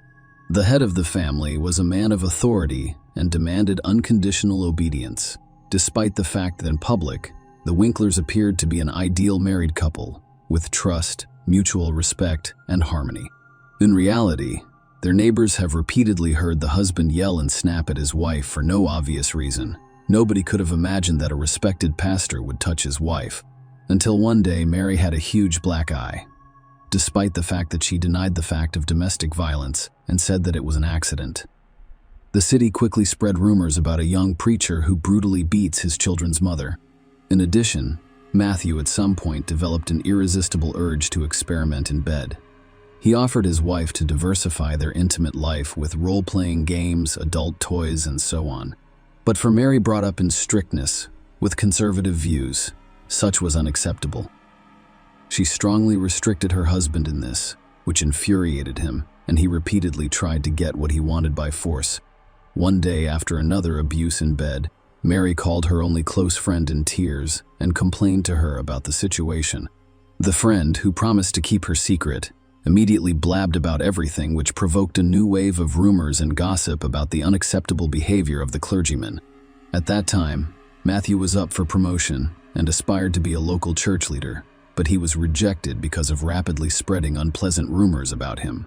Moreover, he was also removed from his position in the Sunday school, where he had brought God's word to the children and was in good standing.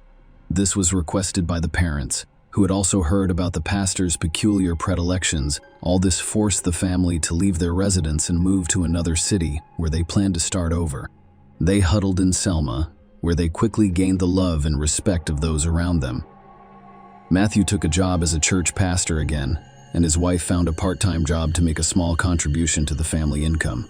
And although the family was still not smooth, their neighbors, as well as the congregation of the church where Matthew preached, considered Mary and Matthew an ideal couple in their family, a model. Next door to the Winkler family lived a young married couple with whom the couple quickly became friends. They often visited each other, celebrated holidays together, shared news and secrets. A few months before the tragedy, during a joint dinner at the pastor's house, Mary bragged to the neighbors that her husband had bought her a gun for self-defense and had already taken her to the shooting range several times to learn how to handle it confidently. Mary turned out to be quite a capable student, quickly mastered all the subtleties and accurately shot at target. Moreover, it turned out that the Winklers already had firearms in the house, which had been purchased by the pastor earlier, also for self-defense. The guests wondered why the pastor and his wife needed all this, because they live in a quiet town where they have no enemies, and everyone around them loves and respects their family. Following another move, the couple's financial situation left much to be desired. Mary was looking for part-time jobs and decided to pursue a medical degree so that she could work in a clinic and help sick children. Soon, Mary decided to improve the financial condition of their family through financial fraud. She herself later claimed that she did not realize that she was doing something illegal and was going to pay back all the money as soon as she got back on her feet. Mary was essentially artificially inflating account balances.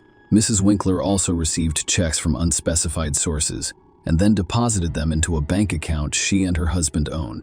She then changed the address of the account so that all communications would be routed there. The total amount of checks he received was almost $17,000, which aroused certain suspicions of the bank employees, who decided to invite the couple to the office branch to clarify the circumstances and resolve the situation. But the pastor and his wife never showed up at the bank, and this aroused even more suspicion. It was assumed that Matthew was not aware of what his wife was doing at all.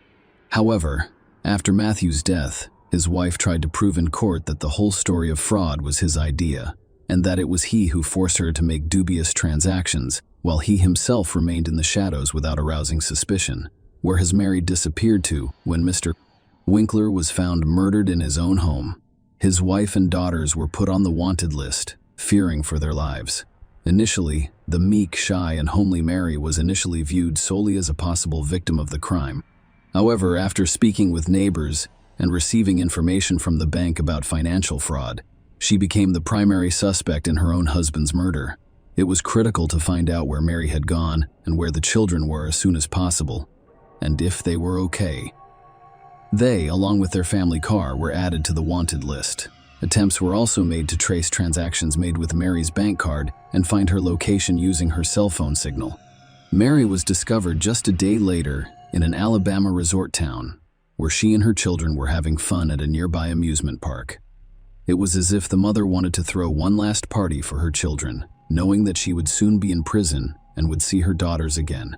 When the family was taken to the police station to testify, the two older daughters confidently recounted the same events. According to them, intruders broke into the house and injured their father, so their mother grabbed a gun to protect them. They were eventually forced to flee for their lives. According to the girls, their father was still alive and in the hospital, and they planned to visit him before returning home. Patricia and Maria Eliza did not witness what happened in the house and only learned about it through their mother's words. They only heard a gunshot and saw their father lying on the floor before their mother put them in the car and drove away. Mary almost immediately began to confess, but she claimed that she couldn't recall the entire chain of events from that day due to the temporary blur.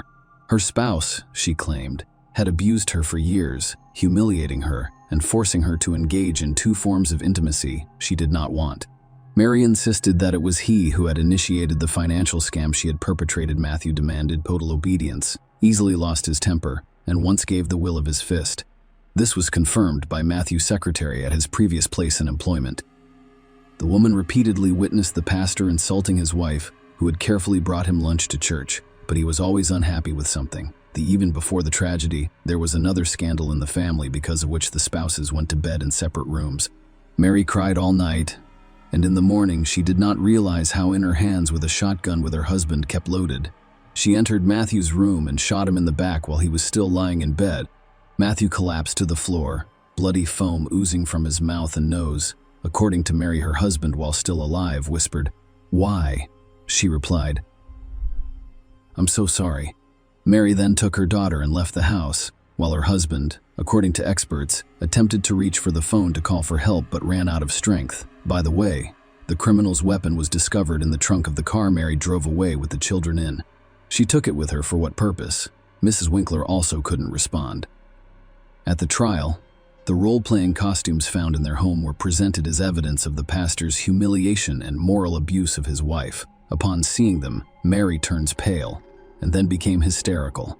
Despite the fact that she confused her testimony and told several different versions of what happened, the court agreed that she was the victim of a domestic tyrant and the murder was the result of years of anger, resentment, and pain. However, Mary was not absolved of responsibility for her actions.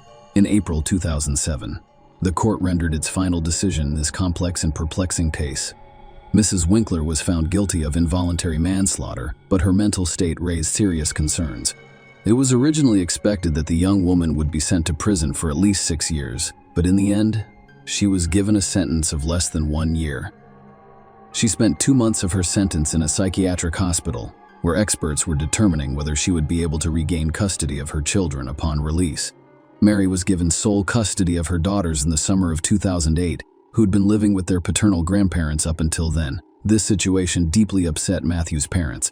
They believed that their daughter-in-law had deliberately killed their son and received little punishment for it, and now their granddaughters have full custody of her. However, all of their previous attempts to file appeals had failed. The fraud case never went to trial, the bank never filed formal charges, and the entire case was dropped. Share your opinion with us in the comments, and subscribe to the channel for more.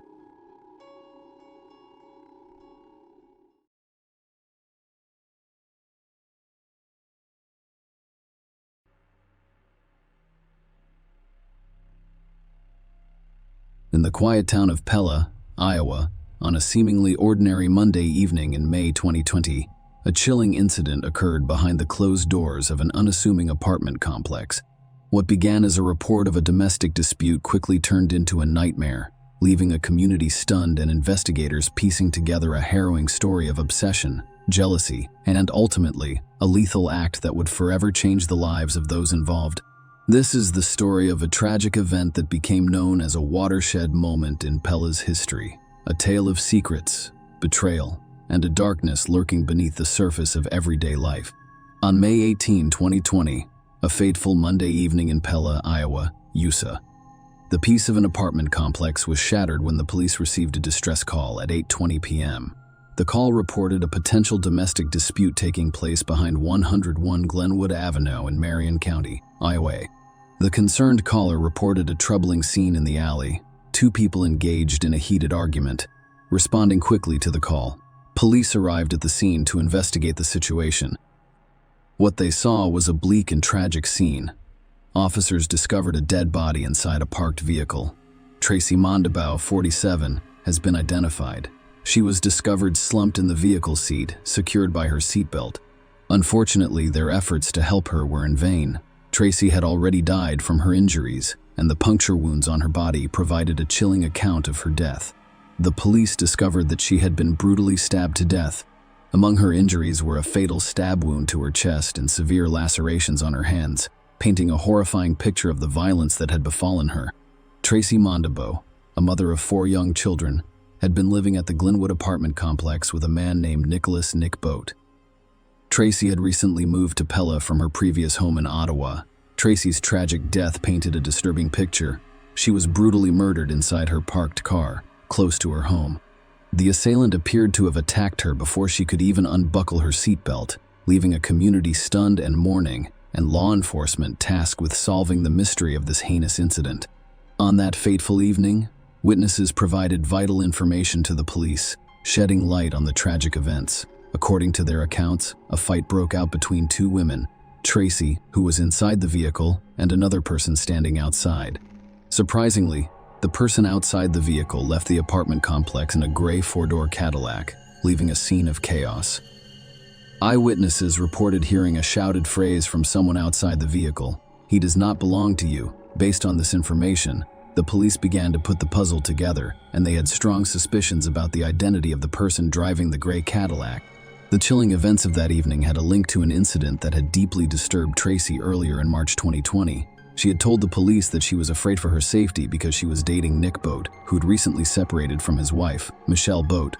Tracy described an alarming encounter in which Michelle had followed her from Pella to Ottawa, a distance of about 40 miles. "I was overcome with fear." Tracy had even requested police assistance, asking that they meet her at a gas station for protection. Tracy and Nick's relationship had taken an unexpected, intense turn. They met through an accidental Facebook friend request in February 2020 and went on their first date on March 8. They had moved in together just a few weeks before Tracy's tragic death. Michelle was dissatisfied with their relationship. As evidenced by multiple police reports, Michelle was accused of abusing Nick prior to Tracy's death, and she had repeatedly violated a no-contact order. She was charged with domestic violence in March 2020. Nick and Tracy had both told the police that Michelle was frequently following them around town, creating a sense of fear and tension. Shortly after Tracy's lifeless body was discovered, police officers arrived at Michelle's 55-year-old home. They noticed a gray 4-door Cadillac parked outside her house with visible bloodstains. The car's engine and rotors were still warm to the touch, raising more suspicions. When the police arrived at Michelle's home, she was dressed in a robe, her hair wrapped in a towel, and she claimed to have just taken a shower. During their search, they discovered her clothing in the washing machine and a pair of latex gloves, seemingly stained with blood, hidden in the upper tank of the bathroom toilet. Surveillance footage from May 18th revealed Michelle's movements on that fateful day. Tracy died tragically less than an hour earlier. Michelle had gone to Nick's workplace at Vermeer Corporation. The video shows Michelle following Tracy into and out of the mayor's parking lot. Tracy had contacted Nick at his workplace that evening, and the footage showed that when Tracy left the parking lot, Michelle followed her closely. Both vehicles left the lot around 8:10 p.m. and the 911 call reporting an altercation arrived just 10 minutes later.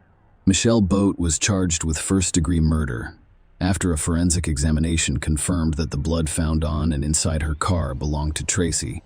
The intricate web of events had culminated in a heartbreaking tragedy, leaving the community stunned and the legal system grappling with the consequences of this heinous crime. In this gripping legal drama, Michelle, the defendant, has denied the first-degree murder charge, claiming that her actions were motivated by an emotional breakdown. She admitted to stabbing Tracy but claimed that her reaction was triggered by the anguish of her husband leaving her for a younger woman, which she claims to have witnessed with dramatic results. Nonetheless, the prosecution has painstakingly crafted a compelling narrative, arguing that Tracy's tragic death was not the result of a sudden emotional outburst, but of a coldly calculated plan. The prosecutor portrayed Michelle as a woman consumed by resentment, an unrelenting obsession, and simmering rage in the aftermath of her husband's departure. The prosecutor's evidence will conclusively establish that Michelle's actions were premeditated, with the hallmarks of a carefully planned intent to harm Tracy. The prosecutor insisted that justice would require no less than a murder conviction. Marion County Attorney Ed Bull, the prosecutor, revealed that Michelle meticulously tracked Tracy's movements on that fateful day. He portrayed Michelle as a hunter armed with gloves and a deadly determination as she allegedly plunged a knife into Tracy's heart, killing her. Michelle informed the court that she had followed Tracy from a Burger King drive through to Nicholas' workplace. On that fateful evening, she had observed their dinner meeting and relentlessly pursued Tracy back to her apartment complex. According to the prosecution, Michelle began her assault as soon as Tracy parked her car outside her apartment complex, inflicting serious injuries before Tracy could even undo her seatbelt. Further revelations emerged in court, revealing that Tracy's blood was discovered both inside and outside Michelle's car, a haunting detail. Tracy was found clutching a handful of Michelle's hair, which DNA analysis confirmed. The murder weapon remained elusive, but the prosecution contended that Michelle's gloves, hidden in her bathroom, held sinister significance. They claimed that the use of latex gloves on that fateful day was deliberate. To bolster their case, the prosecutor presented evidence of a calendar discovered in Michelle's home, meticulously marking each day since her husband's departure, culminating on the day she allegedly attempted to reclaim him. The prosecution revealed that Michelle had sent Tracy a warning text instructing her to stay away from Nick. The prosecution argued that Michelle's intent to harm Tracy was clear, as evidenced by the presence of incriminating items such as a knife, gloves, and binoculars in her car that fateful night. These elements, they contended, painted a picture of a planned and deliberate attack rather than a sponge. Emotional outburst occurs simultaneously. In this gripping courtroom drama, Nick testified as a key witness, telling the story of how he and Tracy met through a strange twist of fate on Facebook. His testimony revealed a story of chance encounters and blossoming romance as he described how Tracy had inadvertently reached out to him, starting a chain of messages that led to phone conversations and their first meeting. Their first date on March 8th, when they hunted for deer antler sheds near Roberts Creek, cemented their relationship. Nick reminisced about their effortless chemistry, describing their bond as if they had been friends forever. Their relationship blossomed. In April, Nick ended his 20-year marriage to Michelle Boat and moved into an apartment with Tracy. Nick's testimony delves into the complexities of his marriage, with Michelle describing it as a tumultuous union, characterized by what he saw as borderline abuse from the start.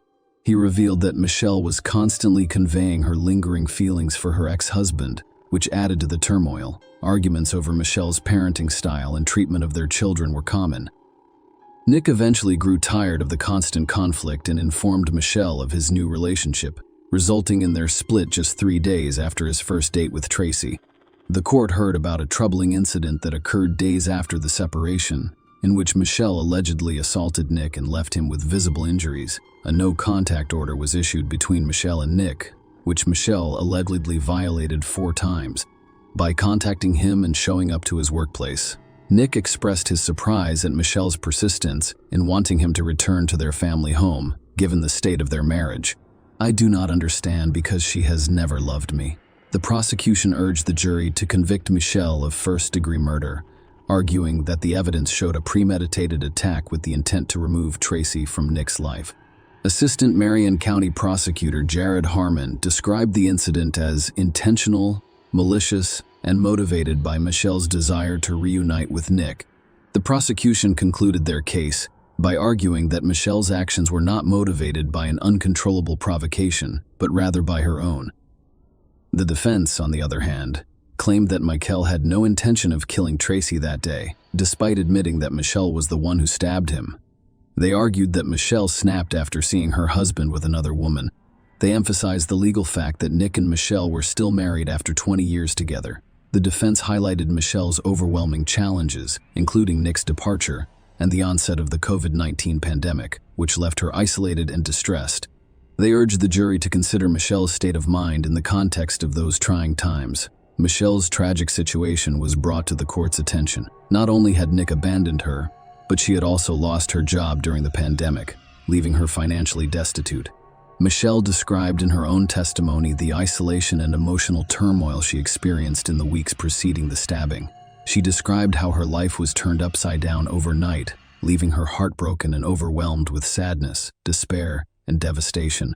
In the end, the jury deliberated for only 45 minutes before returning a guilty verdict for first-degree murder. Michelle was subsequently sentenced to life in prison with no possibility of parole. Share your opinion with us in the comments and subscribe to the channel for more.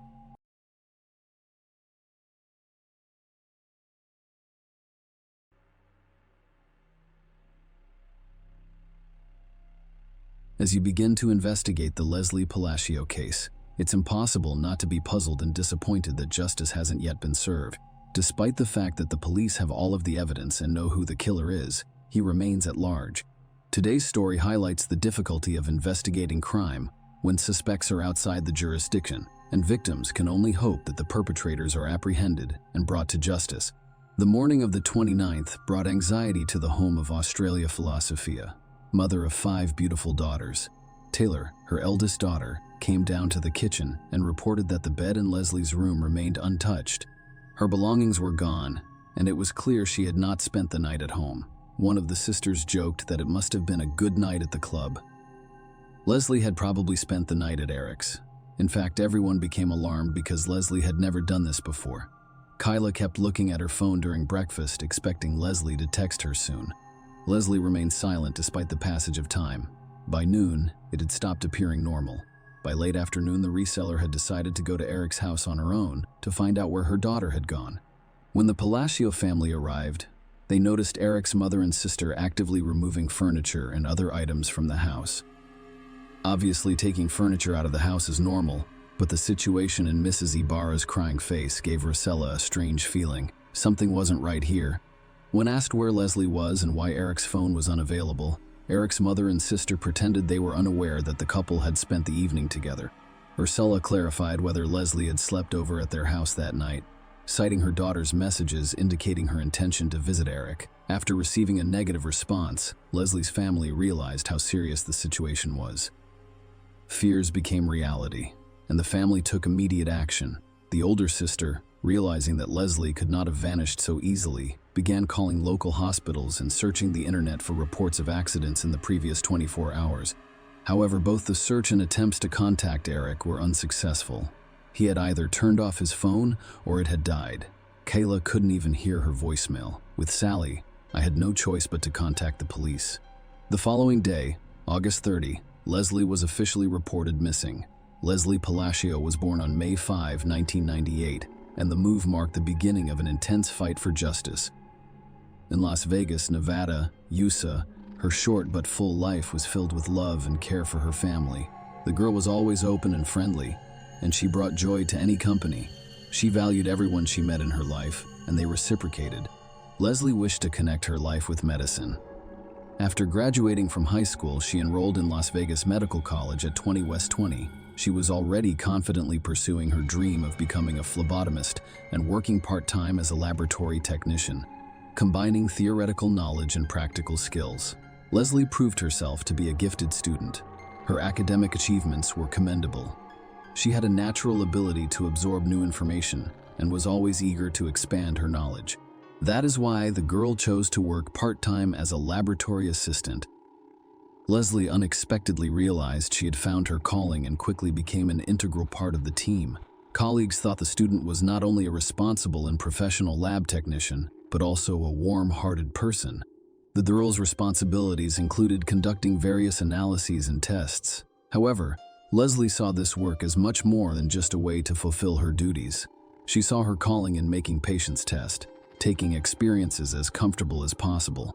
Her caring and patience fostered a sense of trust. Even those who were concerned about the procedure felt at ease in her presence. When the youngest of the nurses asked if Leslie was afraid of having her hands pierced all the time, she laughed and replied that she now had the superpower to poke people. Vital, a young optimist, already has evidence in her every action. Leslie, by all accounts, had the potential to become a highly sought after and valuable specialist in the field of medical laboratory diagnostics. And she would have, if things hadn't turned out so dramatically. Leslie has always helped and cared for others since she was a child. Rosella Palacio, the second of 5 daughters, took on the role of mother when she worked as a hotel cleaner. Rosella recalled her daughter kicking her out of the kitchen when she attempted to cook dinner after cleaning more than 15 hotel rooms in one shift. "Take some rest." Leslie gently encouraged her desire to alleviate her mother's burden after work. Her daughter took it upon herself to prepare dinners and, in her usual easygoing style, found cooking to be a source of inspiration. From then on, she always ensured that her family members were well fed.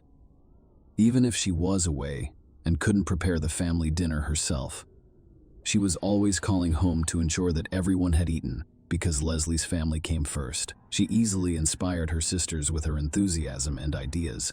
For example, even during the pandemic, Leslie continued to participate in sports by organizing workouts in her backyard. She praised her mother's various exercises, and she and her sister danced daily in front of a mirror to music. Her love of experimenting with hair color and image led to a joint business plan with her older sister to open a boutique. The sisters started designing and sewing dresses at home in their own distinctive style. When the coronavirus pandemic struck, Rosella was laid off due to downsizing. Leslie suggested that her mother start her own small cleaning business and assured her that she would gladly assist her with the cleanings in her spare time from work and school. "Mom will be fine soon, as you can see," she assured Alia. At a family council, they came up with the name Palacio Cleaning Service. Leslie went missing around that time. Her dreams were just beginning to come true when their family firm received its first contract. However, on August 29, 2020, all of the Palacio family's plans and dreams came crashing down. Leslie finished the lab assistant program at the end of August 2020, and the family firm received a large order, so she decided it was time to unwind from the stresses and worries with an evening of dancing and fun. The pandemic-related restrictions were gradually lifted, and Las Vegas began to come alive. Unfortunately, none of Leslie's friends wanted to keep her company. People were beginning to let go of their fears and resume their normal lives.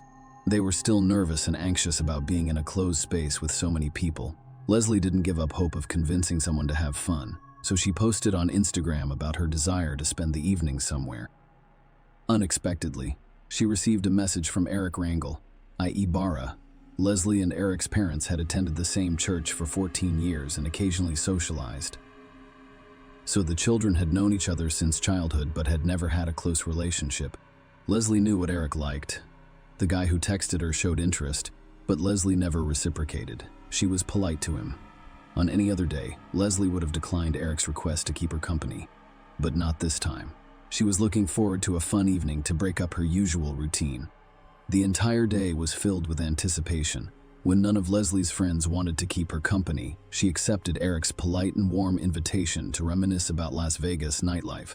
A night out with Eric seemed like a better option than going nowhere at all. "We anticipate a fun adventure." Leslie had no idea what terrible things waited her, but she probably had a premonition about something and was trying to convince herself that there was no reason to be concerned.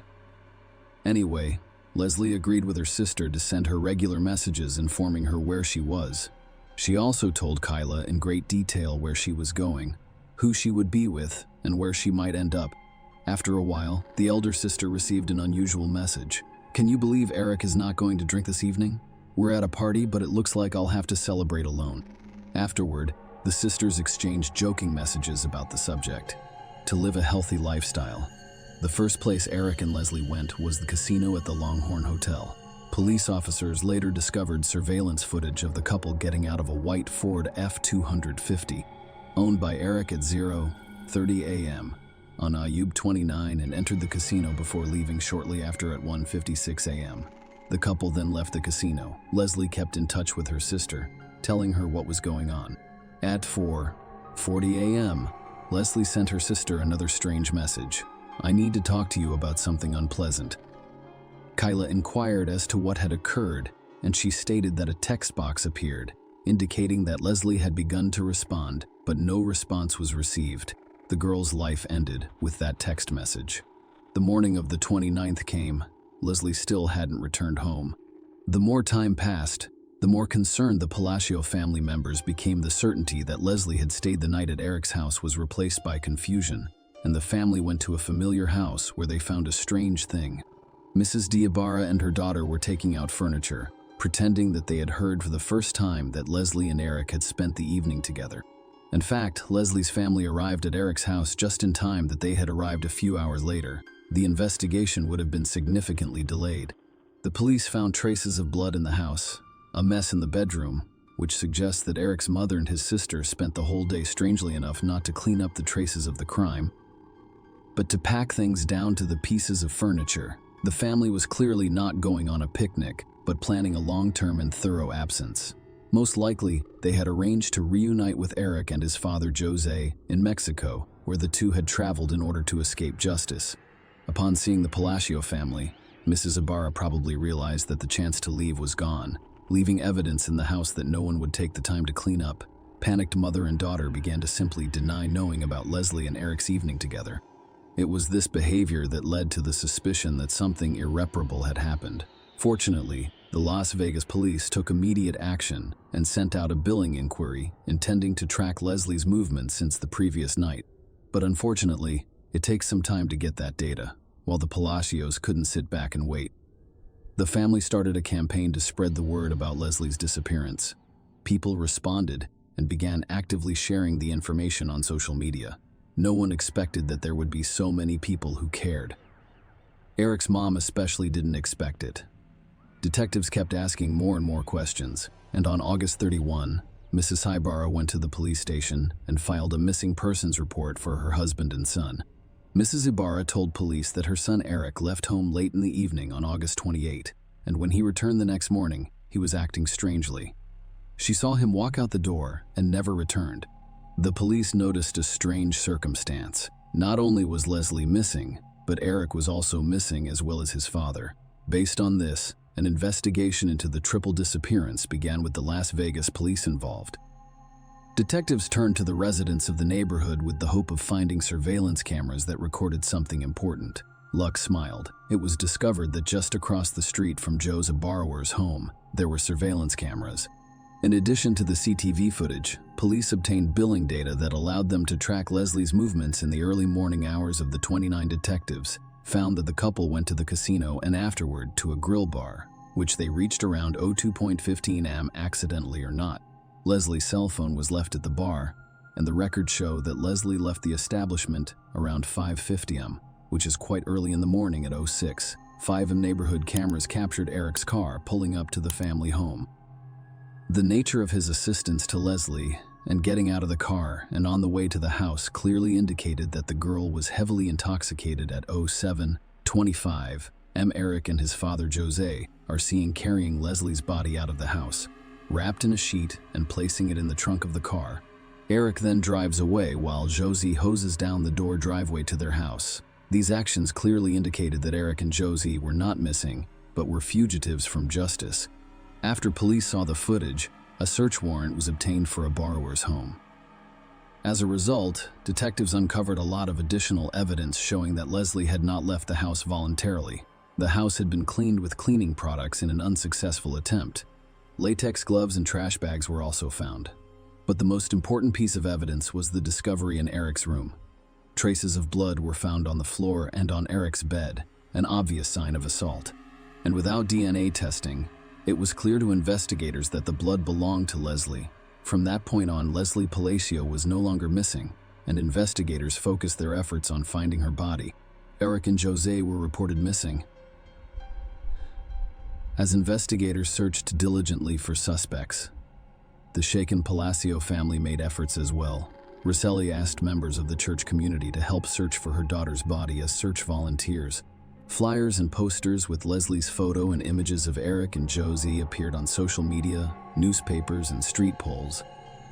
The philosophy of families asking the public to intervene and help them find these two men involved in the girl's death was the message on each flyer. The first major breakthrough in the investigation came when a license plate reader spotted Eric's car just 6 miles from his home around Tenham. I'll get to 29.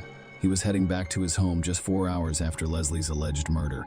The information uncovered made investigators realize that the location where Eric may have hidden the body was within a 4-hour drive of his home on the Nevada-Arizona border, or the Charleston Peak side, which is a huge area, so detectives were desperate for any additional information that could help them determine a more precise location. Once again, luck smiled on them when footage was recorded at a gas station 40 miles north of Las Vegas, showing Eric's car pulling off the highway toward the Valley of Fire National Park. The car backed up 20 minutes later with muddy tires. The find narrowed the search and pointed to the possible location of the body within 20 miles of the gas station. The mud on the tires suggested that Eric had driven off the road at some point. Detectives began searching the area. Police and volunteers combed through hundreds of acres of land, and on Sept 9 during the second search, they found Leslie Palacio's body hidden near a bush. News outlets immediately spread the word. The body of 22-year-old Leslie Palacio has been found near the Valley of Fire 11 days after she disappeared. A reporter joined the report, providing additional details about the prime suspect, 25-year-old Eric Rangel Ibarra. The Valley of Fire, where the body was found, is known for its hot climate, which led to rapid decomposition of the remains, and forensic experts were unable to determine the exact cause of death. Locals reacted to Leslie's death with horror and fear. Some became afraid to go outside because of the cons down south of the unquote criminals involved in the murder. The day after the body was discovered, September 10, many friends, relatives, neighbors, and just random people in the area gathered to honor Leslie's memory. People took candles that were used for the nightly vigil and placed them in front of the girl's house. They also said they wanted the man responsible for her death to pay for what he did. The fight for justice was not even close to being over at this point. The next major breakthrough came when Eric's car flashed in Mornado Valley, California. Police eventually contacted Eric's cousin, and he reported that he had driven Jose and his son to Santa Sidra, where he believed they planned to cross the border into Mexico. The Las Vegas Police Department requested assistance from the FBI because it was not possible for them to resolve the jurisdictional issue on their own. The investigation slowed down. Then on January 19, 2021, 4 months after the discovery of the girl's remains, Eric's father, Jose, turned himself in at the border. Everyone was greatly relieved that at least one fugitive was now in custody. The man was quickly extradited back to Clark County and charged with destruction of evidence and accessory to murder during interrogations. Jose tried to minimize his involvement in the crime, explaining the story of the trip to Mexico by his son's strange behavior on the morning of August 29. However, investigators showing surveillance video footage debunked his false claims. The footage clearly showed him helping carry Leslie's body out of the house and washing the driveway. Faced with the evidence, Josie changed his testimony. He said he was working in the garage when Eric brought Leslie's body wrapped in a sheet into the garage. According to Josie, he panicked and helped his son load the body into the truck, assuming that Leslie had died of an overdose of illegal drugs because he saw no visible injuries on the body. Court documents indicate that Josie initially told police that according to Eric, Leslie died of an overdose of illegal drugs. So they also explained that Eric immediately talked about wanting to end his life, blamed himself, and so he decided that the best thing to do for his son was to take him to Mexico. When investigators asked Josie for Eric's current whereabouts, he explained that as soon as the two of them entered Mexico and boarded the bus was searched by Mexican authorities. He and his son got scared and decided to split up, thinking that apart, it would be harder for the authorities to find them. For this reason, he would love to help the investigation, but has absolutely no idea where his son might be. On June 18, 2021, Jose formally pleaded guilty to destruction of evidence and accessory to murder. Despite the horrific characteristics of his crimes, Jose Ibarra was sentenced to only 2 years in the Clark County Detention Center, causing shock and dismay in the community. The Palacio family was shocked and outraged by Josie's lenient sentence, which they felt was unjust. During the chaos, Josie Ibarra joined the court proceedings virtually, while Leslie's family and friends were present in person.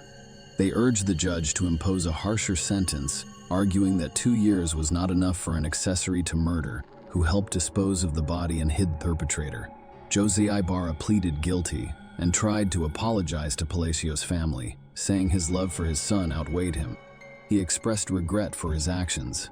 However, Leslie's family did not accept his apology and did not consider it sincere to date. Eric's whereabouts are unknown, and he continues to live freely in Mexico. Jose was released to Ophelia Marketing on April 28, 2020. An attorney and Palacio family representative commented as follows: "I'm absolutely furious. This is clearly unfair. Not only is the primary suspect not in custody, the person involved in the cover-up of the murder is now back in custody after serving 8 months and 15 days over the last 3 years. The family philosophy has never received adequate recognition. Leslie's story demonstrates flaws in the justice system and raises concerns about fairness in dealing with serious crimes. The family philosophy is determined to fight to change Nevada's laws because they believe that whoever was involved in the murder should face a prison sentence of more than 2 years. They hope that the perpetrator will be found and prosecuted in the United States, where he will be charged and punished appropriately." Ophelia Market Eon is directly contacting those who may know Eric's whereabouts in Mexico. In every media interview, she advocates for the Palacios family to receive some measure of justice. Share your opinion with us in the comments and subscribe to the channel for more.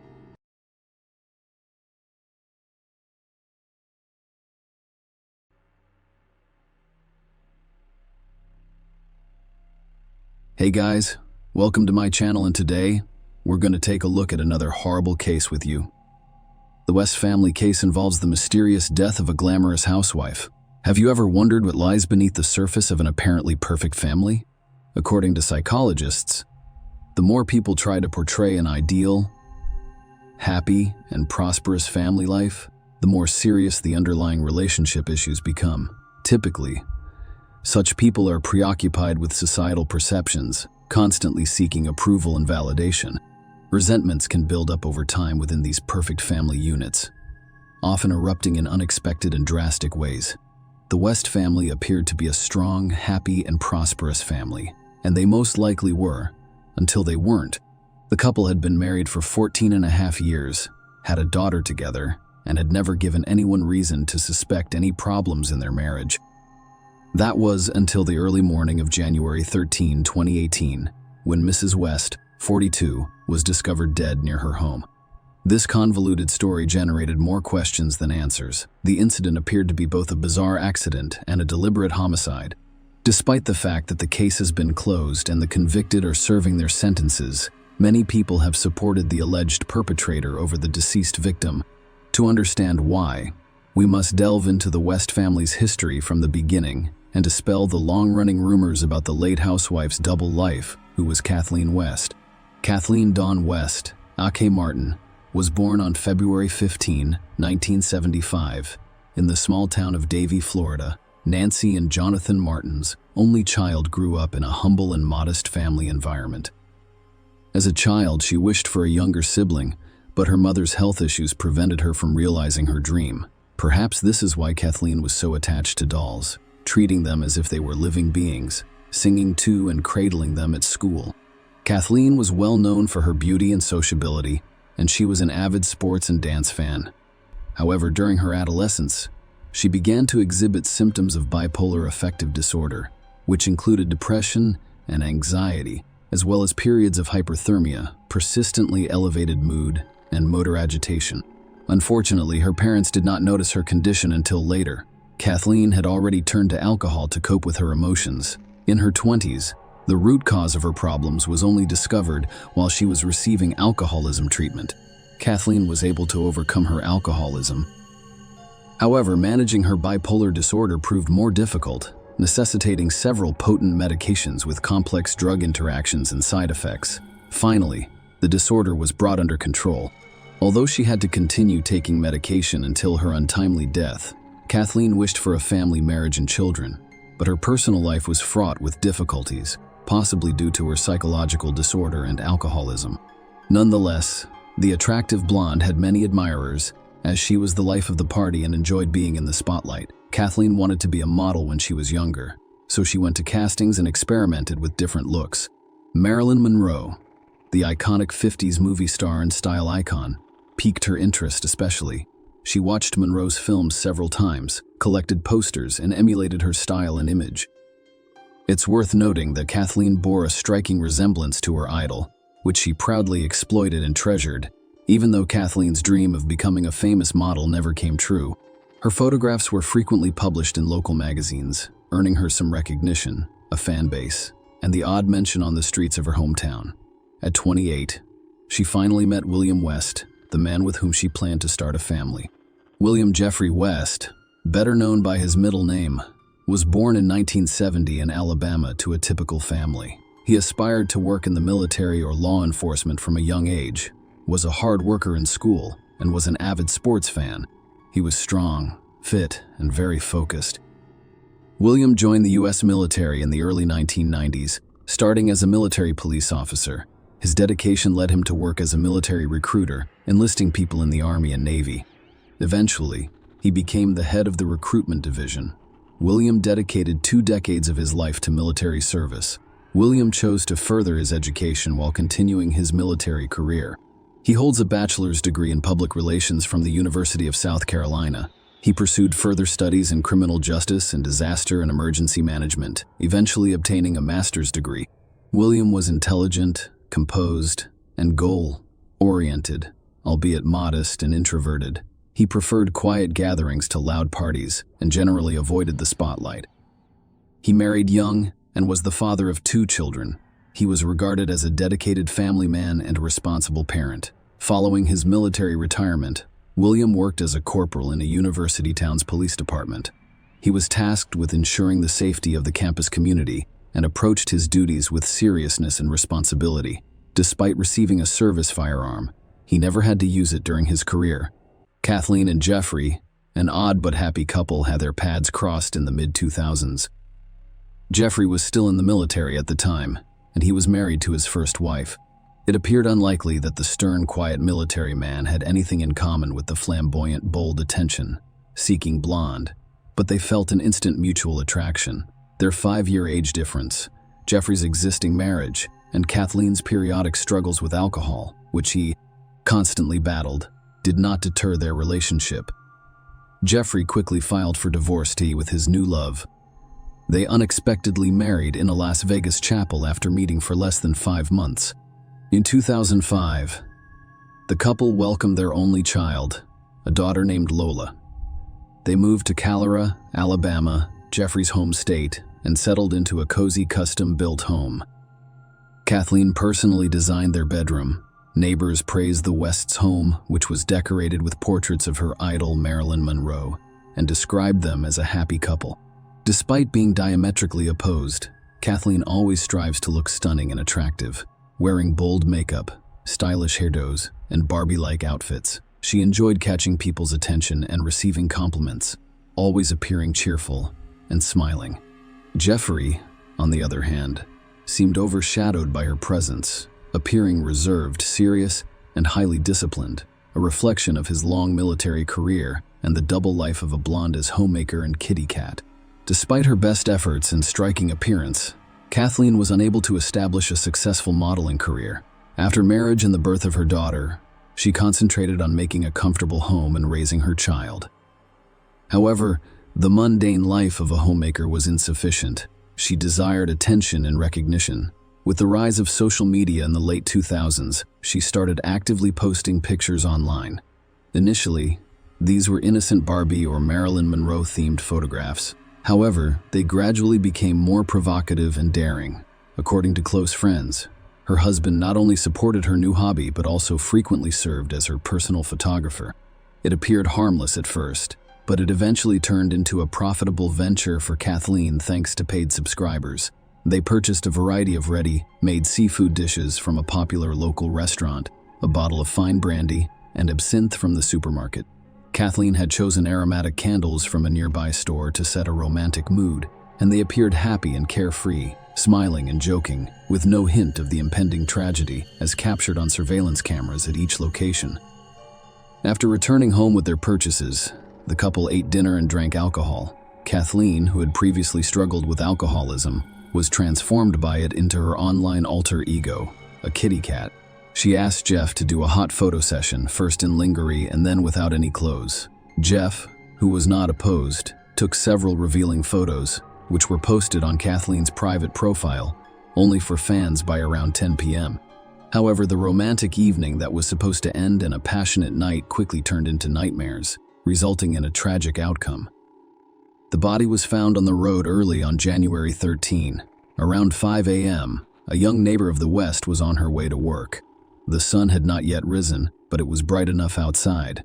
As she passed the west side of his house, she noticed something slowing down, but it took her a moment to figure out what it was. She quickly noticed an almost completely naked woman lying motionless on the road. She also thought she saw someone standing on the house's doorstep, who quickly vanished into the shadows when she approached during questioning. She couldn't tell whether this person entered the house or fled down the street, startled and unsure of what to do. The young woman hesitated before approaching the body. She returned home, informed her parents, and they all called emergency services to report the horrific discovery. While waiting for assistance, they reluctantly approached the woman on the ground, whom they recognized as Mrs. West, and checked for a pulse. Unfortunately, there was none. Her body was cold and exhibiting signs of rigor mortis. Kathleen was found face down, mostly on the sidewalk, wearing only a bright pink bra top. A pool of blood had formed under her head, and there was an absinthe bottle nearby. Some of its contents spilled on the road, leaving bloodstains on the bottles. Her smashed smartphone lay nearby. Because it was a quiet residential area, there were no other witnesses that night. Thus, the time interval between the last sighting of the West's car around 8:30 p.m. Kathleen's lifeless body was discovered by a neighbor at 5 a.m., and it remains a mystery, likely witnessed only by her husband.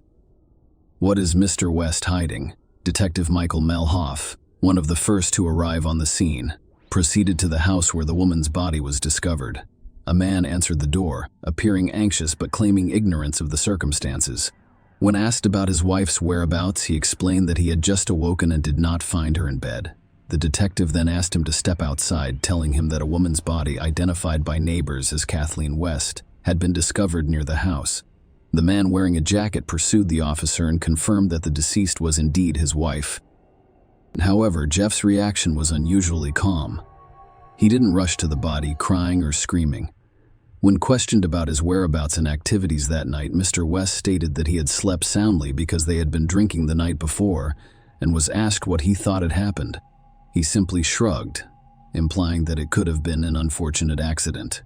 Mr. West also revealed that his wife had bipolar affective disorder, needed medication, and struggled with alcohol, behaving erratically while intoxicated.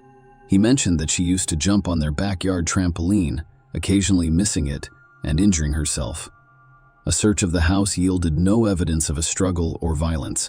2 glasses and a half-empty brandy bottle sat on the kitchen table, alongside plates of leftover food.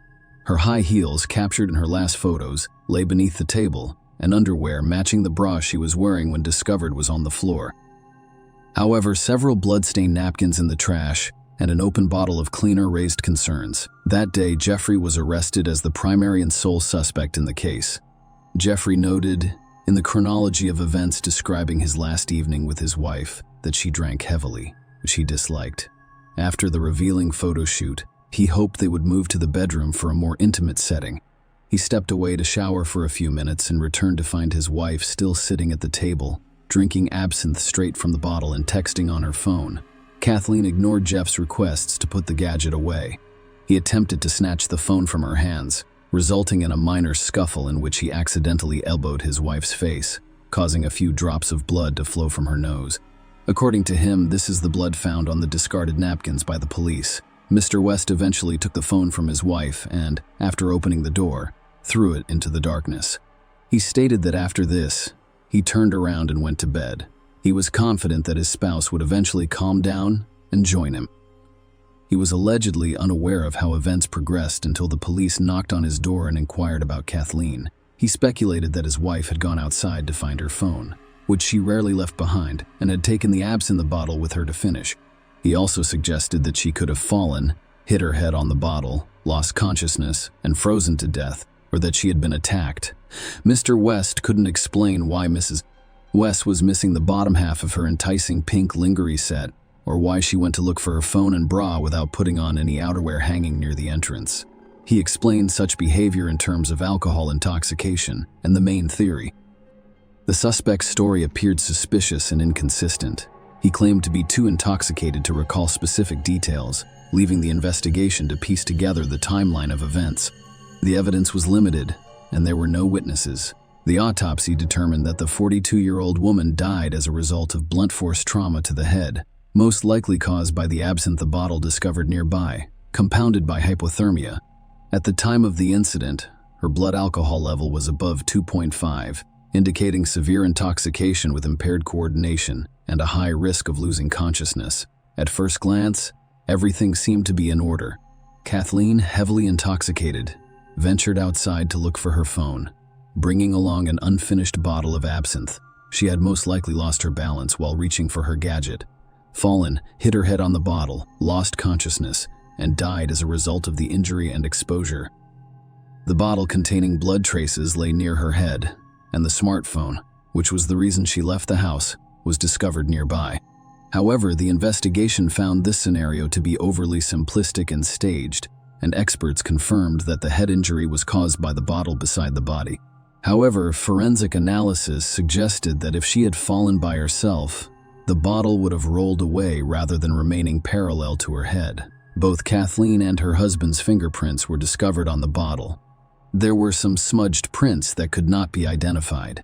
Investigators arrived at a different conclusion after discovering blood-stained napkins and an open bottle of household cleaner in the house. Their theory, later presented as the primary and only plausible one in court, suggested that the couple fought over Kathleen's obsession with her subscribers. In a fit of rage, Jeff struck her with the bottle, resulting in her death. Panicking, he attempted to stage an accidental fall, cleaning up the blood in the house but failing to properly dispose of the evidence. This theory was partially supported by Jeff's phone's fitness app, which tracked his steps. According to the app, he was active around the house until midnight, and then again early in the morning before the police arrived, contradicting his claim of being asleep. The police suspected he was attempting to conceal evidence during these times, possibly with the help of a third party. During questioning, the neighbor who discovered the body stated that she saw a male silhouette on the house's doorstep who quickly left in an unknown direction. She couldn't be certain whether it was Mr. West or someone else. In the dim early morning light, she also couldn't tell if this person had entered the house or not. This information piqued the investigators' interest, given the deceased's popularity online. She had a lot of male fans who paid to see the revealing photos of the kitty cat. As a result, a theory emerged positing the existence of an obsessed follower among her subscribers. Perhaps someone wanted to meet Kathleen in person and tracked her down in the hopes of making a more personal connection. The middle-aged homemaker received messages from a variety of men, some with inappropriate proposals, but she kept her distance. No explicit threats or harassment were discovered in the communications. There are a few devoted fans. Living in other states with credible alibis was quickly eliminated as a suspect. Nonetheless, footprints found on the doorstep did not belong to the homeowners. These prints vanished on the lawn, leaving their origin a mystery. Could Mr. West have hurt his wife? His neighbors, friends, and family described the couple as happy and thriving. Jeffrey was aware of his wife's unusual online activities, but regarded them as harmless entertainment. Meanwhile, Kathleen's social circle was unaware of her alter ego, the kitty cat, and the majority of her followers were unaware of her true identity. When asked if he had ever been violent towards his wife, Jeffrey vehemently denied it, saying he loved her too much to ever harm her. However, arguments had become a regular occurrence in their home. A particularly telling text exchange from January 12 was discovered on their phones, in which the couple argued heatedly. Kathleen chastised Jeffrey for not matching her vivacity and temperament, even suggesting that they were incompatible. Jeffrey remained the primary suspect with forensic evidence and gathered information only hinting at his guilt. Notably, following his arrest, not only his parents, but also his daughter and in-laws came to his defense, firmly convinced of his innocence and claiming he could never harm his wife. Trial and verdict. After being arrested, Jeffrey West was unable to afford the $500,000 bail set, forcing him to remain in custody until his trial. This wait lasted nearly 3 years. He was offered a plea bargain, admitting guilt in his wife's death in exchange for a shorter sentence. However, Jeffrey steadfastly refused, insisting on his innocence. The trial, which began in November 2020, received a lot of media attention, thanks in part to Kathleen's online reputation. This publicity put significant strain on the judges and jurors. By this point, third-party involvement in the events of that fateful night had been ruled out. The prosecution maintained that all evidence pointed to Mr. West. They believed he was jealous and struck his wife with a bottle while under the influence of alcohol, resulting in fatal injuries. In a panic, they suggested that he staged the scene to look like an accident and remove evidence from inside the house. Jeffrey's defense team contended that Kathleen's death was unintentional, citing her extremely high blood alcohol levels as a factor influencing her balance and coordination. Kathleen's mother gave a heartfelt testimony in support of her son-in-law. She described her daughter as eccentric, but insisted that Jeffrey loved her unconditionally and would never hurt her. She also asked the court to consider their granddaughter Lola, who had lost her mother and was about to lose her father. On January 11, 2021, the jury returned a guilty verdict for involuntary manslaughter. Jeffrey received a maximum sentence of 13 years, taking into account time already served. Notably, if he had accepted the initial plea deal, he could have been released sooner. Jeffrey and his lawyers' appeals have all been unsuccessful thus far. Share your opinion with us in the comments and subscribe to the channel for more.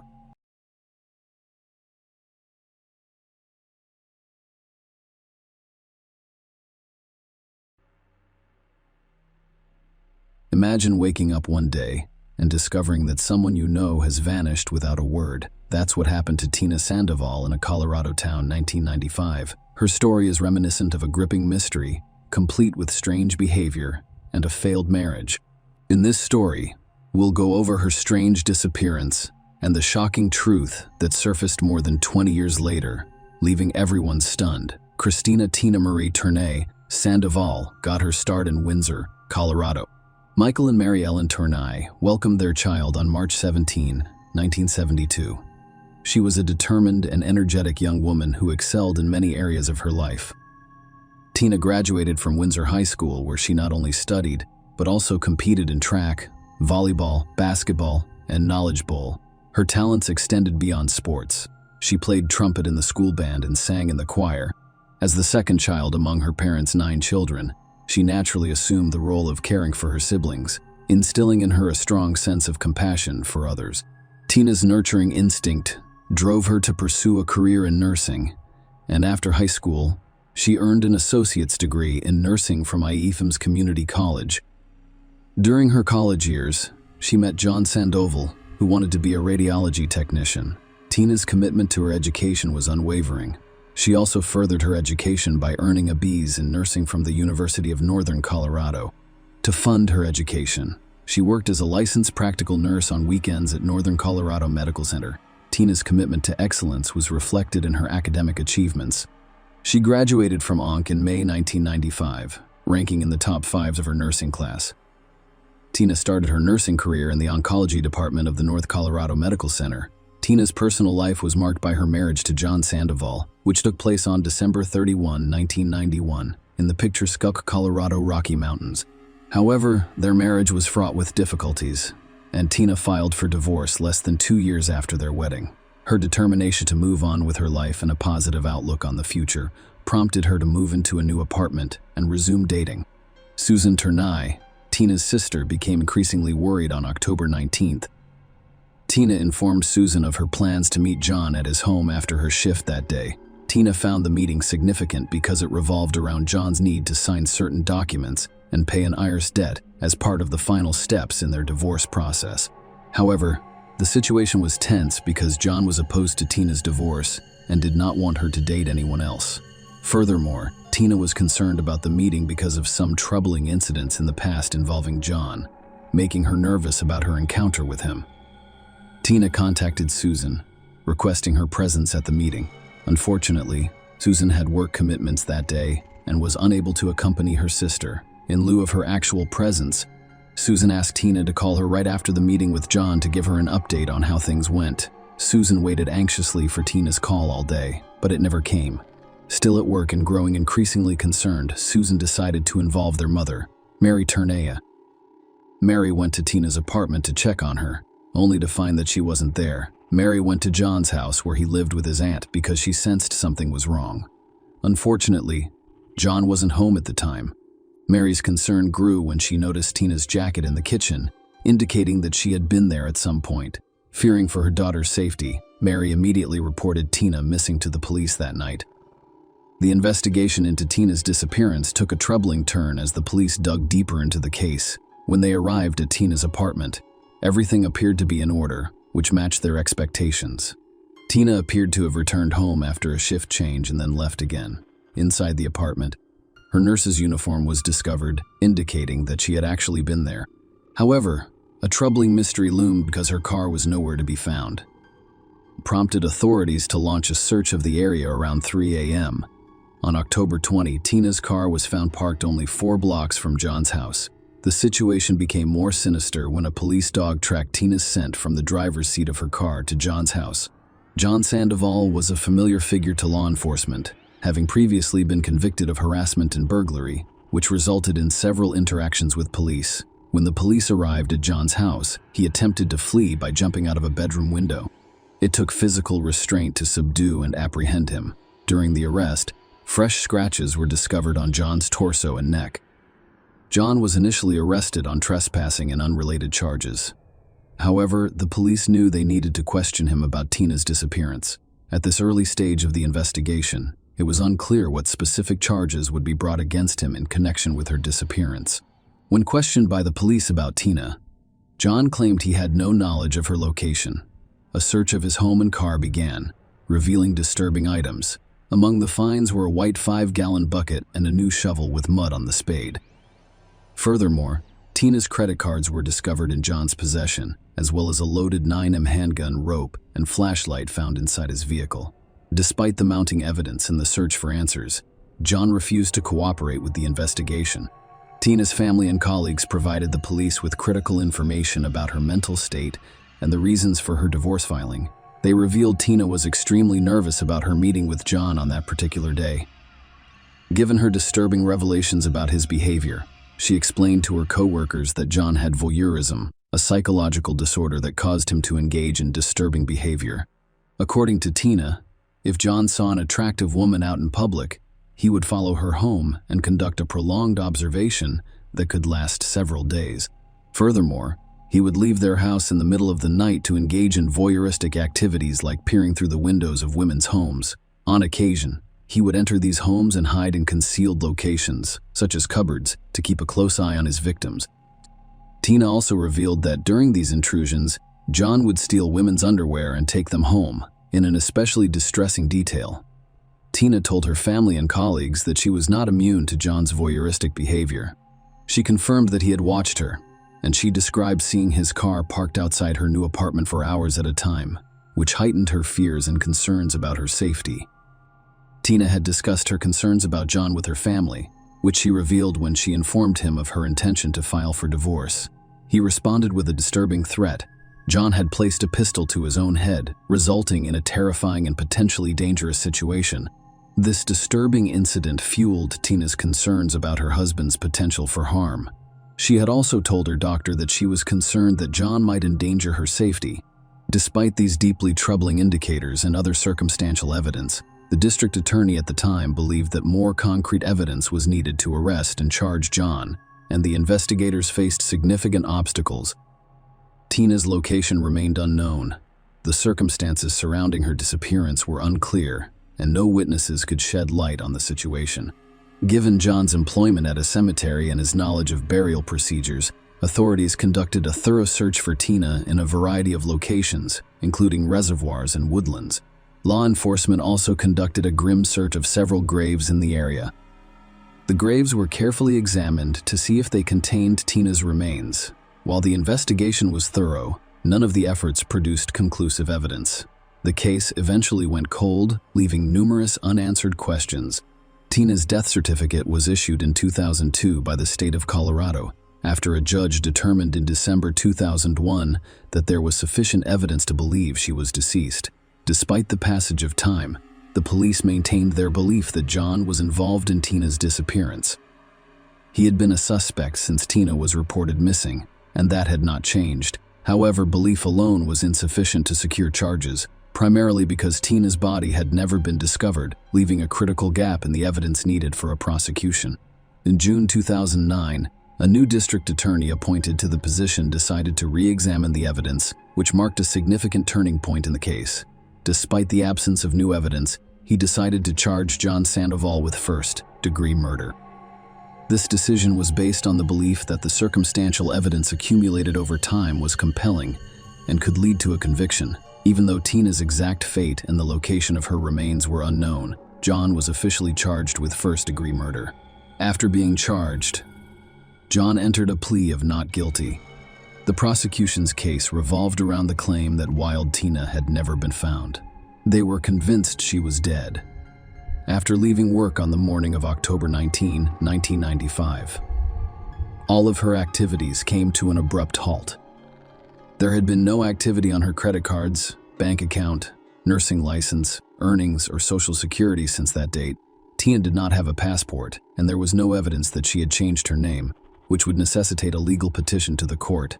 Tina was portrayed in court by the prosecution as a responsible and dependable young woman who consistently attended work and paid her bills on time. She had recently signed a lease for a new apartment, indicating that she had no plans to relocate or start over elsewhere. As a result, the prosecution claimed that the only plausible explanation for her unexplained absence was that she had been the victim of foul play, specifically murder, and that all evidence pointed to her husband, John Sandoval, as the most likely perpetrator. The prosecution's case was based primarily on circumstantial evidence. Because there was no body or physical evidence directly linking John to Tina's disappearance, they were prepared to present the testimony of 137 witnesses to substantiate their case, claiming that John not only killed Tina but also disposed of her body. Throughout the trial, the jury learned about John's voyeuristic tendencies and pattern of following and stalking women, which added another layer of evidence for the prosecution to consider.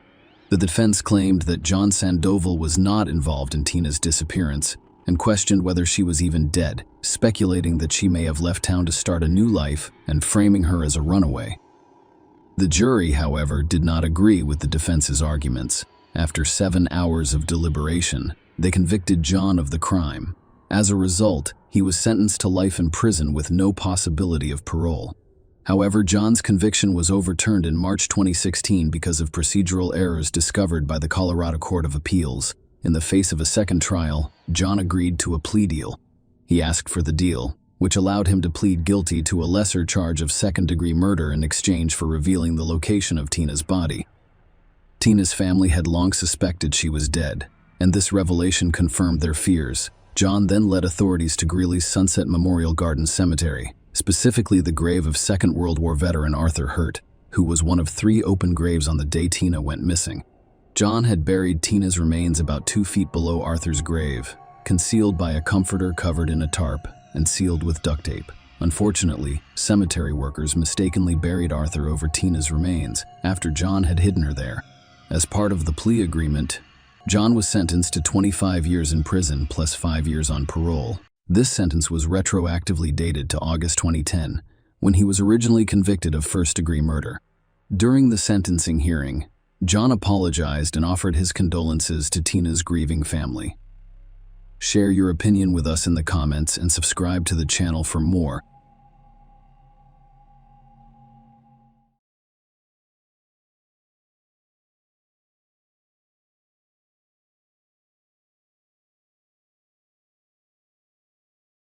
How often do you worry about your children's safety? Do you know where and who your children are now? Nowadays, every parent strives to maintain a unique connection with their child. Even if your child is an adult, your heart and mind remain with them. The story I want to tell you today is about the genuine bond between a parent and a child. Unfortunately, there are people on Earth who violate that bond. But more about that. The story is set in a small town called Pembroke in southwest Wales. It took place in the year 2021. That is, not much time has elapsed. On December 17, at around 4 a.m., the emergency services received a call from a terrified local resident.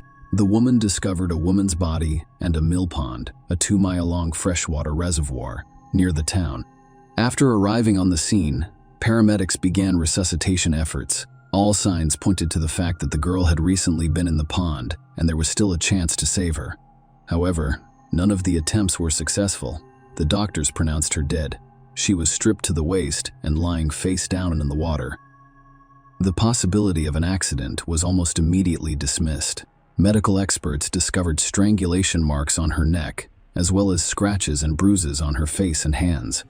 That is, the girl reportedly resisted and tried her hardest to save herself. However, experts confirmed that the girl was strangled before being called and violently pushed into the pond. She had no personal items with her. The police discovered a dry lace top on the shore, indicating that it had been removed before the girl entered the water.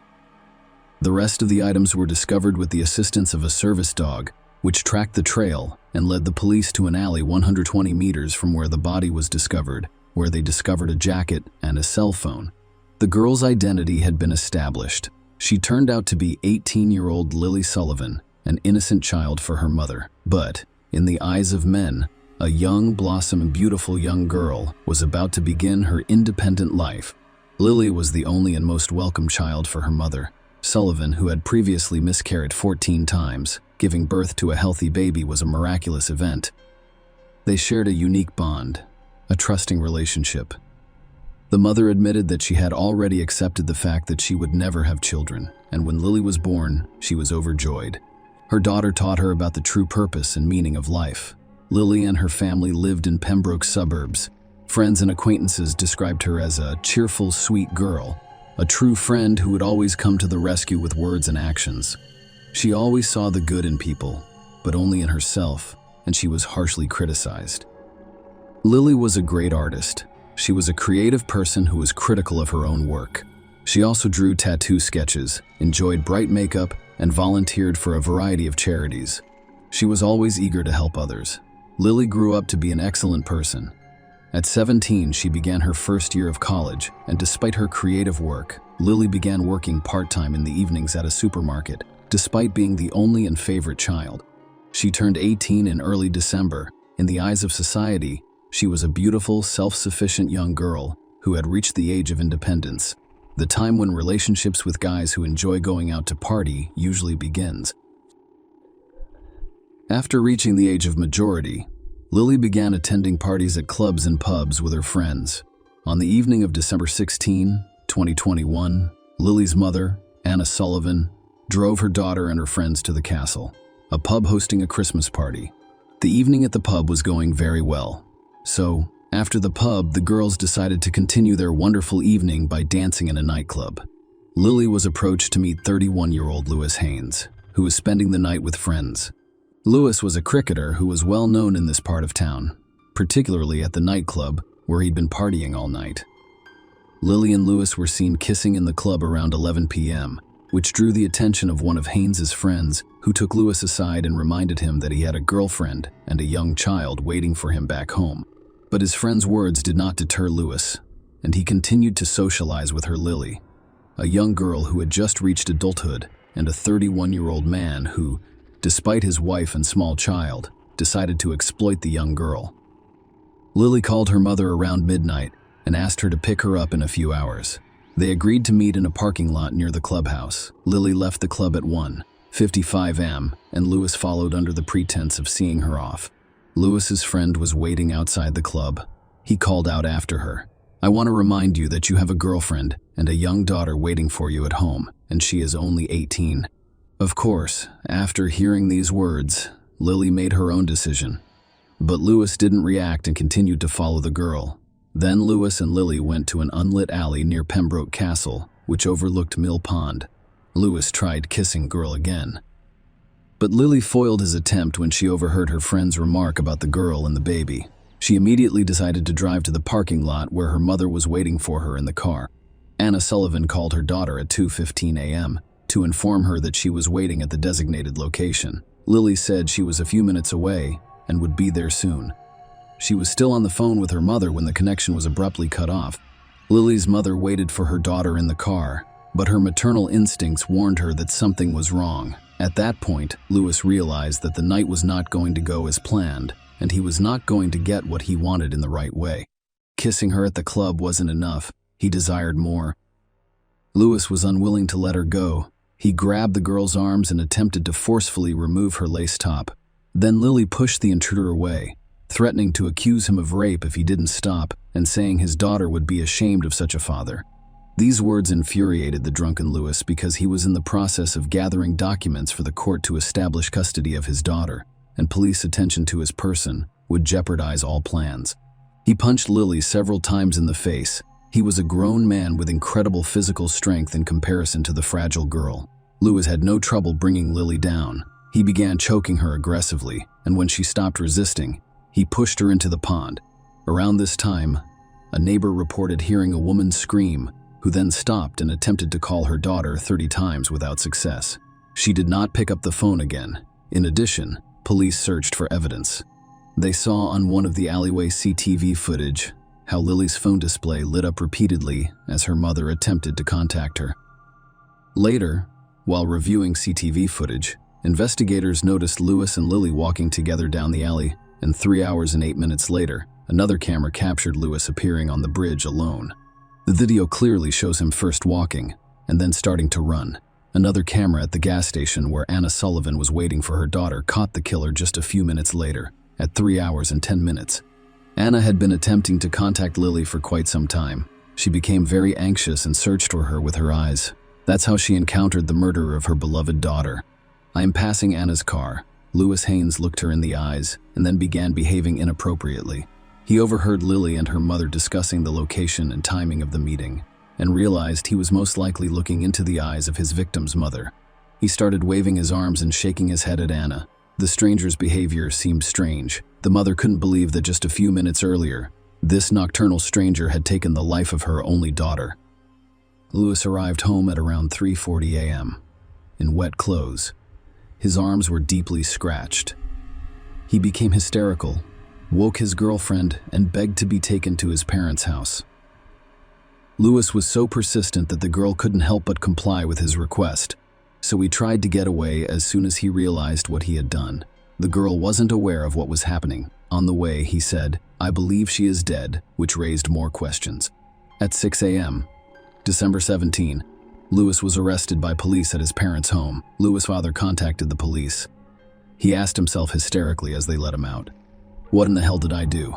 Louis Haynes faced murder charges on December 20, 2021, because of the overwhelming evidence. He admitted to the murder of Lily Sullivan but denied that he committed the sexually motivated crime. He claimed he killed Lily Sullivan because she threatened to report him to the police for rape if he kept harassing her. Louis claimed that he had an outburst of aggression. He strangled Lily before pushing her into a pond.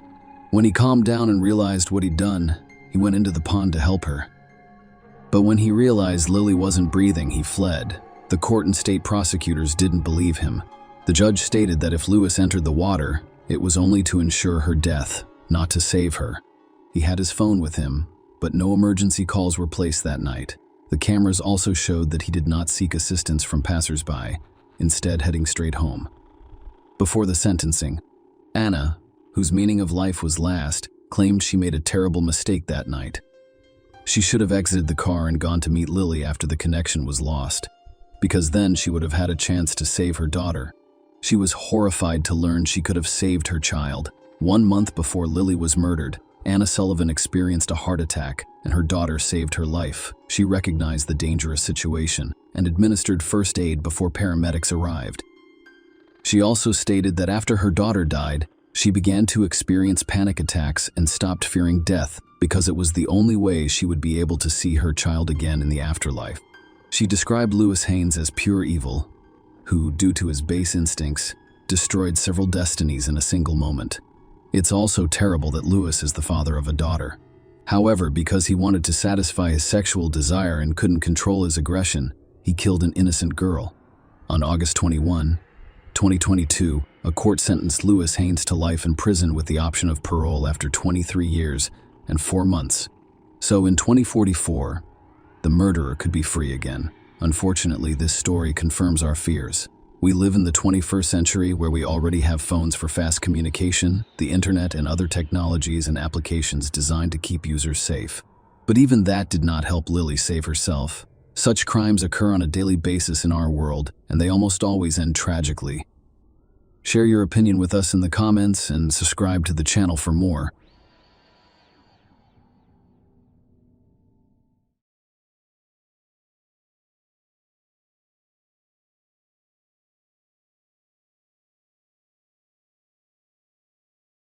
Story about the life and brutal death of a young 27-year-old mother of two. Laura Ackerson was born April 30, 1984. In 2011, she was 2011. She was living in Kingston, North Carolina, with her husband of 32 years, Grant Hayes, and their two sons, ages 3 and 2. Laura cared deeply about children, and so did her own children, whom she simply adored. Laura met her husband in 2007. Grant was a musician who performed at bars and restaurants. Laura was working at the bar when they met.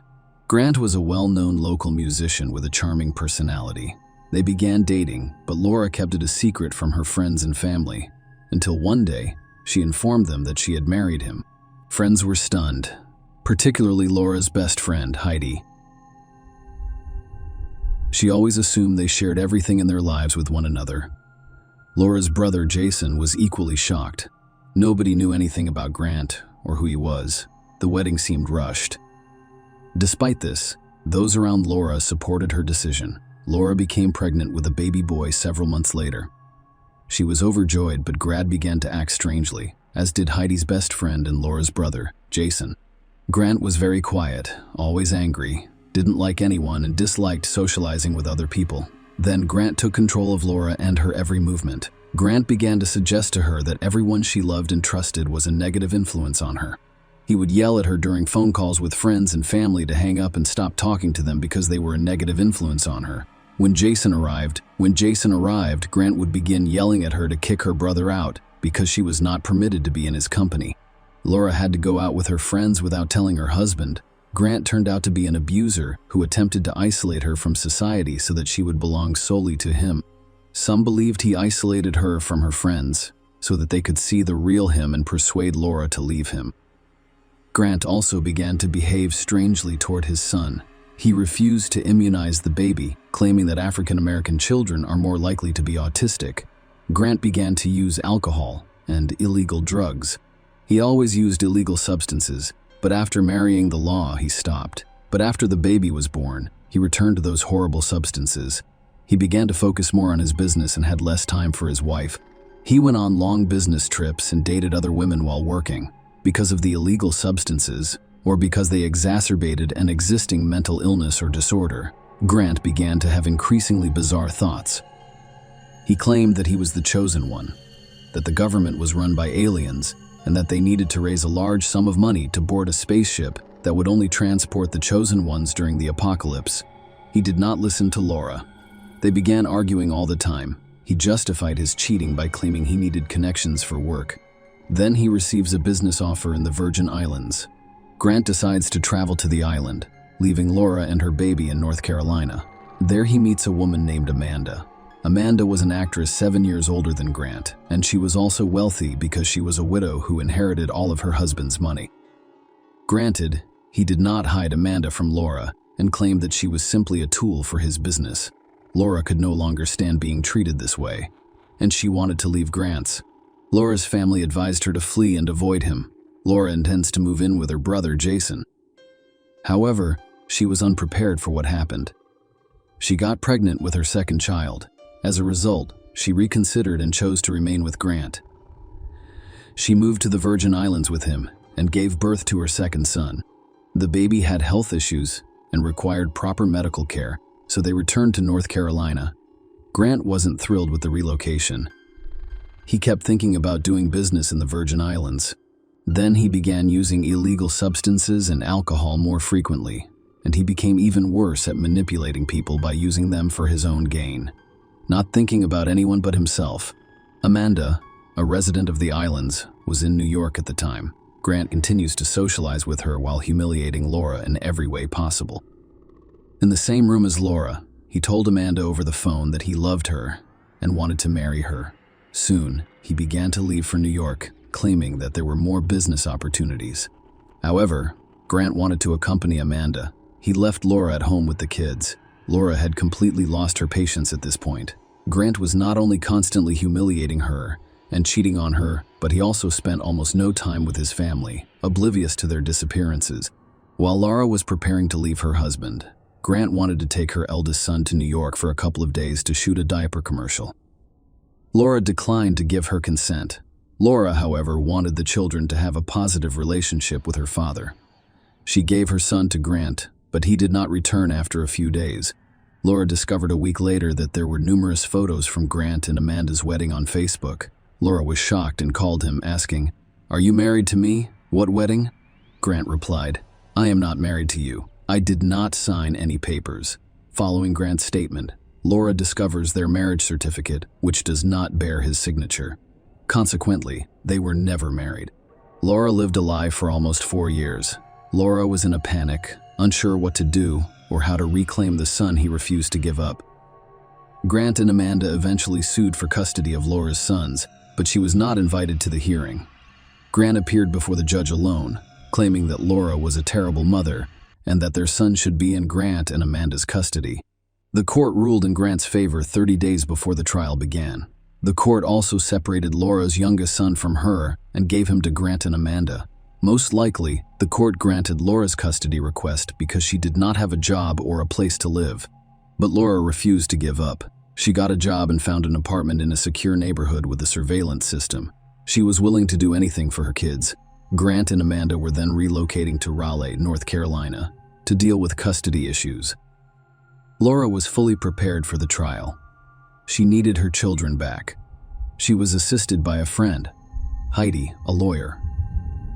Laura planned to tell the court about his addictions, manipulative behavior, and mental illness.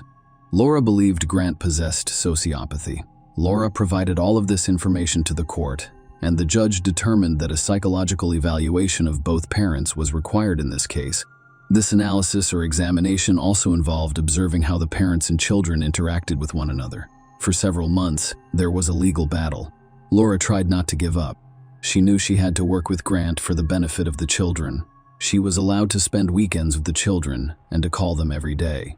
But Grant made things difficult. He kept the kids distracted, played loud music during phone calls, and constantly complained about his ex-wife. Laura recorded and saved all emails and voicemails. She was extremely serious about custody. She recorded everything she did with the kids, including what she played, what she fed them, and when she put them to bed. The truth is that Grant repeatedly publicly accused her of being a bad mother. He accused her of making the children ill, not feeding them, and even hitting them. He even called the cops once after a child returned home with a bruise. As time passed, Laura began to receive dire threats from Grant. She told her friend Heidi that if anything happened to her, whether it was an accident or a natural death, Grant would be to blame. Laura turned out to be a wonderful mother after the psychological evaluation was completed. They had a great relationship with the kids. Laura's children adored her because she had a steady job and income, whereas the Grant evaluation was unsuccessful. He did not have a strong bond with the children, which is understandable given that children form attachments to those who care for them. Grant never sat with them. He also frequently spoke disparagingly of Laura, saying some horrifying things about her. As a result of Grant's impaired thinking, the woman conducting the assessment recommended that he undergo further psychological evaluation. Grant and Amanda's lack of stable employment had an impact as well. Also, they had a daughter. Following that, both parents were given an equal amount of time to spend with their children. Almost no one believed Grant anymore because there was no evidence of his baseless accusations against Laura. Grant was very enraged. A court date was set, but Laura died before she could see it. Grant occasionally allowed Laura to take the kids to a children's center on Wednesdays after work. However, after the results of a psychological evaluation, he stopped giving her that time on Wednesdays on July 13. However, Grant still allowed Laura to meet with the children. Laura experienced a joyous and unexpected event. She finished her chores for the day and had several appointments. Then she called her friend and told her she was on her way to meet the children and that they could meet afterwards. In the evening, she was supposed to call her friend and co-worker Siobhan Mathis about their joint venture. Laura, however, never called either of the girls. Siobhan didn't wait for Laura to call and instead tried calling herself but couldn't get through. However, after a few days, she became concerned and drove by Laura's house. That's when she noticed Laura's car wasn't in front of the house. She waited another 2 days but received no response from Laura Siobhan. She then asked the landlord to open the apartment Laura was renting and see what had happened to her. They entered the apartment, but no one was present. Siobhan then requested a couple of Laura's diaries, knowing that Laura recorded everything in those diaries for her own safety. On Monday, July 18, Siobhan went to the police station to file a missing persons report. She gave the police the diaries and stated that Laura was now fighting for custody of the children and that she was extremely concerned about Laura's safety. The cops read her journal and her concerns about her safety, and they became concerned about having the police check the security cameras at Laura's apartment building. Laura was last seen there on Wednesday, July 13th, at Ninium. She was leaving the apartment with all of her possessions. They checked her appointments all day, and she had been everywhere, meeting with everyone about everything in her diary that she had completed. She made her final call to Grant at 5 p.m. She was 3 kilometers from his home. The police contacted Grant over the phone. He spoke with calmness and confidence. When asked when he last saw Laura, he replied that she had come to pick up the children at 6:40 p.m.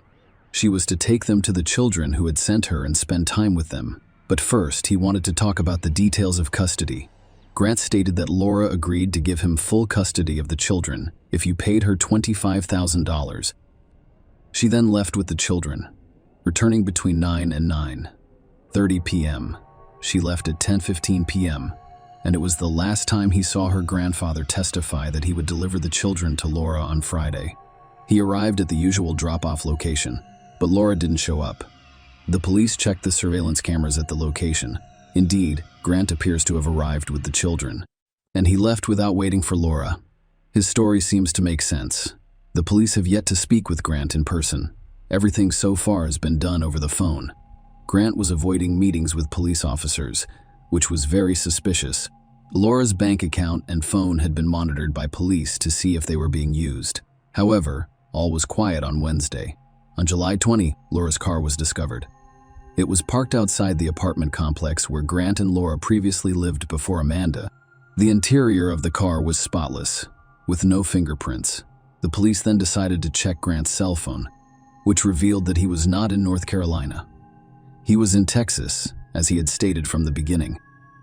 The 2 investigators decided to make the 18-hour trip to Texas to find out what Grant was up to while they were on his trail. A search warrant was obtained for Grant's Raleigh apartment on the grounds that he'd been ordered by the court not to leave the state with his children. He had violated this during the disappearance of his ex-wife, whom he is now suing. Bleach stain remover was discovered at the apartment's entrance. The entire apartment smelled of detergent. There were furniture marks on the carpet. In addition, one of the bathrooms was missing an item and smelled like bleach again. The bedding was removed from the mattress, but anything the police could collect as a sample for examination yielded no results. A letter in 2 different handwritings was also found in the apartment, stating that Laura was giving Grant full custody of the children in exchange for $25,000. One handwriting was Laura's, while the other was Grant's. Everyone who knew Laura agreed that she would never sign something like that in her life. Everyone had witnessed her fight for the children. When the detectives arrived in Texas, Grant, Amanda, and the children had already driven back. Amanda's sister, Karen, lived in Texas. Detectives interviewed her, and she had some fascinating things to say. Amanda and her new husband, Grant, whom Amanda's family had never met, had decided to pay a visit unexpectedly. They brought a truckload of different items such as coolers, furniture, and suitcases. To all Amanda's relatives, Grant seemed strange. Amanda and Grant asked the relatives strange questions. They inquired whether there were any plots of land nearby with holes. They inquired about the well in the yard, how deep it was. Amanda confided in Karen that she had caused Laura a great deal of pain and didn't know what to do, but she couldn't go into detail. When the detectives asked Karen if she thought Laura's body could be in the truck, she burst into tears. Karen said yes, Then she instructed investigators to check the river near her house. Amanda and Grant made a sudden decision to go boating. It was strange because Karen's house had invited visitors to see Amanda, whom no one had seen in a long time. However, Amanda abandoned all of the guests and went on a boat ride right away. Police began searching Karen's home and property, and divers were dispatched to search the river. Karen showed the police the machete Grant and Amanda had left behind, which he had picked up with a towel and hidden in a wall in the garage. She did this in case it became evidence. She also kept an unwashed towel that Grant had asked her to use to wash something in her truck. Karen's son informed the police, and Amanda also questioned him. They tried to ask him about the local animals, such as whether alligators lived near the river and where they were usually found in large numbers, and whether they could eat an entire person. They also inquired whether sharks lived along the coast. Water lilies hampered the divers' search, but they were able to discover several white objects floating among the lilies. The police began finding the bodies in the water one by one. Initially, it was parts of the torso, legs, and arms. Finally, they discovered the head in Karen's home. They discovered items Amanda and Grant had left behind, including a receipt from the store. They purchased salty acid gloves and a large garbage can at the store. Grant and Amanda arrived at Grant's parents' house in North Carolina around this time, and the police had already obtained a warrant to seize the phones and truck. Grant remained calm and confident as he handed over the items. He was unaware that the police had already discovered the remains. Although the body had not yet been identified, police had enough evidence to charge Grant and Amanda with murder. On July 25, they arrested Grant and Amanda. When questioned, Amanda and Grant's statements shifted, and they eventually started pointing at each other. Grant claimed that Amanda accidentally killed Laura and that he was only covering for Amanda because he wanted to protect her and was scared. Amanda claimed to have been a victim of his control, aggression, and manipulation, just like Laura. According to her, Grant, Laura and Amanda were afraid to tell him, and instead obeyed him. At the time, the police needed more evidence to charge and prosecute them properly. They contacted the trash companies and discovered Grant's trash, which had already been removed from his property. They found gloves, women's jeans, women's underwear, masks, a vacuum cleaner, a shower curtain, a bleached towel, and a drop of blood on a glove. DNA testing confirmed that it was Laura's blood. However, it was unclear who used the glove. Amanda's blood was also discovered on Grant's boat, after which Amanda went for a ride in Texas. Dental records confirmed the identity of the body discovered in the Texas River. Unfortunately, it was Laura's. It was also discovered that the body had been decomposing in hydrochloric acid for quite some time. The receipt clearly stated that they were purchasing that acid. Later, a surveillance camera in Texas captured Amanda throwing away the acid residue after they had gone on a boat ride. Laura's body was in terrible condition, making it impossible to determine the cause of death. There were obvious deep stab wounds that left marks on the bone. Based on a neck and head analysis, experts believe that death by strangulation is entirely possible. There was also a sharp object wound on the neck. According to the Grant story, when Laura arrived to pick up the children on Wednesday, she and Amanda got into an argument. Amanda accidentally killed Laura while Grant was in another room. He claims he only saw Laura killed after he had entered the room. Despite Grant's claim that he was only covering for Amanda, police officers did not believe him. On the Thursday, after Laura went missing, he drove to Walmart at 2 a.m. I purchased a reciprocating saw, some blades, a tarp, and a gym bag. Amanda stated that when Laura arrived with the children on Wednesday, she was in the bedroom watching cartoons with them. Laura and Grant were having a conversation in the kitchen about child custody. Amanda walked into the kitchen and noticed Laura signing some papers. She became curious and went over to ask what the paper was. When Amanda realized what it was, she became enraged because they didn't have $25,000. Amanda claims Laura approached her before Grant grabbed her, mistaking her for an attacker. Laura fell and hit her head, while Amanda ran into the bedroom with the children. 5 minutes later, Grant entered the bedroom and stated that Laura had suffered a severe head injury and that he needed to call an ambulance. So he instructed Amanda to gather the children and leave the apartment with her eyes closed. She took the kids to a fast food restaurant where a surveillance camera recorded her. When she arrived home, Grant was just sitting on the couch. He claimed he was fine. There was no need for an ambulance, so Laura went home. Amanda discovered the next morning that Grant had not returned home. She tried calling him and Laura, but neither answered. Amanda asked her daughter Shaw to watch the children and let her know when she needed groceries. She received a phone call from Grant, who requested that she purchase bleach and gloves. Grant later suggested Amanda travel to Texas to visit her relatives, but they did not depart on Friday. Amanda claimed that she had no idea Laura had died and that her body was stored in coolers in their truck bed. While visiting Karen, Amanda noticed Grant walking around the yard at night. She went downstairs and asked him what was wrong. He claimed Laura had died. Amanda only found out the truth at that point. According to her, Grant stated that it was her responsibility to assist him in disposing of Laura's body. They then drove to the river, deciding to feed the body's remains to an alligator because the acid hadn't worked. Amanda claims that Grant was paranoid and carried a machete on the way back to North Carolina. However, the police were aware that his machete was hanging on the wall in Karen's garage. Much of Amanda's testimony did not correspond to the facts. On August 26, 2013, Grant was found guilty of first-degree murder and sentenced to life in prison without parole. Amanda was found guilty of second-degree murder and sentenced to 16 years in prison. Amanda filed for divorce in 2014, and in 2017, she was sentenced to 20 years for tampering with evidence and pipes. Amanda and Grant expressed no regret or remorse during the trials. Throughout the hearings, Grant smiled and remained cheerful. Amanda and Grant continued to blame each other for Laura's death, claiming it was an accident. However, it is believed that both of them planned it carefully. Laura was scared of both of them. She reported to the police that she feared for her life and had received dire threats from Grant. Laura would also refuse to enter Grant and Amanda's apartment if Grant intended to kill her there. Many people believe Grant chose to kill Laura because he needed more psychological help, and he knew he was going to lose the child custody battle. Following the trial, Grant's parents received custody of all 3 children. What do you think this crime was intended for?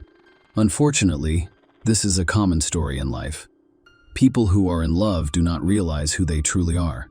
Perhaps if Laura had taken her time with the wedding or left this horrible man, this would not have happened so quickly. Share your opinion with us in the comments and subscribe to the channel for more.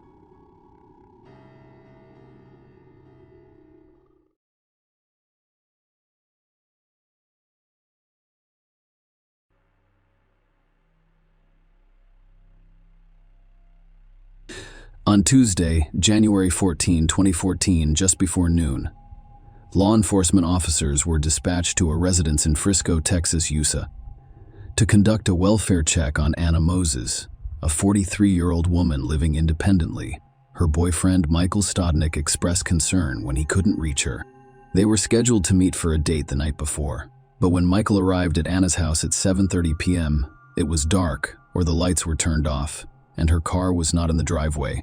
This was unusual because Anna usually left her car in the driveway except for inclement weather when she parked it in the garage.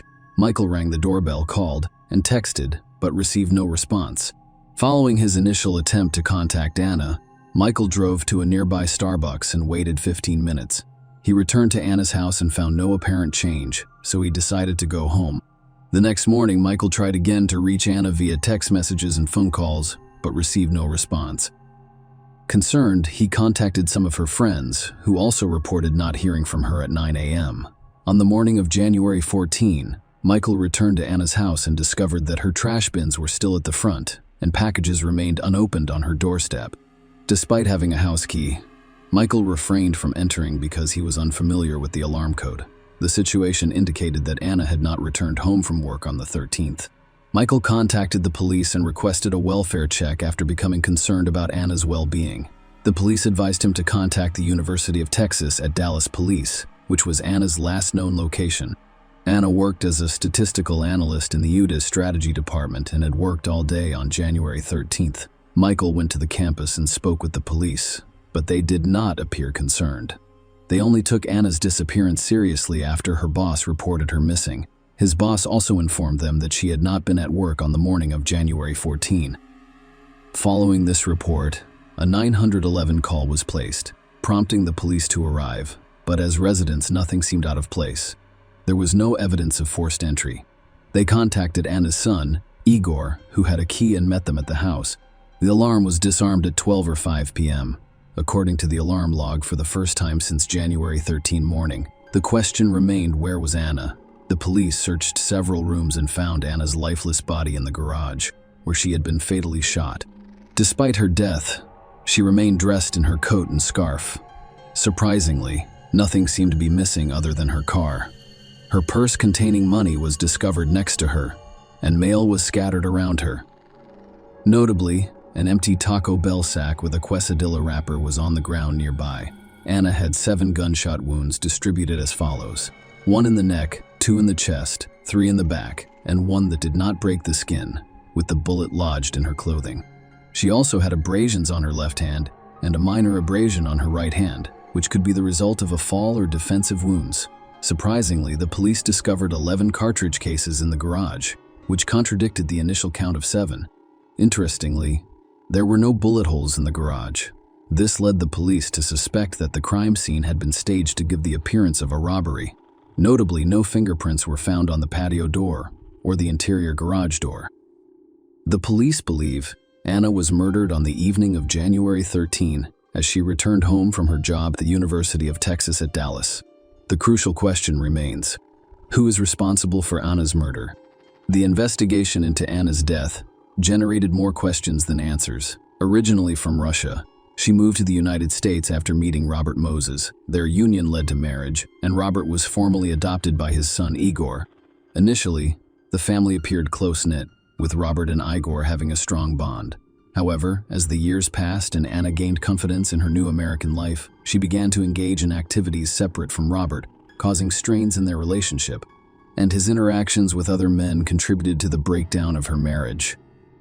One of these connections was with Dr. John Wheeler-Kowski, a colleague who would generously provide her with financial assistance when necessary. Anna also spent time with Jerry Casper, a man who shared her passion for opera and musicals. Jerry was so taken with Anna that he dedicated books of poetry to her. Despite this, he claimed there was nothing romantic between him and Anna because he was married. During their investigation, the police spoke with one of Anna's friends, Dr. Jacques, a Christian who worked at the University of Texas at Dallas. Dr. Christian described an incident that occurred on December 15, 2012, between Anna and her ex-husband Robert. According to Dr. Christian, Anna was in great distress and contacted her, claiming that she was trapped inside a closet with her 2 dogs. The police were called, but the incident was reported as an error. Dr. Christian stated that Anna appeared genuinely afraid of Robert, recalling an encounter in which Anna was visibly shaken and expressed concern that he would kill me tonight. Anna and Robert finalized their divorce in March 2013. Despite the separation, Robert remained in the house while Robert moved to a home shared with 3 other divorced men, most notably their son Igor, who maintained close ties with both parents and paid frequent visits to them. Despite their divorce, Robert continued to assist Anna with household repairs as needed. Surprisingly, Anna did not tell any friends or family about her lingering fears about Robert following the divorce. In fact, she appeared content and happy, having found companionship through online dating. Anna had been in a year-long relationship with Michael, whom she met through Match.com. When questioned by the police, Robert gave his version of events on January 13. He claimed to have spent the day watching football at home before visiting Twin Peaks Bar. Surveillance footage confirmed his timeline, with him entering the bar at 7:06 p.m. and leaving at 7:57 p.m. During the questioning, the police discovered a small cut on Robert's right hand, just above the knuckle of his ring finger, with blood seeping through the bandage. Despite this, Robert cooperated with the investigation, providing a DNA sample and allowing the police to search his room. During the search of Robert's belongings, several firearms were discovered, including a Ruger long rifle, a black pocket pistol, and a black Browning buckmark target pistol. However, extensive testing eliminated these firearms as the murder weapon. The day after Anna's body was discovered, her car was found a few blocks away from her home. Upon inspection, the police discovered blood on the driver's seat, as well as muddy footprints on the car's hood and on top of the vehicle. Inside the car, a Red Bull can on the backseat passenger side and a cigarette butt on the floorboard raised suspicions because Anna was not known to smoke or drink energy drinks. The police believed that the blood found in the car was consistent with the type of injury on Robert's right hand. Subsequent DNA testing revealed that the blood in Anna's car matched Robert's DNA sample. When asked about the blood, Robert initially claimed ignorance, saying he couldn't think of a reason for its presence. He later admitted to being in Anna's car on January 28, 2015, explaining that he was fixing a broken water pipe in the garage at the time. Following these findings, Robert was charged with murder. The prosecution built its case on the assertion that Robert was the only person with the motive, means, and opportunity to commit Anna's murder, claiming that everything pointed to him. It points to nowhere else. Their disagreements revolved around the belief that Robert murdered Anna for personal financial gain. The court learned of this on January 13. Anna left for work at 8:23 a.m., as she usually does, and setting the house alarm before she leaves. She spent the day at work, with a tea break around 2 p.m. Alongside Dr. Wheeler-Kowski, Anna finished her workday at 5 p.m., her usual departure time. At 5:02 p.m., video surveillance captured her walking into the parking garage at work. At 5:07 p.m., Anna drove away from the garage, stopping at a Taco Bell drive, through to buy a chicken course, Delia. Crucially, surveillance near an elementary school near Anna's house captured a car resembling Anna's passing by at 5:44 p.m. This begs the question, if Anna drove home, was someone waiting for her inside the garage? The prosecution's case was heavily based on establishing the timing of Anna's death, which the police claimed occurred between 5:50 p.m. and 5:50 p.m.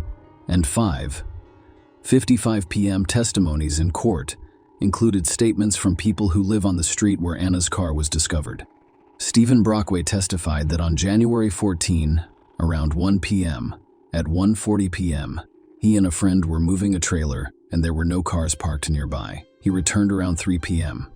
and noticed an SUV parked there. Another neighbor reported seeing a blue Chevrolet truck on the street around 5 p.m. and 6 p.m. Based on this information, the police concluded that Anna's car was most likely left there after 6 p.m. On January 14, it was revealed in court that the police had interviewed the other men in Anna's life. Specifically, Michael and Jerry. Both men willingly provided DNA samples for investigation, but Michael denied possessing any firearms. Jerry, on the other hand, admitted to owning a 9mm Glock and a 2-point target pistol. Although the police did not recover these weapons, the court learned from toll records that Jerry left his Arlington workplace around 5:18 p.m. on January 13 and exited the Renner Road toll booth at 6 p.m. This information, when combined with the police's belief about Anna's death time, suggested that Jerry was not in a position to be responsible for the crime at the time it occurred. These details were presented to the court in order to rule out any other possible suspects. The court was informed that Dr. Wheeler-Kowski had been excluded as a suspect based on toll records confirming he was in Garland Robert on his way home at 5:47 p.m. Furthermore, the type of firearm he owned, a .40 caliber Glock, did not match the gun used to kill Anna. DNA testing of the Red Bull can and cigarette butt found in Anna's car revealed that the DNA belonged to an unknown male. Despite entering the profile into the combined DNA index system, there were no matches. The prosecution emphasized the financial motive, claiming that Robert stood to benefit financially from Anna's death. A review of his financial records revealed that several credit cards were nearly maxed out. During police interviews, Robert allegedly expressed a strong interest in Anna's finances. Michael informed the police that shortly after Anna's death, Robert inquired about her financial situation and approached Anna's mother to inquire about the location of Anna's jewelry. Dr. Christian testified that she overheard Robert saying that it would be beneficial if he lived in Anna's house to avoid the cost of maintaining 2 homes. Tatiana Heber, another Anna friend, described Robert as a businessman who was interested in Anna's bank accounts, passwords, and other documents. The court learned that Frank Shuvra, Anna's independent executor, advised Igor to set up a trust, but Robert told him to deposit the money in a bank account. Instead, Igor was named the beneficiary of Anna's $750,000 life insurance policy. On February 4, 2015, Anna's estate deposited $25,000 into Robert and Igor's joint bank account. Igor claimed that the money was used to pay off the car he was driving, which Robert had previously owned and had since transferred to Igor. The proceeds were also used to pay off Anna's mortgage. The defense claimed that in their focus on Robert, the police failed to thoroughly investigate other men in Anna's life. They stated that the items discovered in Anna's car as well as the footprints, did not match Robert's DNA, and that the weapon used to murder Anna had yet to be found. In Robert's defense, it was argued that he was not financially impacted by Anna's death. Robert claimed that his move into Anna's house was solely to assist Igor, who was the beneficiary of his life insurance. Igor supported this claim, testifying that Robert's decision to move in was his own, motivated by a desire for assistance in managing bills and household responsibilities. The trial revealed that Anna took excellent care of Igor, doing everything for him, so it was not uncommon for him to seek assistance with bill payment. Igor testified about the blood stain discovered in Anna's car, claiming that it had been there for years and was not a new or fresh stain. The defense also questioned the accuracy of the time of death. The medical examiner stated during the trial that Anna's stomach contents had been nearly completely digested. The defense argued that if she had eaten the quesadilla and died before 6 p.m., there would have been more identifiable food remnants in her stomach. This raises the possibility that she was murdered later, providing an alibi for Robert and some of Anna's other male acquaintances. Despite the defense's arguments, a Collin County jury found Robert Arthur Moses guilty of first-degree murder of his ex-wife Anna over finances in their relationship in late 2016, sentencing him to life in prison after more than 8 hours of deliberation. In court, prosecutors referred to the then 64-year-old as a calculating killer, claiming that Anna, 43, was targeted and ambushed at the time she died. She was shot in her prime, and no one should ever fear him again. Following his conviction, he filed an appeal to challenge the court's decision. Robert's appeal focused on a lack of evidence, claiming that the conviction was based solely on conjecture and speculation. The appeal centered on specific pieces of evidence, including the chicken quesadilla from Taco Bell and the unexplained large sum of money in Anna's savings account at the time of her death. Concerning the chicken quest idea, the appeal focused on Dr. Williams' testimony, which challenged the established time of Anna's death. Dr. Rohor acknowledged that if Anna had eaten a chicken quesadilla on her way home at 5:45 p.m., it is reasonable to expect the stomach contents to be partially digested after being shot 10 minutes later. However, he testified that he could not recognize any type of food in Anna's stomach contents, casting doubt on the timeline's accuracy. The appeal argued that the uncertainty about the digestion of the chicken quesadilla calls into question the accuracy of Anna's time of death, implying that she was killed after 7 p.m. Is true, this assertion would provide an alibi for Robert, who was reportedly at the Twin Peaks bar at the time. Furthermore, the appeal highlighted Anna's substantial savings account, emphasizing the significant increase in funds over a 23-month period, despite the fact that her spending records showed she spent the majority of her income. The appeal faulted the police for failing to investigate the source of the funds. However, the state appeals court rejected Robert's arguments regarding the quesadilla. The court stated that no one knew what happened to it, or if Anna consumed it. Regarding Anna's savings, the court noted that prosecutors brought it up during the trial, claiming that some of the money came from a former romantic interest who wanted to help Anna. Despite the appeal, the court upheld Robert's conviction, and he is still incarcerated. The rejection of the appeal upholds the previous judgment and preserves the trial outcome. Share your opinion with us in the comments and subscribe to the channel for more.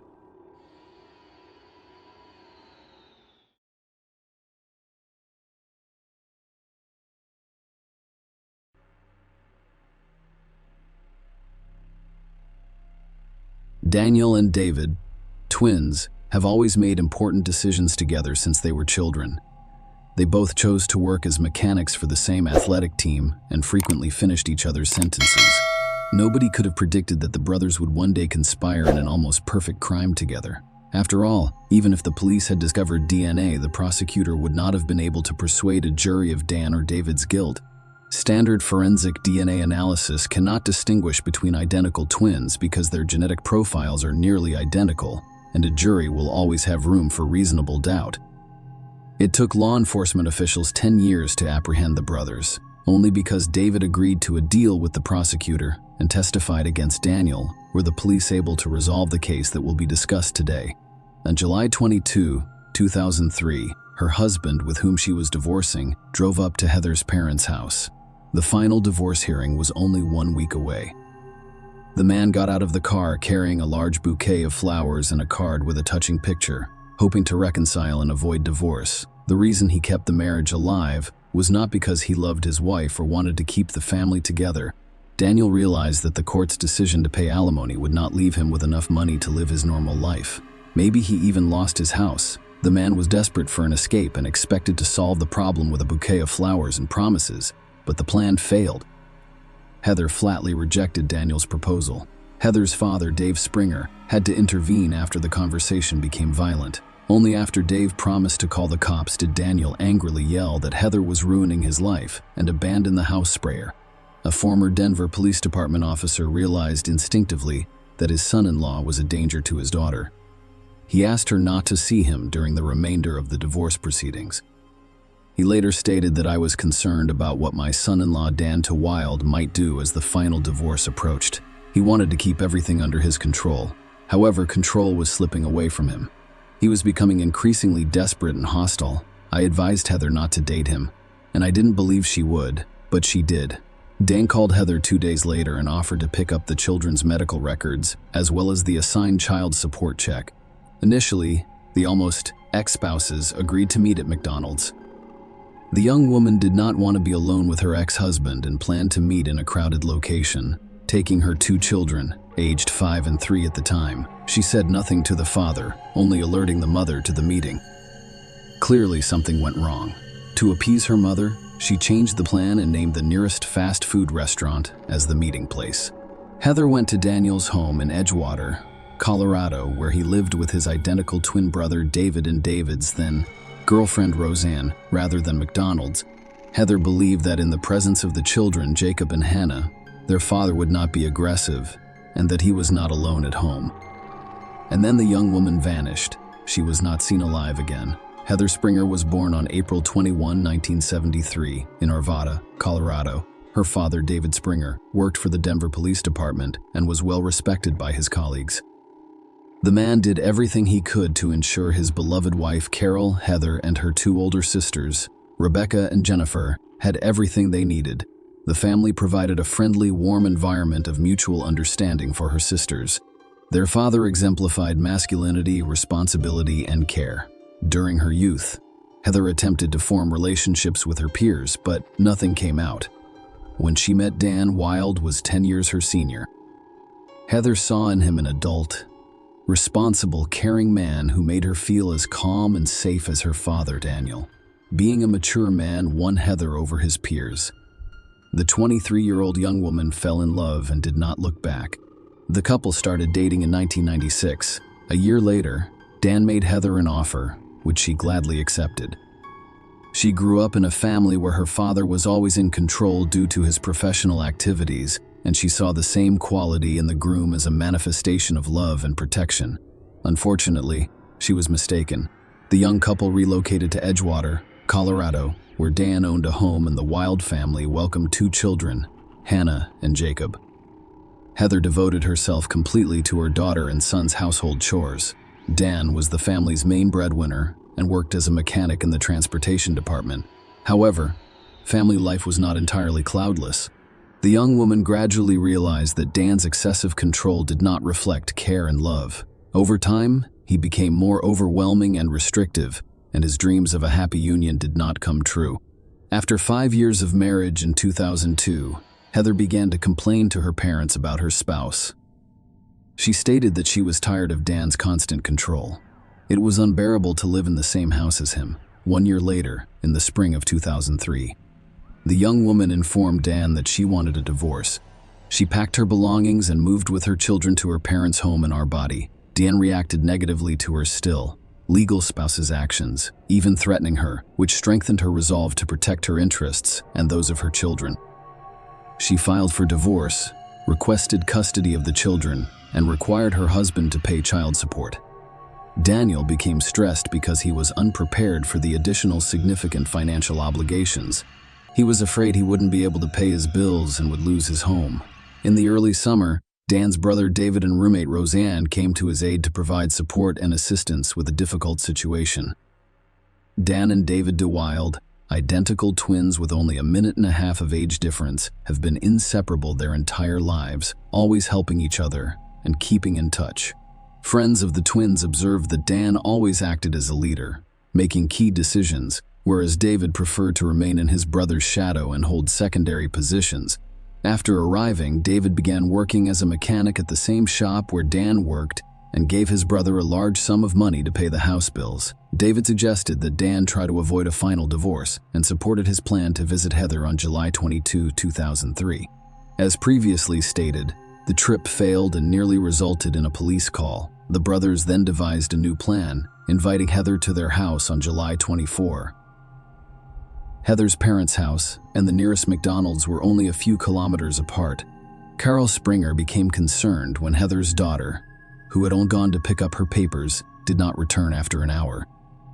Carol called her son-in-law to find out where Heather was because her daughter would not answer her phone. Dan reported that she had arrived at his house, left the kids, and drove to the store. Carol found all of this alarming. She knew her daughter's wallet and credit cards were still at home. She couldn't go shopping without money and cards, and she would never leave her grandchildren with Dan. Carol dialed Dave's number and told him who their daughter had gone to see, and Dave Springer went straight to his former son-in-law's house. Heather was not present, and her car could not be found. Dan insisted that Heather had gone away on her own business, leaving the children with him and would be back soon. The grandchildren couldn't tell their grandparents where their mother was or had gone. Dave contacted the emergency services. With his police background, he claims that his daughter was in trouble. Soon, patrol officers arrived at Dan Wild's house. The officers inspected the area around the house and the house itself, which Dan allowed to enter, but found nothing suspicious outside or inside, so they left. The officers only discovered that the medical records Heather had requested were at Dan's house, and the child support check had yet to be signed. Dave Springer got behind the wheel of his car and drove through the city streets, hoping to find his daughter alive.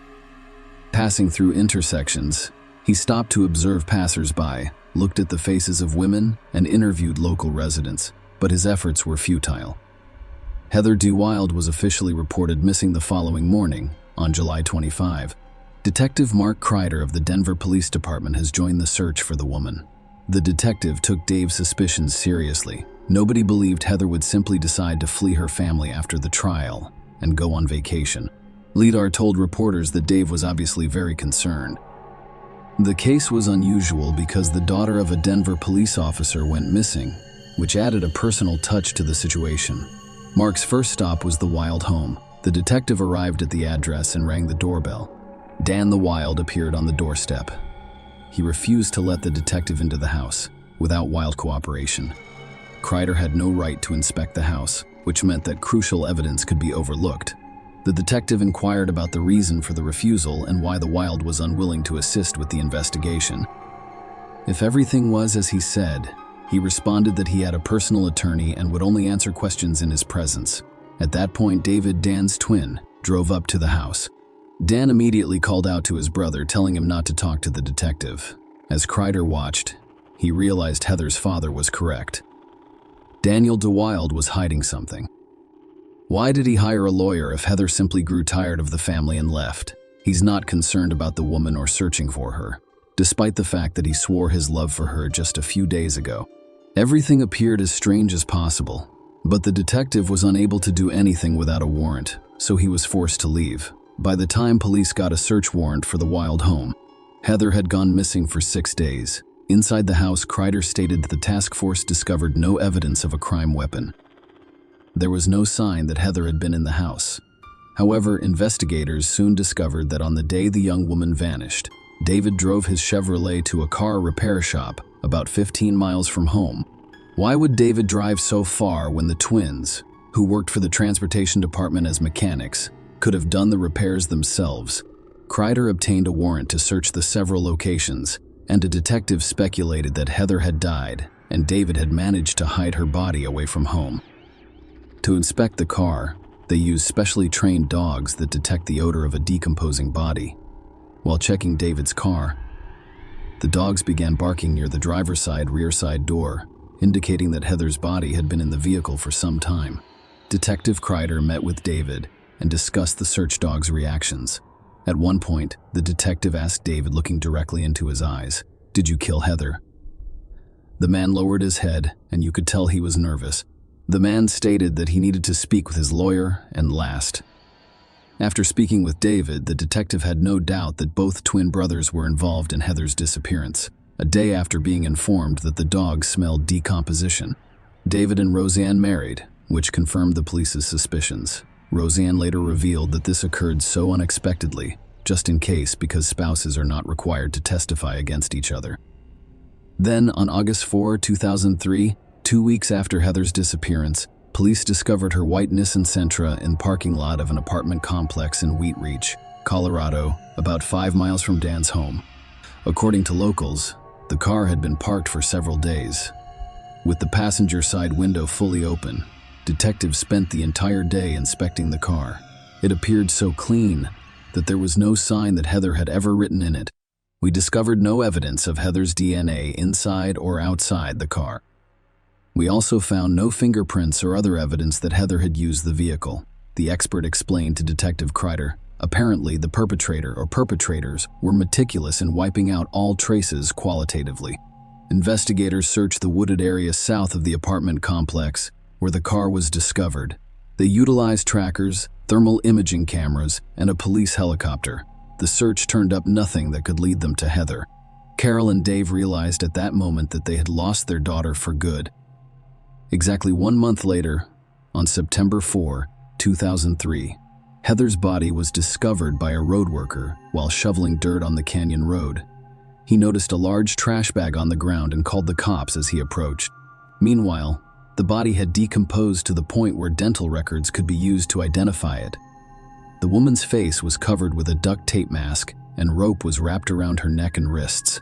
The body was wrapped in garbage bags and duct taped before being buried in a shallow grave.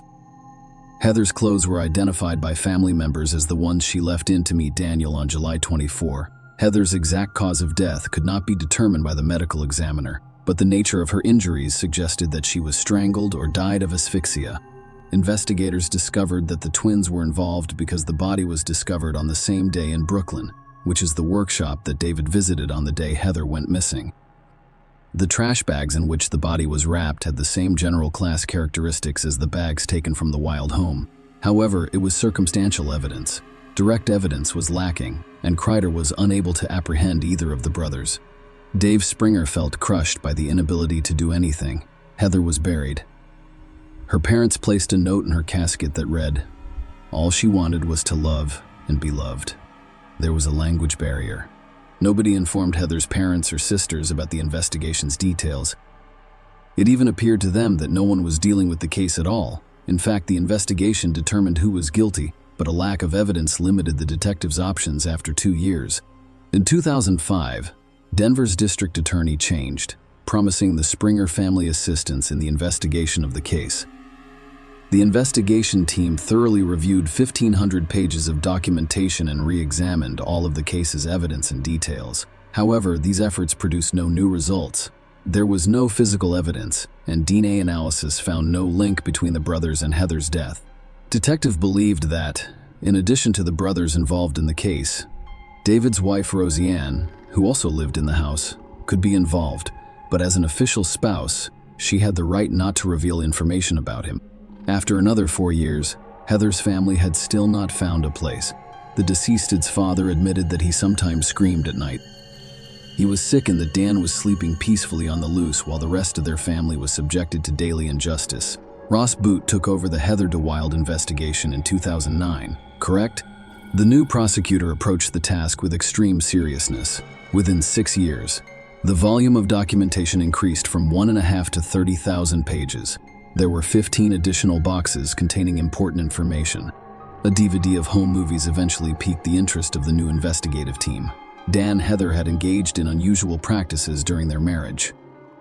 Dan played the dominant role and Heather willingly submitted. Dan likes to tie Heather up. When detectives examined the home videotape, they noticed a significant coincidence. The way Dan was tying Heather up in this video was very similar to how the woman was tied up when her body was found. Detectives also discovered Dan's profile on a dating site where he claimed to be a widower, despite the fact that Heather had been reported missing and her body had yet to be discovered. During the investigation, they were able to locate a witness who saw Dan, David, and Roseanne early one morning near the location where Heather's body was discovered. Furthermore, using new technology developed in recent years, experts were able to reinvestigate phone conversations between David, Daniel, and Roseanne on the day of the crime. All three made 14 calls to each other, and detectives were able to determine each caller's geographical location. David's cell phone was discovered near Heather's car, and from there, he called his brother and then Roseanne. Using all of the information gathered, detectives apprehended the perpetrators more than 8 years later, with only circumstantial evidence. Dan, David, and Roseanne Wilde were arrested on December 14, 2011. Both were charged with first-degree murder and conspiracy to commit first-degree murder. As prosecutors prepare for trial, investigators hope to provoke the Wilde. They speculated that Roseanne could be the weak link and attempted to turn her against the brothers. It did not work. The woman maintained that neither she nor the twins were involved in the crime.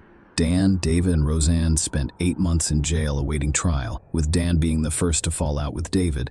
9 years after the crime, the man admitted to Heather that he killed his twin brother Dan.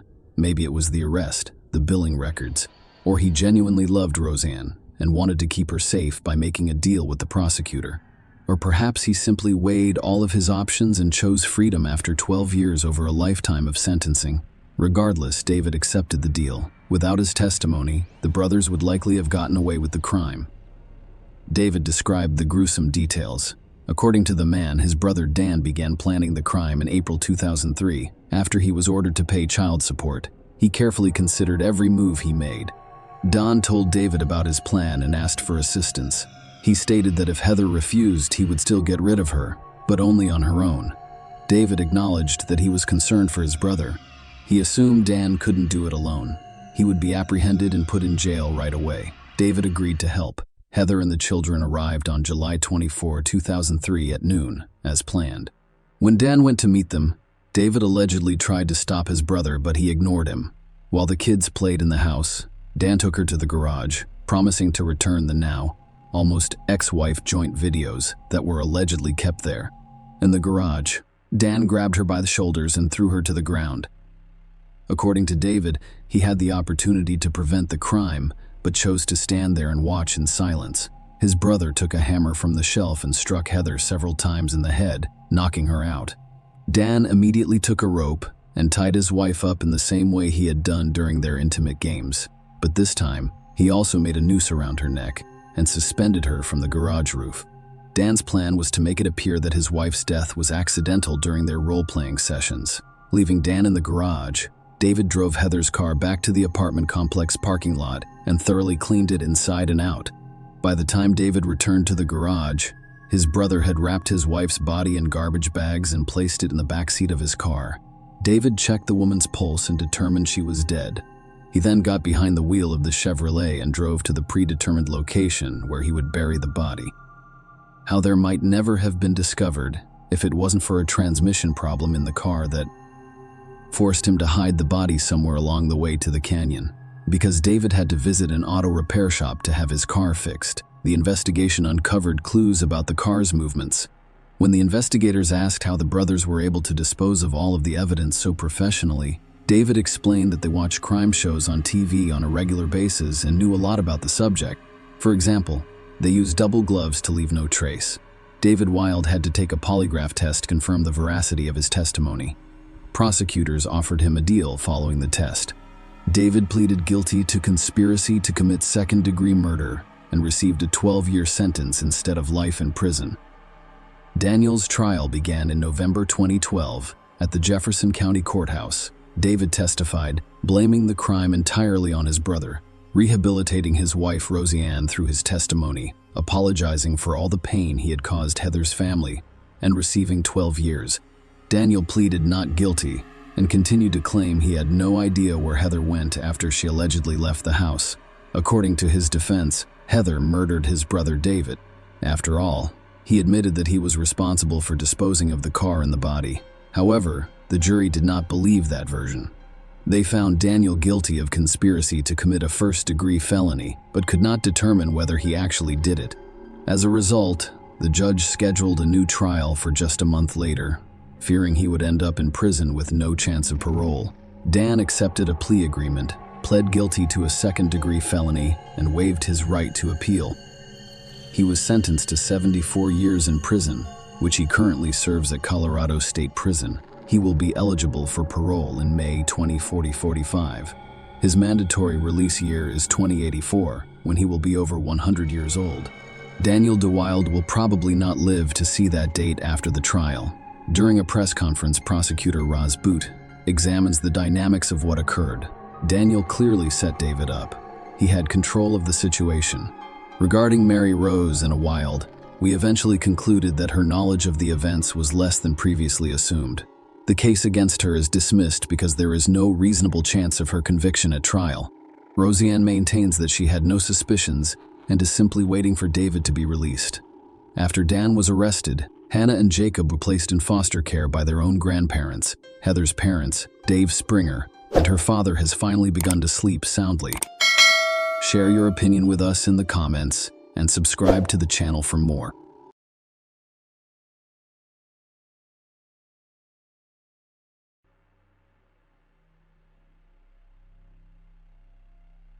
On a quiet, unassuming Tuesday in 1992, a series of events would set the stage for a mystery that would live on in the collective memory for years. A young man known for his charm and popularity found himself in the midst of a perplexing situation within the walls of his own home. Little did they know that this was only the beginning of a perplexing journey full of secrets, questions, and a never-ending search for answers. On that fateful Tuesday, October 13, 1992, in the quiet town of West Liberty, Iowa, 22-year-old Corey Wynek's life took an unexpected turn. Corey was a well-known figure in the community, not only for his athletic ability as a West Liberty high school football player, but also for his work as a bartender at his grandparents' establishment, Wink's Bar and Grill. The night before, Corey had worked a late shift at Wink's, where he spent many of his evenings as the 13th approached. Corey was scheduled to work another night behind the bar. However, when his fiancée Jody Hotz returned home around 6:30 p.m., she was met with an unusual sight.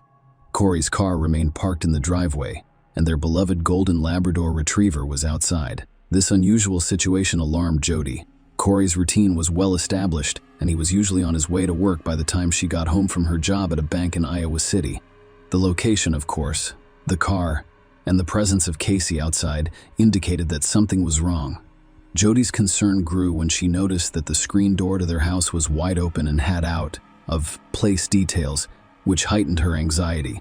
Bracing herself, she entered and discovered the main door unlocked. Her heart racing, she started searching the house, fearing the worst. Jody discovered Corey lying motionless on the floor in their bedroom, a horrific scene. He was covered in blood, unresponsive, and his body had become cold. Panic overwhelmed her, and in her distress, she called 911 in an emergency. Her voice trembled as she described the gruesome discovery. "I believe my fiancé has died." She informed the dispatcher that he was all bloody, not breathing, and cold. The peace of their farmhouse had been shattered by an unfathomable tragedy, and the search for answers would soon begin. The police arrived at Corey's farmhouse and confirmed a grim reality. He had been brutally beaten to death, sustaining multiple blunt force injuries, including a skull fracture. It was a startling and terrifying discovery. Jody, Corey's fiancée, became a valuable source of information for the investigators. She described her last interactions with Corey, revealing that she left for work at 8:30 a.m. That morning, he slept peacefully. Corey had returned home from Iowa City around 7 a.m. It appeared to be an ordinary morning for the couple. The lack of evidence of robbery or theft perplexed the investigators. Corey appeared to have been specifically targeted. Someone had entered their home with the sole purpose of inflicting harm on him. As the investigation progressed and word of Corey's tragic death spread throughout the community, an important piece of evidence surfaced.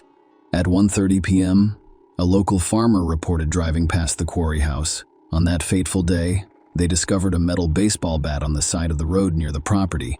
Strangely, when he passed by earlier that morning around 9 a.m., the bat was not present. This information led police to believe that Corey was attacked between 9 a.m. and 1:30 p.m. The discovery of the baseball bat was a watershed moment in the case. traces of blood found on the baseball bat matched Corey's blood type, implying that it was the murder weapon. Corey's injuries were consistent with the types of injuries that a baseball bat can cause.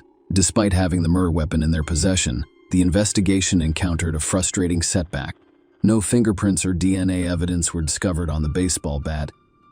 This perplexing lack of conclusive evidence added another layer of complexity to the case, leaving investigators with a haunting mystery about who had targeted Corey and why the investigation into Corey's tragic murder took an unexpected turn as police delved deeper into his personal life.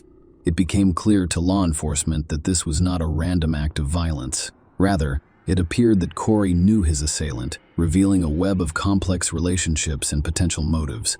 The police made a startling discovery.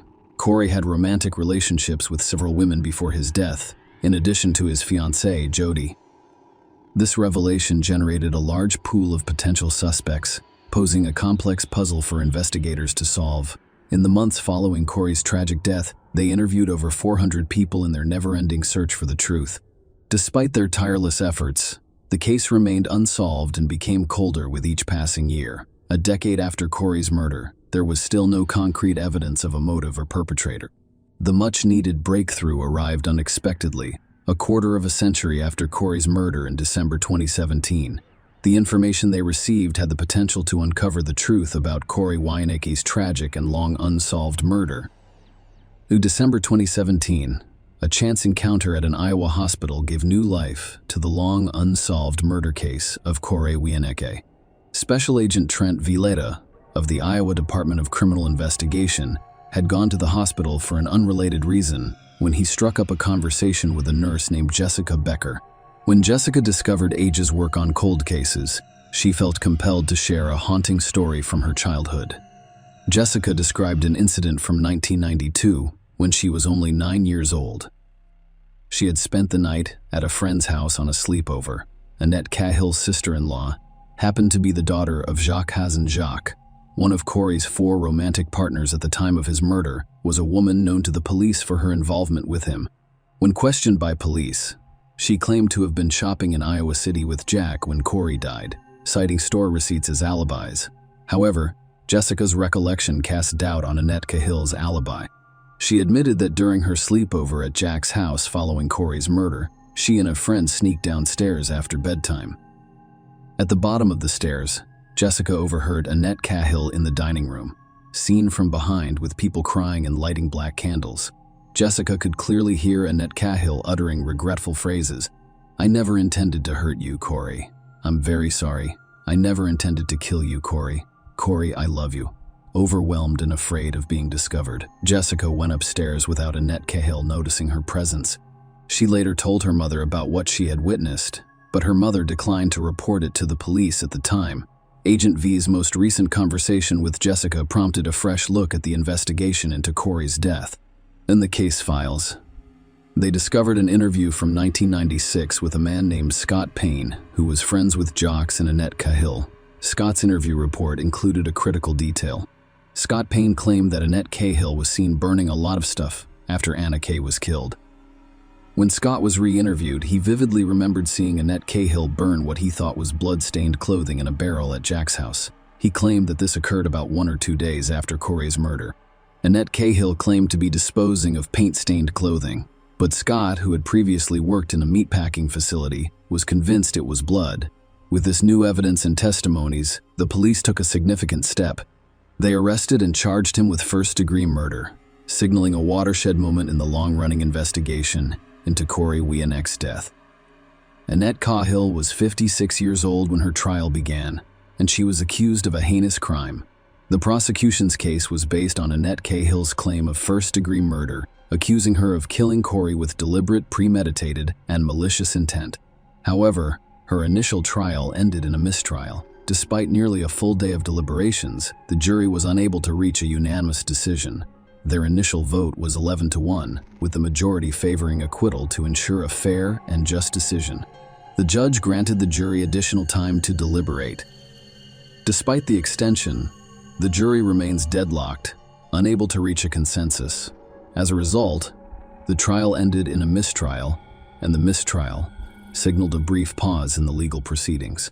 However, Annette Cahill's legal battle did not end there. She would face trial again in the hopes of resolving the unanswered questions surrounding Corey's tragic death. At Annette Cahill's second trial, the prosecution based their case on a disturbing story of jealousy and a deadly encounter. They claimed that Annette Cahill killed Corey out of jealousy, motivated by his engagement and involvement with other women. The court heard gruesome details about Corey's death. He had received 13 blows, all while still alive. The murder weapon, a bat, had been discovered about a mile from Corey's house. It was discovered by a reporter who was forced to walk down a gravel road after his car broke down, where he came across the ominous item. A nearby farmer confirmed seeing the bat by the side of the road around 1:30 p.m. The backboard had distinctive features, including white tape wrapped around the handle and a blue barrel indicating a powerful light heavyweight.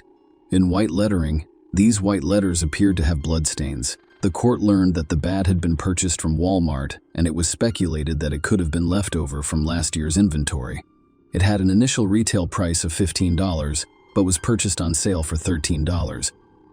The cause of Corey's tragic death was blunt: forced trauma, emphasizing the brutality of the attack. The night before Corey was murdered, Annette made an unsettling appearance at Wink's, where Corey worked. After the bar closed, Corey left with Wendy Marshall. Their departure, however, was hampered when they came across Annette Cahill, who was intoxicated and waiting in Corey's car. Annette Cahill joins them on their journey, creating a tense and agitated environment. During the drive to Annette Cahill's house, she abruptly jumped out of the car, resulting in a confrontation with Corey. Corey then dropped off Wendy and then Annette at their respective homes. When Jody left for work the next morning, Corey was still at home, sleeping peacefully in his bed. The courtroom drama continued with a series of testimonies intended to shed light on the mysterious circumstances surrounding Corey's murder. First, Jessica Becker and her mother took the stand.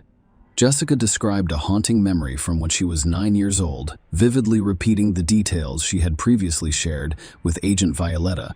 Her mother corroborated her story, stating that Jessica had confided in her at the time. However, she chose not to report it out of fear, recognizing the brutality and viciousness of Corey's attack. Scott Payne, a previously unmentioned witness, also testified. He told the court what he had previously told the police. He saw Annette Cahill burn what he thought was blood-stained clothing. The defense made a compelling case, claiming that Annette Cahill had a solid alibi and should not be held responsible for Corey's murder. They emphasized the lack of physical evidence linking Annette Cahill to the crime. The hairs found in Corey's hand were not definitively linked to her, and there were no fingerprints or traces of her blood on the bat. Annette Cahill testified that she saw Corey the night before his murder. She admitted to being jealous when she saw him with another woman, but insisted they had reconciled and even had sexual intercourse. When she attempted to visit Corey's house that morning, she spent the next day working on a roofing job with Jack. She assumed it was empty because she received no response when she knocked on the door to discuss Ed's defense, which revolved around her presence at a construction job site and subsequent shopping trip with Jack on the day of Corey's murder. The prosecution argued that the provided receipts did not cover the time of Corey's murder. Jack testified that she picked up Annette Cahill around 10 a.m. At the job site, they made a brief stop at Corey's house on their way to Iowa City to return a book for Annette Cahill. They claimed there was no one home because no one answered the door, prompting them to travel to Iowa City. Jack produced receipts for their purchases, but only one had a timestamp indicating a purchase at 1:25 p.m. The defense also attempted to discredit Jessica's testimony, claiming that her bias against Annette Cahill was influenced by Annette Cahill's previous sexual relationship with Jessica's stepfather as a child. After hours of deliberation, including a deadlock at one point, the jury reached a unanimous decision. Annette Cahill was found guilty of second-degree murder rather than first-degree murder, as had been the case in the initial trial. This verdict was a significant step forward in the ongoing legal saga surrounding Corey's tragic death, but it did not completely resolve the case's mysteries and complexities. Annette Cahill's legal journey continued as she explored various options for challenging her conviction and obtaining her release. One of the key post-trial motions she filed was a request to compel discovery regarding the hairs discovered in Corey's hands. She inquired about the testing of these hairs and requested that the court order an explanation from the state if the evidence had been lost or destroyed. She also requested a new trial based on a Brady violation, withholding exculpatory evidence, and argued that the jurors' failure to receive a spoliation instruction regarding the destroyed evidence was unfair. However, her motion was denied, and she was eventually sentenced to 50 years in prison. Share your opinion with us in the comments and subscribe to the channel for more.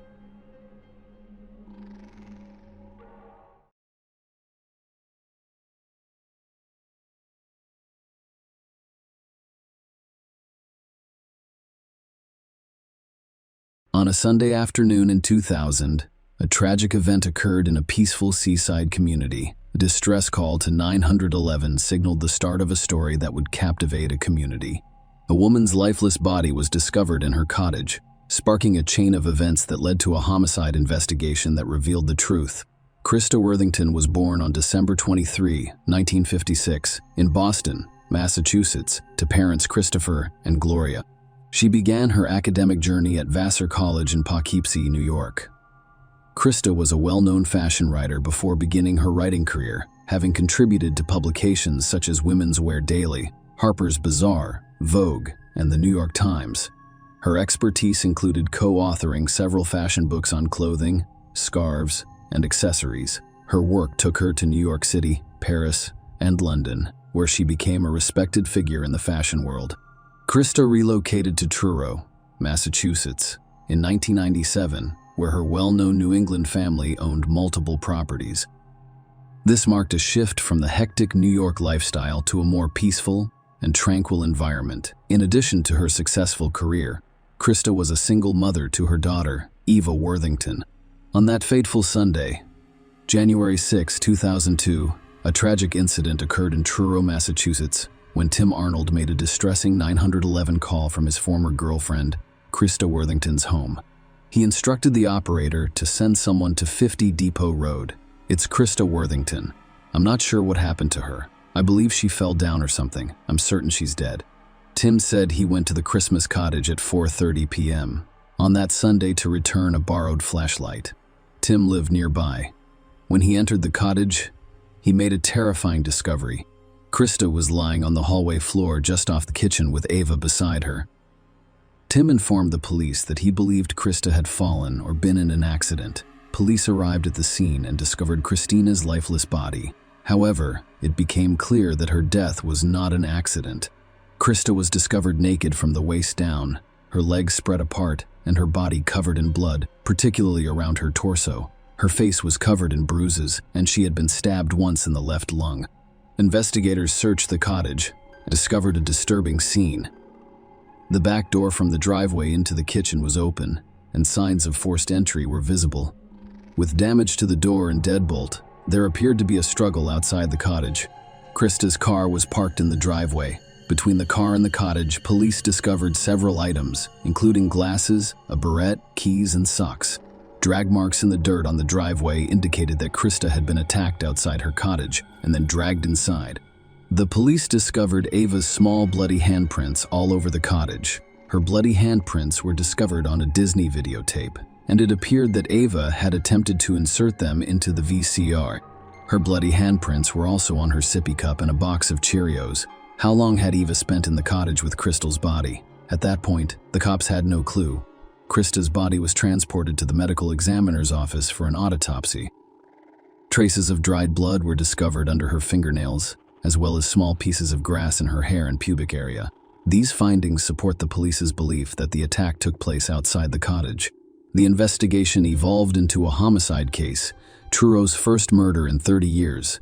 Tests revealed the presence of male biological material in Krista's genital area, leading the police to believe she had been raped, with the assumption that the same person who raped her was also her murderer.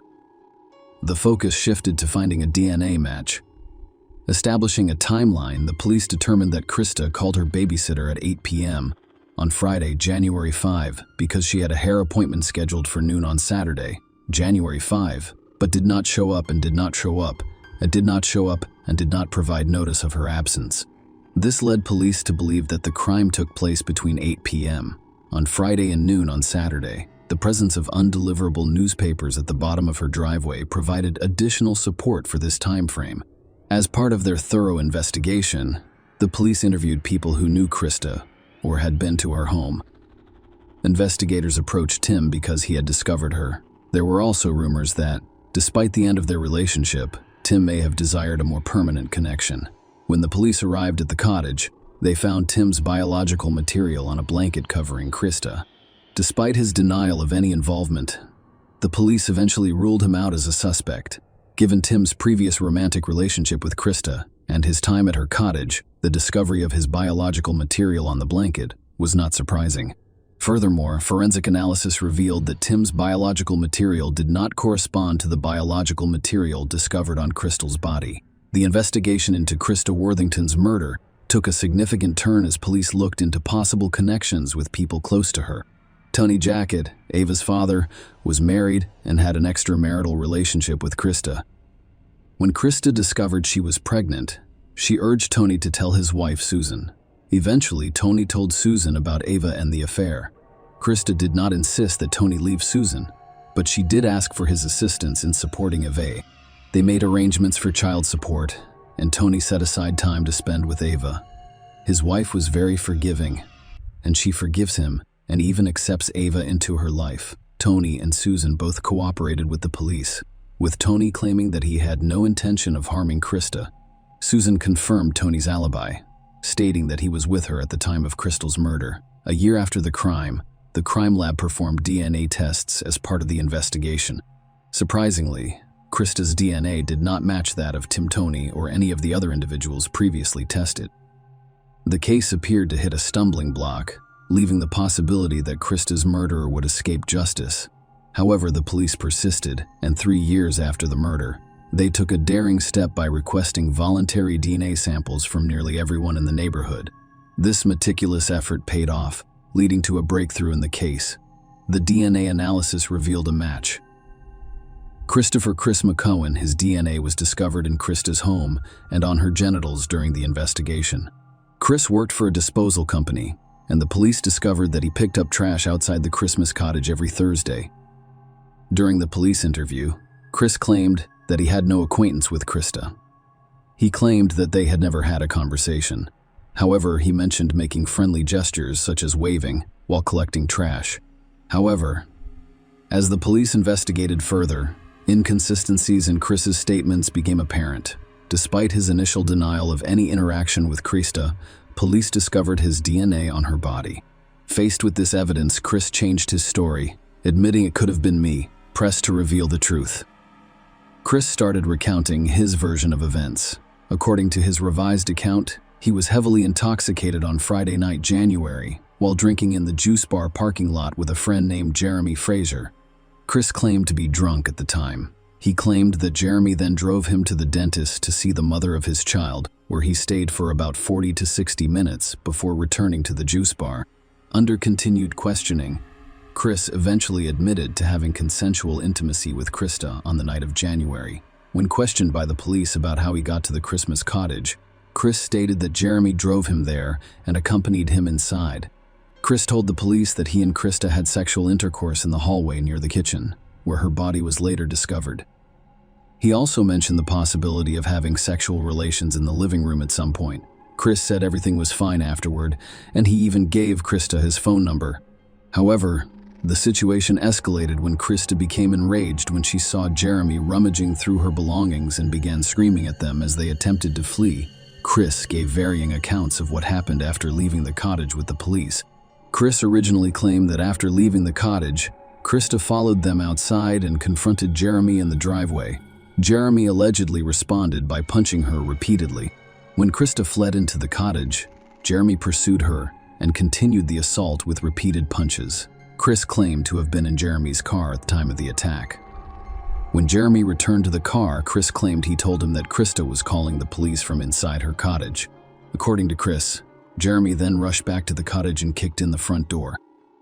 Chris told the police that Jeremy spent about 10 minutes inside, while Chris remained in the car, completely unaware of what was going on. However, when the police expressed doubts, Chris changed his story. He acknowledged that he was not in Jeremy's car during the initial assault. Instead, he actively participated in the altercation. Chris admitted to punching Krista in the face and chest, which caused her to lose consciousness. As she fell, her head struck the gravel driveway with such force that Chris recalls the sound vividly. Despite this, Chris admitted that the brutality did not end there. He told the police that they continued the assault, claiming that we put the boots on her. Later, Chris and Jeremy dragged Krista back into the cottage. Chris, on the other hand, admitted to beating Krista and engaging in sexual activity with her, but he denied killing her. He blamed Jeremy for the fatal act, claiming that he stabbed Krista in the chest with a knife from her own kitchen. When asked about Jeremy's potential contradiction, Chris admitted that if Jeremy could provide an alibi, it would be entirely on me. However, Jeremy told police a different story. He confirmed that he met Chris at the juice bar on Friday night and drove him to Dennis. According to Jeremy, he returned to the juice bar and attended a house party in East Ham with a friend who confirmed his account. Jeremy claimed that Chris was also at the party, but he arrived separately in a different vehicle. He said he stayed at a friend's house that night, and his friend confirmed it. Furthermore, Jeremy's DNA was not found on the Christmas body, so the police leaned toward believing Jeremy's version of events. Chris faced several serious charges, including first-degree murder, aggravated rape, and aggravated burglary. Chris, according to the prosecution, raped, brutally attacked, and stabbed Krista on his own. The court was presented with compelling evidence, including DNA analysis that proved Chris's sexual relationship with Krista. The prosecution emphasized Chris's statements to the police as crucial to their case. According to the prosecution, Chris had been drinking heavily with friends on the Friday night in question, and at some point during the night, he allegedly went to Krista Cottage at 1 because he wanted to have sexual intercourse. The prosecution claimed Chris and Krista were not in a relationship and had never been together before. They claimed that Chris, knowing Krista lived in the cottage with her 2-year-old daughter, went to her house and raped, assaulted, and inflicted a throat wound, resulting in death. The medical examiner testified that Chris's death was caused by a stab wound to the chest. The medical examiner also informed the jury that Krista had contusions in her nose and chest, as well as abrasions on her face, hands, arms, and legs. She also suffered internal hemorrhaging in her skull, which is consistent with a blunt impact. These details provided a bleak picture of a brutal assault. The defense argued that Chris was an innocent man, urging the jury to disregard any statements he made to police because of his low intelligence and vulnerability. Chris's attorneys contended that, due to his limited cognitive abilities, he did not understand the situation following his arrest.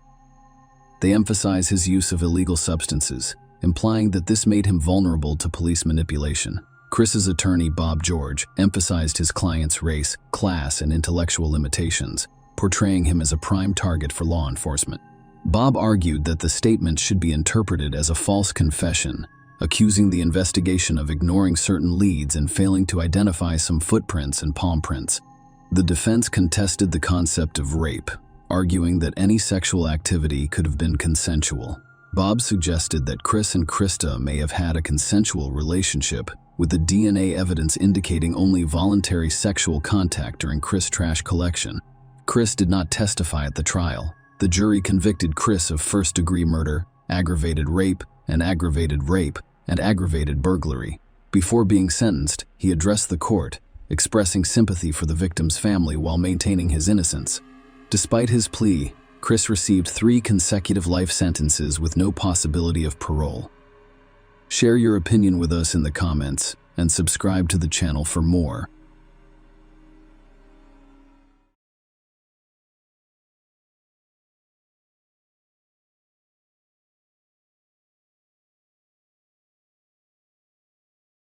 On Thursday, December 16, 2004, Bobby Jo Stinnett, a 23-year-old woman who was 8 months pregnant with her first child, eagerly awaited the arrival of her baby girl.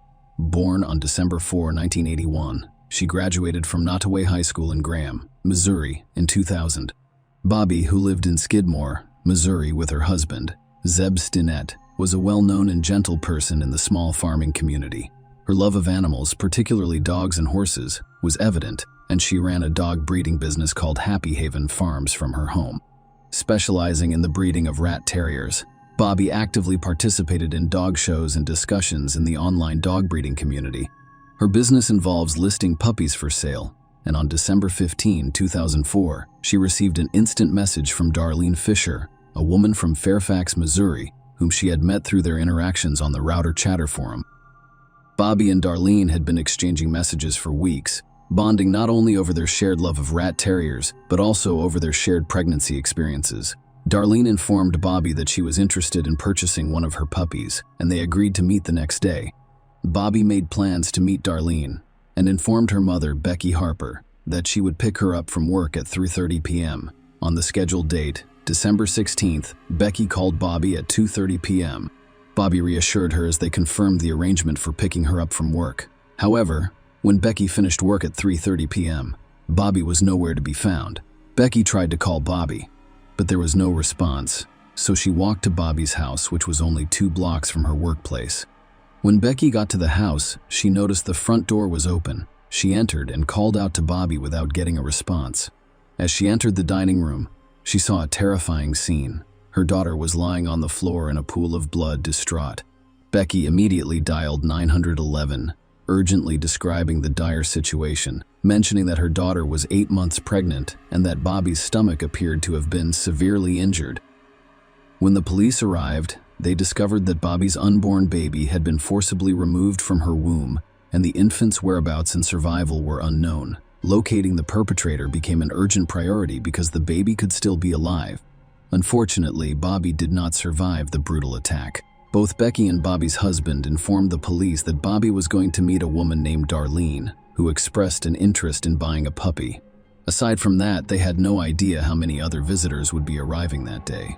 Through a quick investigation, the police tracked Darlene down using text messages and IP addresses from the computer she used to communicate.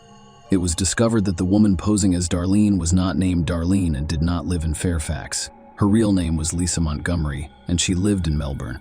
Lisa drove from Melbourne to Skidmore on December 16th and arrived at Bobby's house around 12:30 p.m. Police believe the baby was taken between 2:30 p.m. and 3:30 p.m.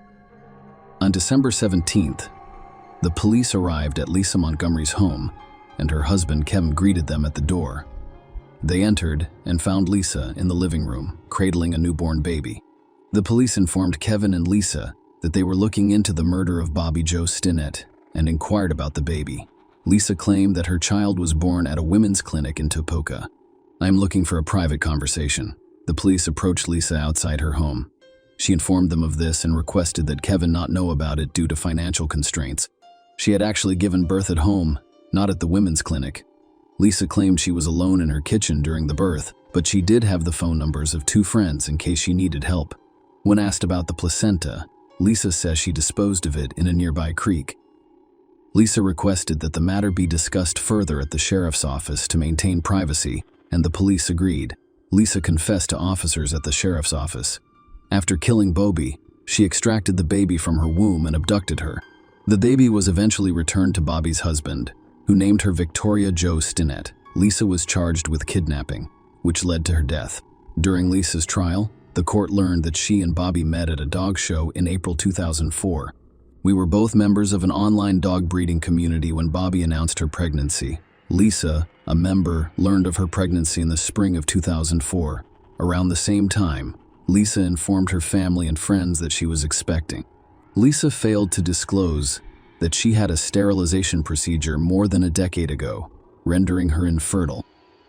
Lisa deceived people for 8 months by pretending to be pregnant. She went so far as to wear maternity clothes and purchase baby items.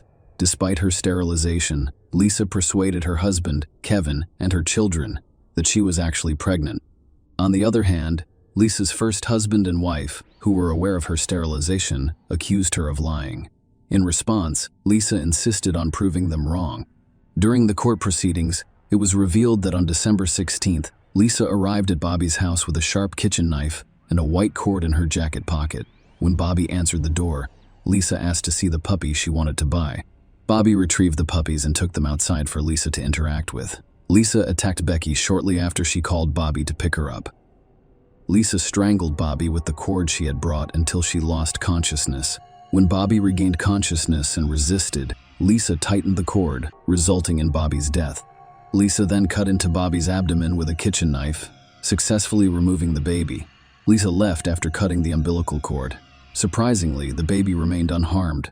Throughout her journey, Lisa took precautions to ensure the baby's well-being, such as clapping the umbilical cord and clearing mucus from his mouth. Lisa had a car seat ready in her vehicle for the baby. When Lisa arrived at a parking lot near a women's clinic in Topeka, Kansas, she called her husband, Kevin, to tell him she had given birth. Kevin met her in the parking lot and named the baby Abigail. The next day, they went out for breakfast, proudly introducing their new baby, Abigail, to everyone. The prosecution contended that Bobby's tragic death and the baby's abduction were the result of Lisa's calculated and cold-blooded plan to protect the lies she had told her friends and family. According to the prosecution, Lisa was afraid that her first husband, Carl Bowman, would discover her lies during their custody battle. Lisa was concerned that this revelation would jeopardize her position in court proceedings, so she felt compelled to have a baby as proof that her pregnancy was genuine. The prosecution claimed that Lisa purposefully misled her family and friends about her pregnancy and meticulously planned the abduction of a baby to maintain the illusion. They claimed Lisa's plan was meticulously planned and executed with precision. To hide her identity, Lisa contacted Bobby under a fictitious name, hoping that the crime could not be traced back to her. Concurrently, she continued to inform everyone she knew about her pregnancy. Lisa went so far as to purchase a home birth kit and conduct online research on how to perform a cesarean section. Sheriff Strong, who played a role in the case, stated that the crime was meticulously planned, and Lisa persisted in lying until she was caught. Lisa even tried to implicate her own brother, claiming he was with her when the baby was abducted. However, his verified alibi revealed that this was yet another falsehood. The prosecution claimed Lisa was involved in a custody battle with her first husband, who, upon learning that she had informed her second husband, Kevin, about her pregnancy, questioned the veracity of her claim. Aware of Lisa's inability to conceive, he sent emails expressing his intention to reveal the alleged lie to Kevin, whom he exploited during custody proceedings. In response, Lisa, determined to prove him wrong, took a series of actions that culminated in the tragic events less than a week before Bobby's death on December 10th. Lisa's first husband formally filed a motion seeking a change of custody for the two minor children who lived with Lisa. To back up their case, the prosecution called Dr. Dietz as an expert witness. This move was prompted by the defense's prior notification that they intended to pursue an insanity defense, claiming Lisa was experiencing pseudopsychoses. During the trial, Dr. Dietz testified that there are two types of phenomena known as pseudoscience, the first of which involves a woman genuinely and sincerely believing she is pregnant. Typically, this belief ends when the woman is presented with concrete evidence that she is not pregnant. Individuals with this type of pseudopsychosis are not considered mentally ill and do not have delusions. Dr. Dietz describes a second type of pseudoscience that is linked to mental illness, specifically schizophrenia. Individuals suffering from this condition experience delusions, particularly the delusion of being pregnant. Notably, this form is distinguished by the presence of a strong conviction. In contrast to the first example, people who believe in pseudoscience refuse to accept evidence that contradicts their beliefs. They have a firm and unwavering belief in their pregnancy, which demonstrates the impact of mental illness. Dr. Dietz, in his expert opinion, concluded that Lisa did not have pseudopsychosis at the time of Bobby's death. He came to this conclusion based on his belief that Lisa did not truly believe she was pregnant. In court, Dr. Dietz explained his reasoning by emphasizing several key points. To begin, Dr. Dietz stated that Lisa was well aware that she had undergone permanent sterilization, which removed any doubt about her reproductive abilities.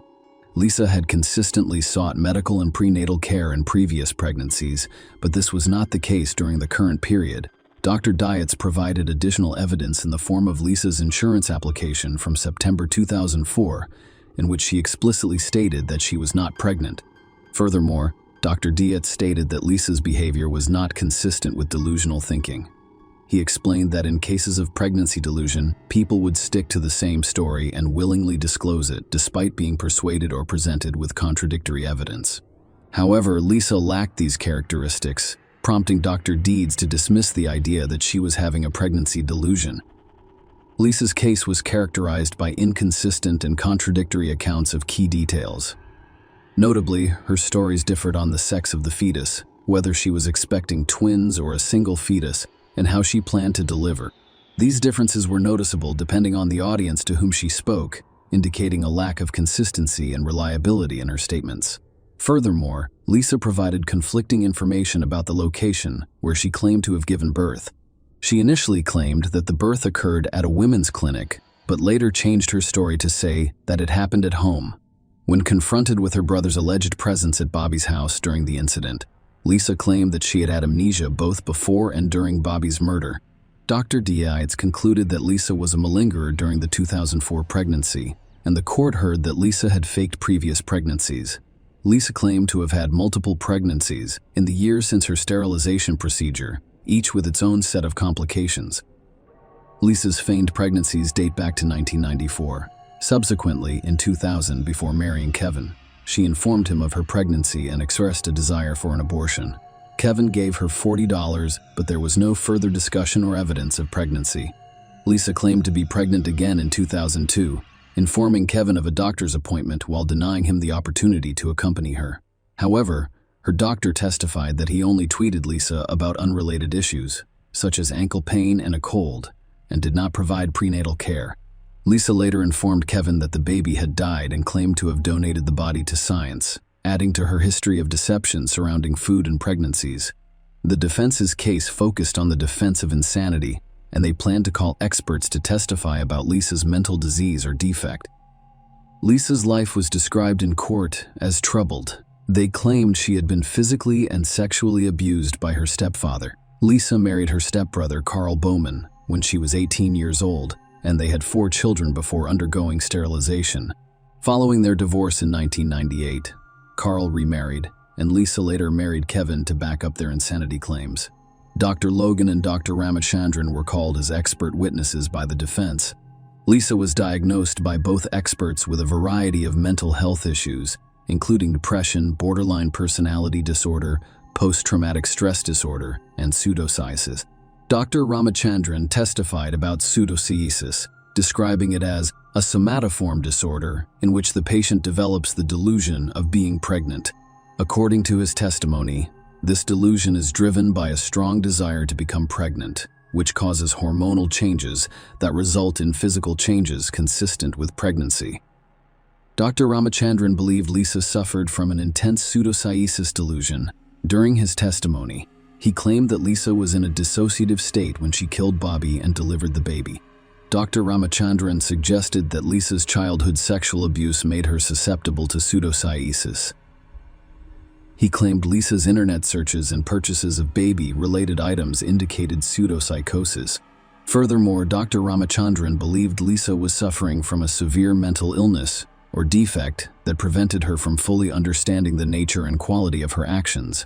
Following 5 hours of deliberation, the jury returned a unanimous verdict, finding Lisa guilty of kidnapping resulting in death. The following day, she received a death sentence.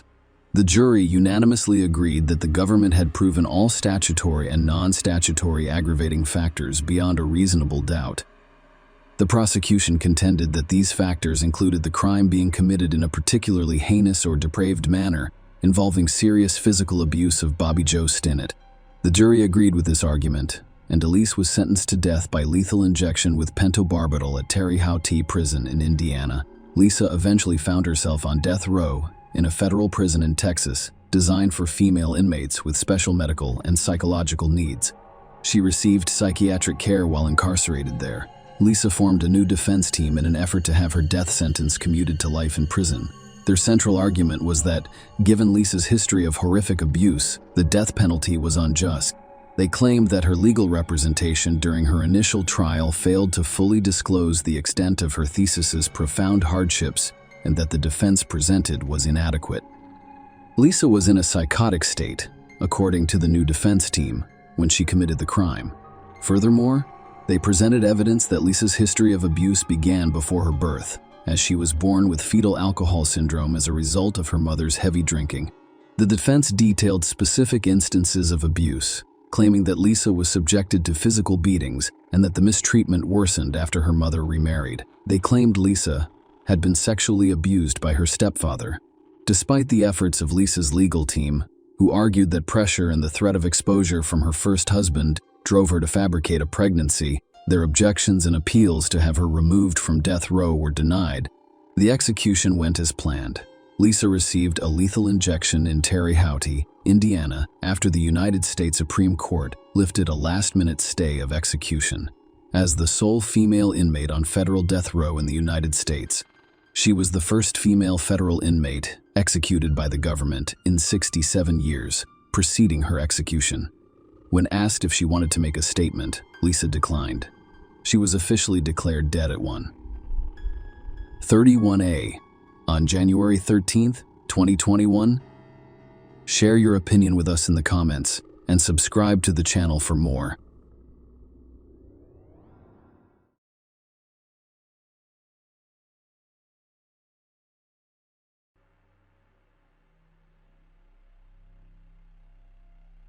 In downtown Melbourne, Australia, on an ordinary Wednesday evening in January 2019, to a sinister turn. What began as a casual outing with friends for a young international student quickly escalated into a terrifying ordeal that stunned the entire country and the world. Kaya Mayasarwe was born in 1997 in Baqa al-Gharbia. At the age of 21, I moved to Israel with my Palestinian Muslim family. Aya Mayasarwe, a Palestinian citizen of Israel, embarked on a journey that was meant to be transformative. She had come to Australia for a one-year exchange program at La Trobe University in Bundoora, Melbourne. Her thirst for knowledge and love of languages drove her decision to study abroad. However, the January night proved fatal for her. Aya Mayasarwe's night of January 16, 2019 began just like any other. After attending a less talkative English social event, she went to a comedy show in North Melbourne with her friends. For Aya, these gatherings were more than just social occasions.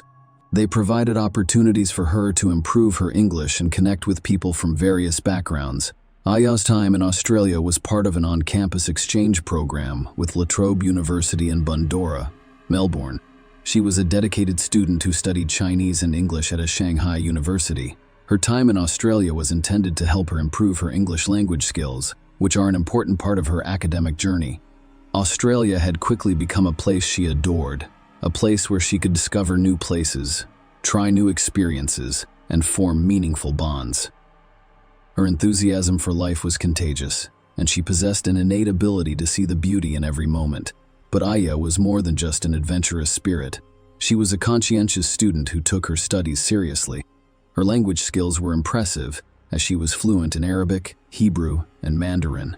Her commitment to learning and personal development was demonstrated by her decision to spend a year in Australia, pushing her limits and broadening her horizons.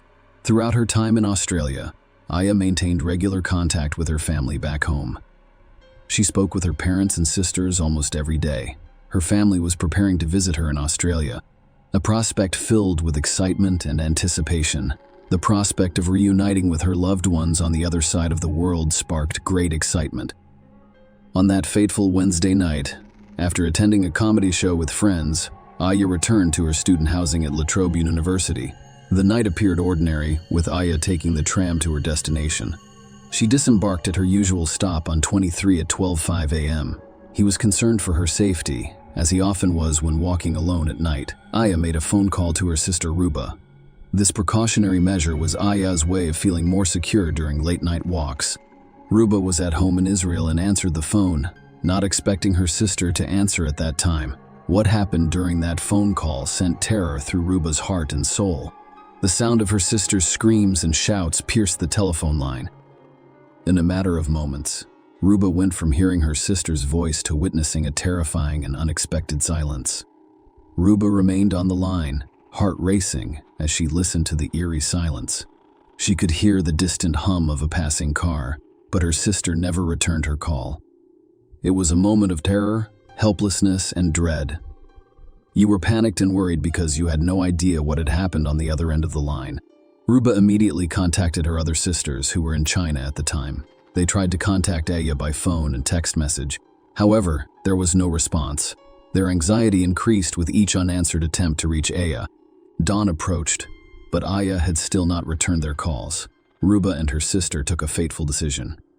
They reported the disappearance to the Australian police. It was approximately 6 a.m. When they took the step, they had no idea horrifying truth. that would soon be revealed.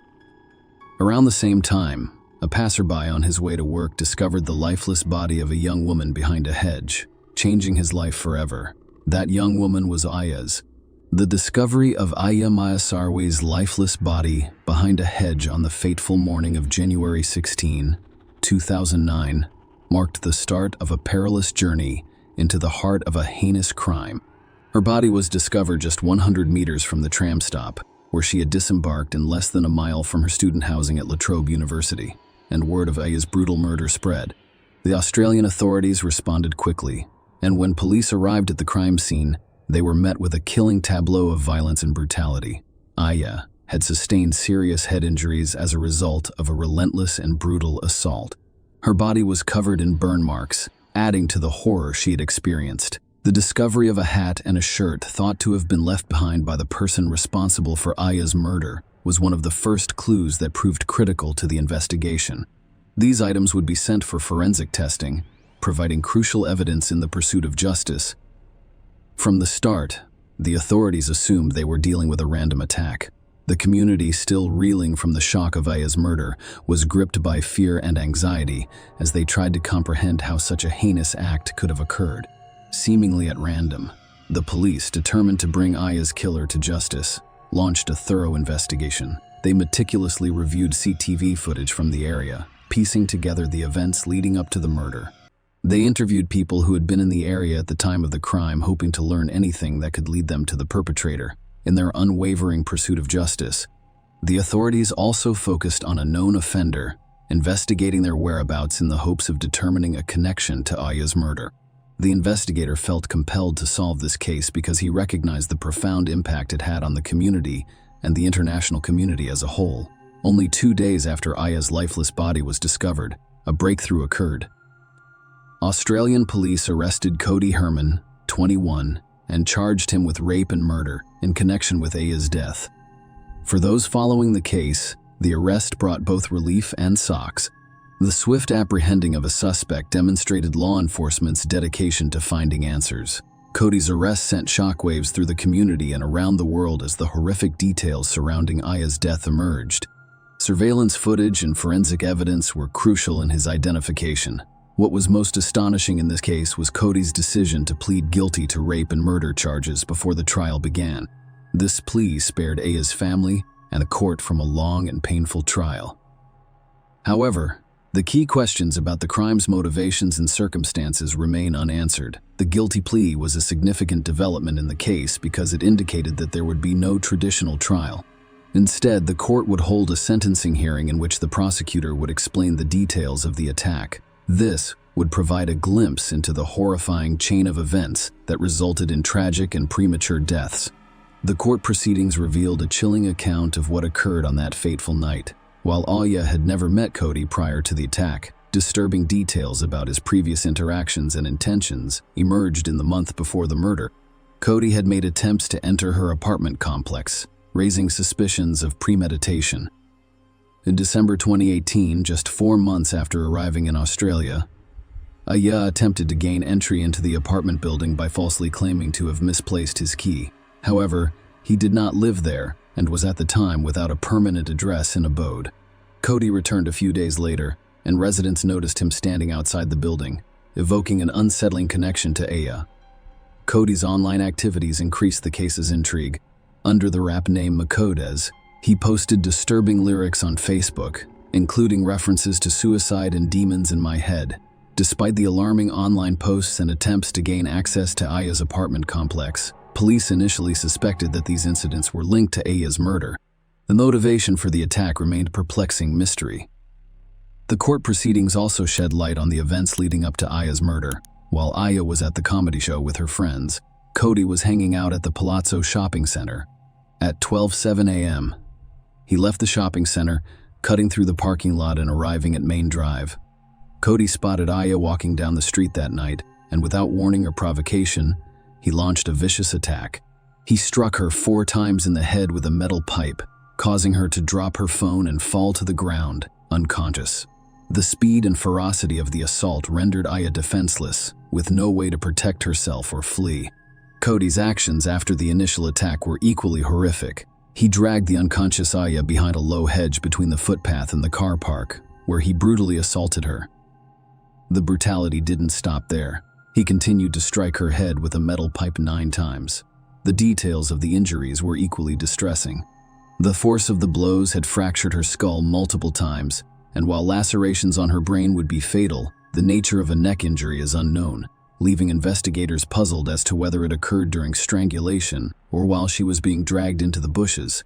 Following the assaults, Cody attempted to eliminate any evidence linking him to Aya's body. He fled the scene, carrying Aya's belongings with him.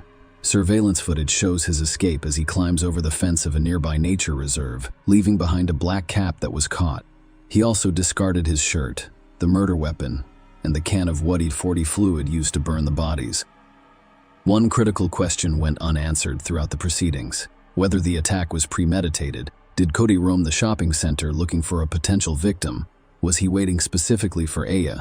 The evidence indicated that he had the metal pipe in his possession prior to the attack, indicating a deliberate action.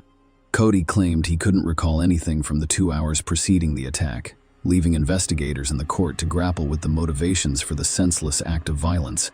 During the sentencing hearing, the prosecutor meticulously recounted the terrifying sequence of events that occurred that fateful night. The details were chilling, emphasizing the brutality of the crime. Cody had relentlessly assaulted Aya, a young woman he had never met before.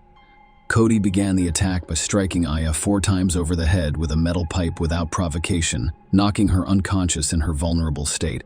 He dragged her behind a low hedge and assaulted her in a horrific manner. This was followed by 9 additional strikes to her head with the metal pipe, resulting in a catastrophic brain injury. Aya suffered horrific injuries, with multiple skull fractures, brain lacerations, and an unexplained neck injury. Investigators were unsure whether she was strangled or dragged into the buses. The gruesome details were revealed in court, leaving the audience in shock and disbelief. The victim's humanity, the brutality of the crime, and the attack's apparent motivelessness left everyone in attendance feeling deeply saddened and outraged. Throughout the preceding period, opposing viewpoints emerged regarding Cody Herman's sentencing. The defense claimed that Cody had a troubled upbringing characterized by instability and substance abuse. His attorney acknowledged the gravity of the crime, claiming that there was no justification for the attack. He portrayed Cody as someone who, despite committing a heinous act, was not inherently a monster. Instead, he contended that Cody's life had been plagued by extraordinary disadvantages, resulting in a distorted view of the world. A forensic psychiatrist provided insight into Cody's psychological profile, describing him as having a severe personality disorder. A forensic psychiatrist described the attack as the result of male rage directed at a female. He suggested that Cody's actions were motivated by a combination of humiliating experiences, including a broken relationship, substance abuse, a worsening mood state, and unresolved anger. In a handwritten letter to the court, Cody apologized for his actions. Recognizing that there was no excuse for what he had done, he expressed deep regret and promised to spend the rest of his life trying to make amends. On the other side of the courtroom, the prosecution argued for a harsh sentence, claiming that Cody should not receive leniency. They highlight the attack's sheer violence and depravity, emphasizing the importance of justice being served. Throughout the preceding period, Aya's family provided victim impact statements, which provided a moving glimpse into the profound loss they had suffered and would continue to suffer. Ruba, Aya's sister, described Aya as someone who looked up to those who knew how to deal with difficult situations. Her mother, Kidam Aya, described her daughter as a beautiful girl and expressed his deep sadness when speaking of her. She described their daily conversations and her longing for her mother's embrace, while another sister remembered Aya as always cheerful and energetic. Justice Elizabeth Hollingworth presided over the sentencing hearing, and she addressed Cody directly.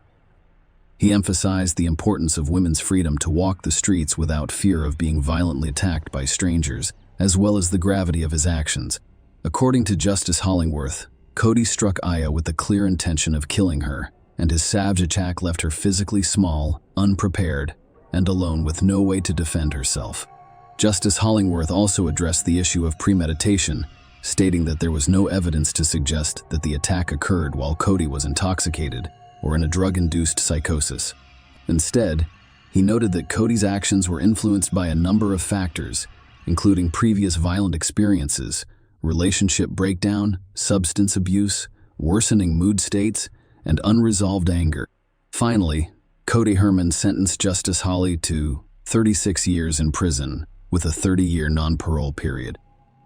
Share your opinion with us in the comments and subscribe to the channel for more.